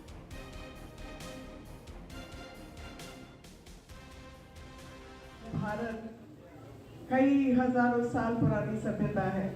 चारों ओर लोग हमारे ही भाई बहन हैं. वो फैले, सभ्यता फैली, लेकिन कभी किसी की जमीन पर, कभी किसी के ऊपर कब्जा करने का काम हमने नहीं किया, आज तक नहीं किया. और अभी ऐसा ही मानस है. लेकिन हाँ, अपनी जमीन भी किसी को नहीं देने वाले, वो भी हैं. यहाँ सबसे मिलकर भाई लोग सब अपने क्षेत्र के लोग हैं. और कोई ना कोई संपर्क में रहता है। आपके DCM साहब, एम्बेसडर साहब सबसे पुराने संपर्क हैं, तो कभी महसूस नहीं होता कि मैं किसी अन्य देश में हूँ। I'm joined by my colleague Abhishek on the phone line. Abhishek, decode the significance of Meenakshi Lekhi's message to the Chinese regime. Okay, so of course, this is one of the strongest messages that India has given in the recent days, when India clearly said that over the thousands of years of civilizational connect with its neighboring countries, India has never tried to occupy the land or territory of other nations. At the same time, India will also not let other country have its own territory occupied by others. So, in the light of the current stand of Indian military forces of India and China along our northern border along LAC, this is quite a message clearly to Chinese side that India has never been an imperialistic or expansionist nation, but at the same time it does very well protect its own sovereignty and territorial integrity, and at no cost it is going to let go of that thing. Right. Thank you, Abhishek, for joining us on the phone line and decoding Meenakshi Lekhi's message to the Chinese regime, saying that while India will never let anyone take control of its territory, India has never been the aggressor when it comes to its neighbors, sending that message to Xi Jinping. Now, shifting focus, trouble seems to be mounting for actor Jacqueline Fernandez in the 200 crore cheating scandal involving Chandrashekhar. Jacqueline has been summoned by the Delhi police and the Patiala House Court after she was named and accused along with Chandrashekhar in the supplementary charge sheet of the Enforcement Directorate. The Delhi police has called the actor for questioning on the 12th of September after Jacqueline skipped the summons of the Economic Offences Wing on the 29th of August. Now, the actor has been asked to appear before Delhi's Patiala House Court on the 26th of September. Now, as per the details of the charge sheet, Jacqueline knew about Chandrasekhar's criminal background and still accepted gifts from the conman. The ED claims she tried to sever ties after his arrest by trying to wipe the data from her phone, asking her friends and family to do the same. What happened in the court today? What were you informed about? The Honorable Court today informed us that there is a charge sheet filed against Jacqueline by the Enforcement Directorate. So, according to the procedure of law, the Honorable Court has taken cognizance. The court has summoned Jacqueline on 26th September. Obviously, following the due process of law, we will be present before the court on 26th. And we'll see what are the documents filed, what are the statements, and then we'll take the due course of law. You were mentioning that Jacqueline, I think, has to travel around this time, and you had made a request. What was the court's view about that request, and what was the court saying about it? See, the procedure of law is very simple. Once we have made a travel abroad application, that time we were not arraigned as an accused. Jacqueline was not an accused that time. Now that she's been arraigned as an accused, the position of law is first I'll have to ensure bail, and after the bail is granted by the Honorable Court, only then we will move the travel abroad application. The application is still in abeyance. It has to be argued after the bail has been argued. Only Jacqueline Fernandez has been made an accused into this particular case. Nora Fatehi, Bhumi Pednekar, other names, big names also were there. How do you see this development coming in from the Enforcement Directorate side? See, once we receive the copy of the charge sheet on 26th, we would peruse the statements and the evidence on record. Once we peruse the evidence, we'll see why there is a malified prosecution against Jacqueline. After we come to know what are the documents relied upon, then we will take due course of law. Maybe we approach the Honorable Delhi High Court. What is the procedure of law after this charge sheet has been filed? What kind of a legal remedy is available before you, and what would be your legal strategy in case you would be able to detail it down a little for our viewers? See, the bird's eye view right now, without going to the charge sheet, is this. Once she is summoned, there are guidelines of the Honorable Supreme Court recently in a landmark judgment that she was never arrested by the Enforcement Directorate before the charge sheet was filed during the course of investigation. She has always been present, physically present before the ED, given all the documents, recorded her statements, cooperated with the investigation. So this part, maybe the Honorable Court might take cognizance of this, and after she moves a bail, after she is bailed out, then depending upon the documents and the evidence filed, we'll pursue the further course of action. Shifting focus, latest in the Sonali Phogat murder case, the Haryana police has taken Phogat's computer operator Shivam into custody. Shivam was accused by Sonali's family of stealing a laptop, a DVR, an office mobile phone and other documents. Shivam is being questioned whether he was ordered to steal the items. Meanwhile, the Goa and Haryana police teams also searched Phogat's Hisar farmhouse and took her family's statement. इनके परिजनों के सबके बयान लिखेंगे, सबके police जांच करेगी। उन्होंने जो डाउट्स को लगाए थे कि प्रॉपर्टी के बारे में, संत अंगरेवाल कोठी के बारे में, गुरुगा फ्लैट के बारे में, उन्हें पूरी जानकारी इकट्ठी करके डॉक्यूमेंट्री जो चीजें सामने आएगी उनको लेके तब इस पर कर रहे हैं। उनके दोनों भाई रिंकू और वतन, उनके निजामुन पुनिया जी और एक दो बंदे जो और रह गए, उनसे वो बातचीत करने के लिए ये लिंक एविडेंस जोड़ने के लिए आए हैं। जो भी आरोप लग रहे हैं, जो भी मुकदमे संबंधित जो लिंक एविडेंस जुड़ेगी उस संदर्भ में ये आए हैं। इनके परिजनों से बातचीत कर रहे हैं, जांच कर रहे हैं। पुलिस, गोवा पुलिस की टीम यहाँ पहुंच चुकी है। आपका बयान दर्ज हो चुका है, क्या कुछ पूछा उन्होंने आपसे? बस गोवा पुलिस ने तो वही पूछा मेरे से भी, आप कि घर में किससे सबसे पहले बात हुई सुबह 23 तारीख को। मेरे पास ही फोन आया था, सुधीर का जो उनके पीए है उनका फोन आया था। हिसार के सदर थाने में मैंने एप्लीकेशन दी थी, DVR है और लैपटॉप है, मोबाइल है, कुछ चीजें गायब हैं। लड़के से मिला तो उस लड़के ने कहा सर मैं डर गया था, ये हादसा होने के बाद मैं यहाँ से चला गया था, मैं डर गया था, इसलिए वो मेरे साथ सामान मेरे बैग में था, इसलिए चला गया। पुलिस ने जांच के लिए भेज दिया। अगर उसमें छेड़छाड़ हुई है तो फिर तो जानबूझ के साजिश की गई है उस लड़के की। CBI जांच होनी चाहिए, तो वो अंदर तक निकाल के ले आएगी क्या हुआ, कैसे हुआ, क्यों किया और क्या सबूत मिटाए गए हैं। जो गोवा पुलिस की जांच चल रही है उससे आप कितना संतुष्ट हैं, और गोवा पुलिस की टीम यहाँ भी पहुँचने वाली है? जब हम वहाँ पर पहुँचे तो उन्होंने मतलब सुधीर जी को ना तो अरेस्ट किया हुआ था, ना उनके मोबाइल लिया हुआ था। सोनाली जी का मोबाइल भी उनके सुधीर जी के पास था और उनका खुद का मोबाइल भी उनके पास था। और तो हम जाकर जब वहाँ पर हमने देखा तो वो मतलब होटल में बैठा है और सोनाली जी की डेड बॉडी हॉस्पिटल के अंदर फ्रीजर के अंदर लगा रखी है। मैडम इसके पीछे राजनीतिक षड्यंत्र लग रहा है हमें। तो लास्ट नाइट उनकी मेरे साथ बात हुई थी 22 तारीख को। उस टाइम पे वो मतलब बहुत ज़्यादा भावुक हो रहे थे, बहुत ज़्यादा डरे हुए थे। बोले अमन मेरे साथ कुछ ना कुछ ट्रेजेडी होगी, मेरे को पता चल गया। वो भावुक हो रही थी, बहुत ज़्यादा मतलब कि डरी हुई थी, जैसे रोने लग रही थी, भाई मेरे साथ कुछ गलत हो रहा है, मेरे को सब पता चल गया है। वो साथ में था उसके सुधीर सांगवान, मतलब जैसे 2 रूम उन्होंने बुक किए हुए थे गोवा में, तो कभी वो उस रूम में था, कभी उस रूम में था। अकेला सोनाली जी को उन्होंने नहीं छोड़ा। शिवम को सुधीर जी ने अपॉइंटमेंट किया हुआ था और वो जैसे ही ट्रेजेडी का उसको पता चला तो उसने वहाँ से फ़ोन किया सुधीर ने उसके पास में, भाई तू यहाँ से निकल जा। तो वो बंदा सोनाली जी का लैपटॉप और मोबाइल वगैरह लेके यहाँ से निकल गया था। Now getting you a wrap of all the other news, Telangana Chief Minister Chandrashekhar Rao met Bihar Chief Minister Nitish Kumar and his deputy Tejashwi Yadav in Patna today in a joint press conference. Both leaders hit out at the centre and accused it of only raising slogans and not doing any work for the poor. Meanwhile, BJP leader Sushil Kumar Modi took a dig at the two chief ministers, saying their meeting is a get-together of two daydreamers. 8 साल हुए नरेंद्र मोदी जी प्रधानमंत्री बने हुए हैं। हर चीज में, हर sector में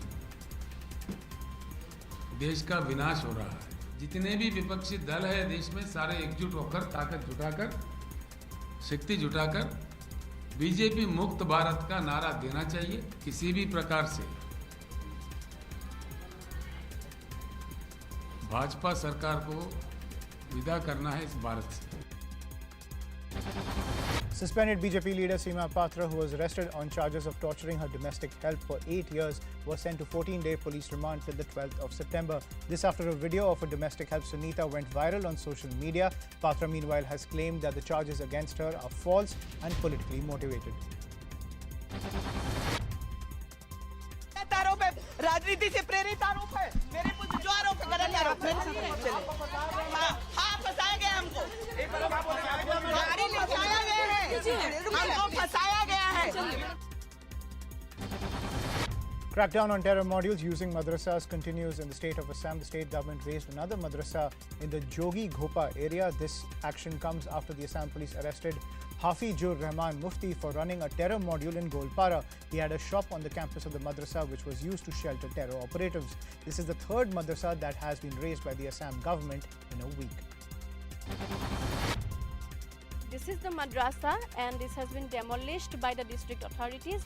However, the first reason that has been sorted is that this has been made in a very unauthorized way. Other narrative that is coming is the arrest of Hafizur Rahman, and Hafizur Rahman was a teacher working in this madrasa. Hafizur Rahman has been arrested recently in regard with the Gwalpara module of jihadis, and a lot of objectionable materials has been seized from Hafizur. There seems to be no end to the Congress party's internal woes ahead of the Congress presidential polls. Congress MP Manish Tiwari raised suspicion about the fairness of the process. Tiwari said in a tweet that the polls need to be more transparent and the electoral roll should be publicly available. Congress MP Shashi Tharoor has backed Tiwari's statement. Rahul Gandhi's close aide Manikam Tagore slammed Tiwari and said that he's trying to create confusion instead of being proud of the open system. Certainly, I think it's important that everybody should have transparency on the electoral rolls. If that's what Manish has asked for, then I'm sure that it's a principle that everyone will agree. Everyone should know who can nominate, who can vote. There's nothing wrong with that. Uttar Pradesh Chief Minister Yogi Adityanath inspected flood-affected areas in Varanasi today. He was seen on a raft taking stock of the situation. The Chief Minister also inspected flood relief camps and distributed relief material. The water level in the Ganga is finally receding after crossing the danger mark last Saturday. Floods in Varanasi have affected over 28,000 people in 115 villages.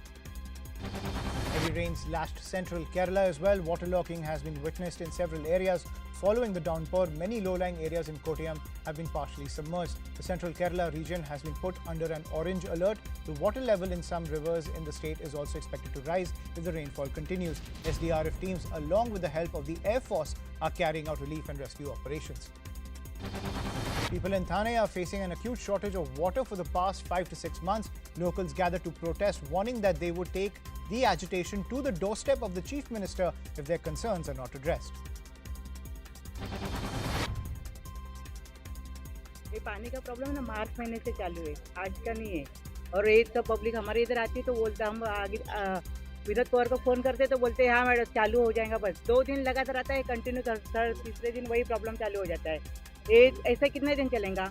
Bill हम लोग time पे भरते हैं तो क्यों problem क्यों? बच्चे बिगर नहाए बिगर स्कूल जाते हैं, 8-8 दिन कपड़ा नहीं धो पाते। लेडीज जब वर्क करके घर पे आती है तो घर पे क्या पानी नहीं है।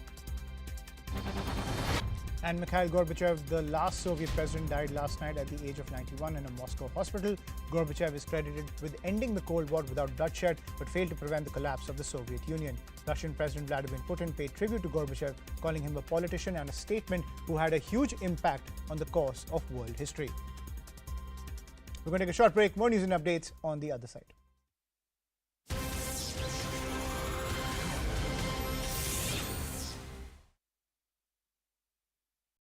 In case China attempts to occupy it by force, it is adopting a 3 defensive layer strategy to prevent the PLA from invading. The outer layer, it has intel as well as reconnaissance missions to try and keep the forces fully prepared. Then there is the middle layer, which is guerrilla warfare at sea with aerial support. And then, of course, with the innermost layer, which relies on geography as well as demography of the island. The ultimate objective is surviving as well as assimilating an aerial offensive against China. Mikhail Gorbachev, the man who changed the course of history by triggering the collapse of the Soviet Union, died in Moscow. He was 91 years old. Gorbachev helped bring US-Soviet relations out of a deep freeze and was the last surviving leader of the Cold War. He was awarded the Nobel Peace Prize in 1990. India will be taking part in joint military drills with Russia, China and several other countries. The opening ceremony of Vostok 2022 was held today. The military exercises will be on from the 1st of September till the 7th in different locations in the Far East and the Sea of Japan. It'll involve more than 50,000 troops. The United States says it has concerns about any country conducting military exercises with Russia in the backdrop of the Ukraine war.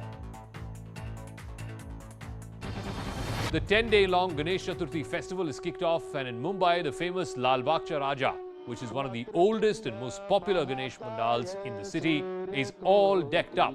Huge crowds gathered for the evening aarti today. Ganesh Chaturthi is being celebrated without any restrictions after a gap of 2 years because of the pandemic. Shocking assault on a doctor in a hospital in Nashik has been caught on camera. The doctor was brutally thrashed by relatives of a patient admitted in the hospital.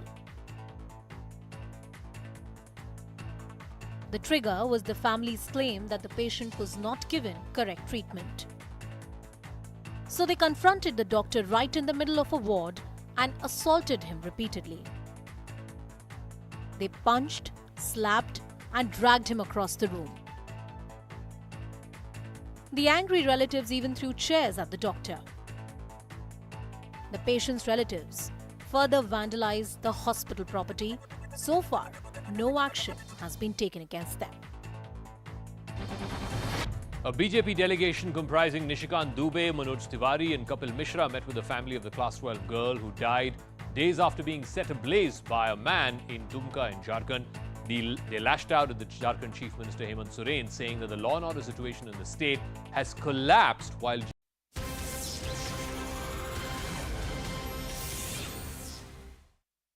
Welcome back. Deadly floods across Pakistan is estimated to have caused more than $10 billion worth of damages so far. The death toll has now surpassed 1,100, and this toll includes almost 400 children. CNN's Anna Koren gets us this special report.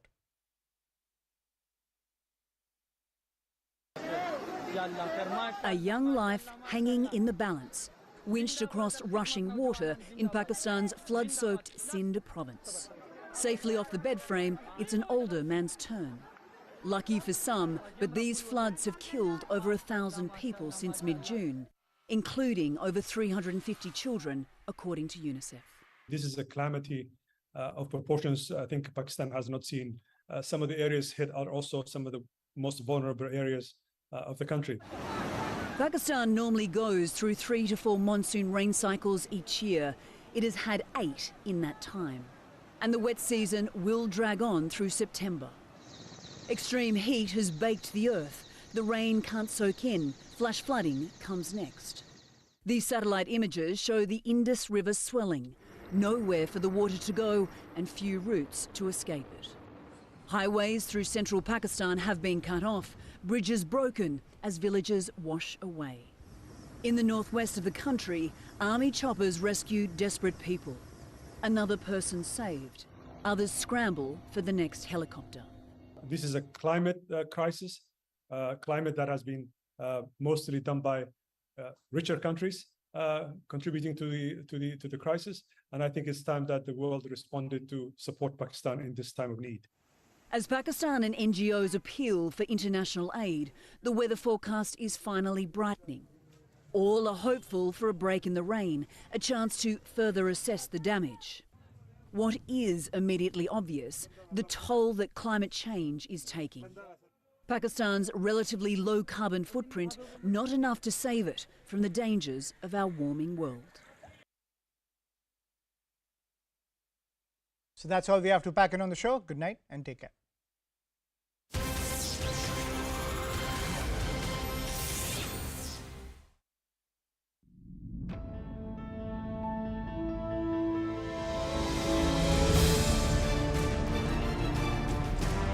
Many people who called the Shivling at Gyamrapi fountain a stone, what is the big deal, and there were very many derogatory remarks made, but how many Hindus came out and said Sarkan se juda?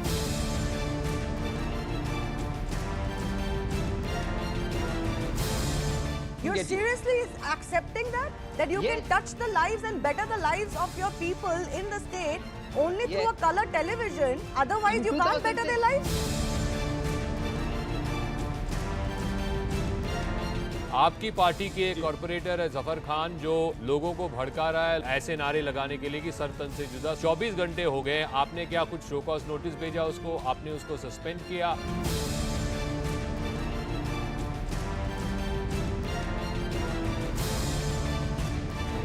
The Aam Aadmi Party has not really answered specific question on policy failure. The entire narrative is about everything but the policy.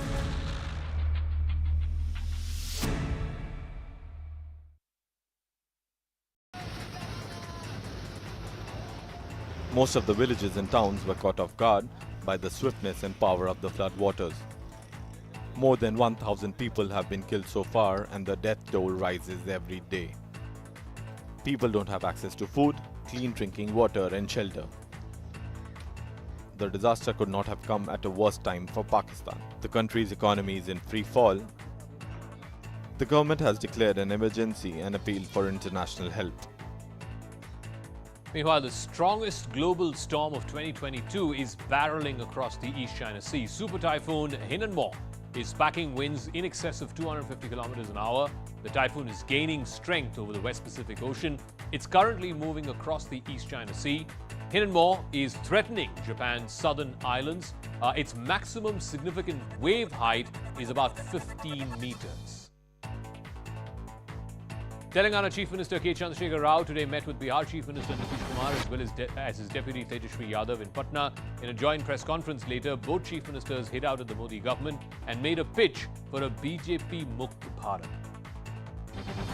Bollywood actor Jacqueline Fernandez has been summoned by a Delhi court on the 26th of September in connection with a money laundering case involving conman Sukesh Chandrashekhar.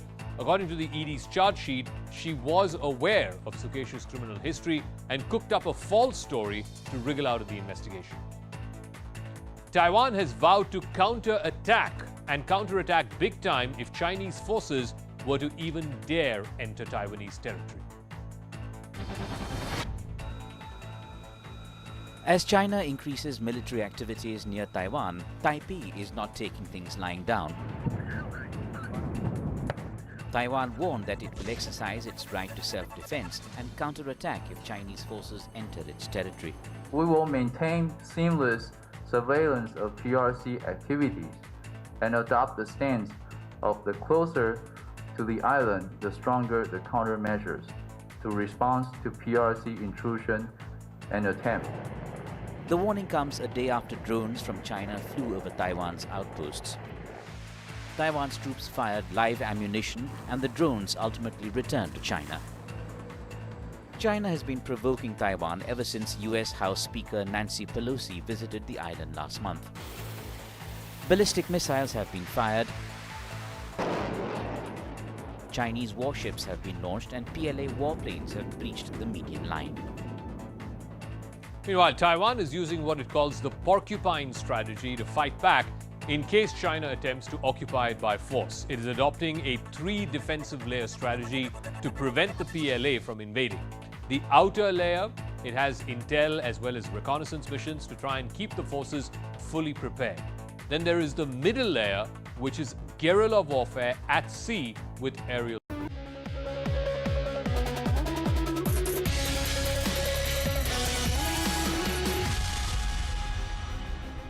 Good evening, this is Viewpoint. I'm Zaka Jacob. The Idgah Maidan controversy may have hit the pause button temporarily, but it is far from over. While in Bangalore, the Supreme Court had yesterday given an interim stay, in Hubballi, the Karnataka High Court in a late-night order gave the go-ahead.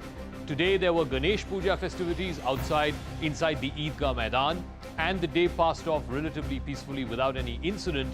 What did lead to some tensions was Sri Ram Sene and Hindu Mahasabha folks there trying to install Savarkar posters along with the Ganesh pandals. Has Savarkar become the #1 issue in Karnataka ahead of next year's polls?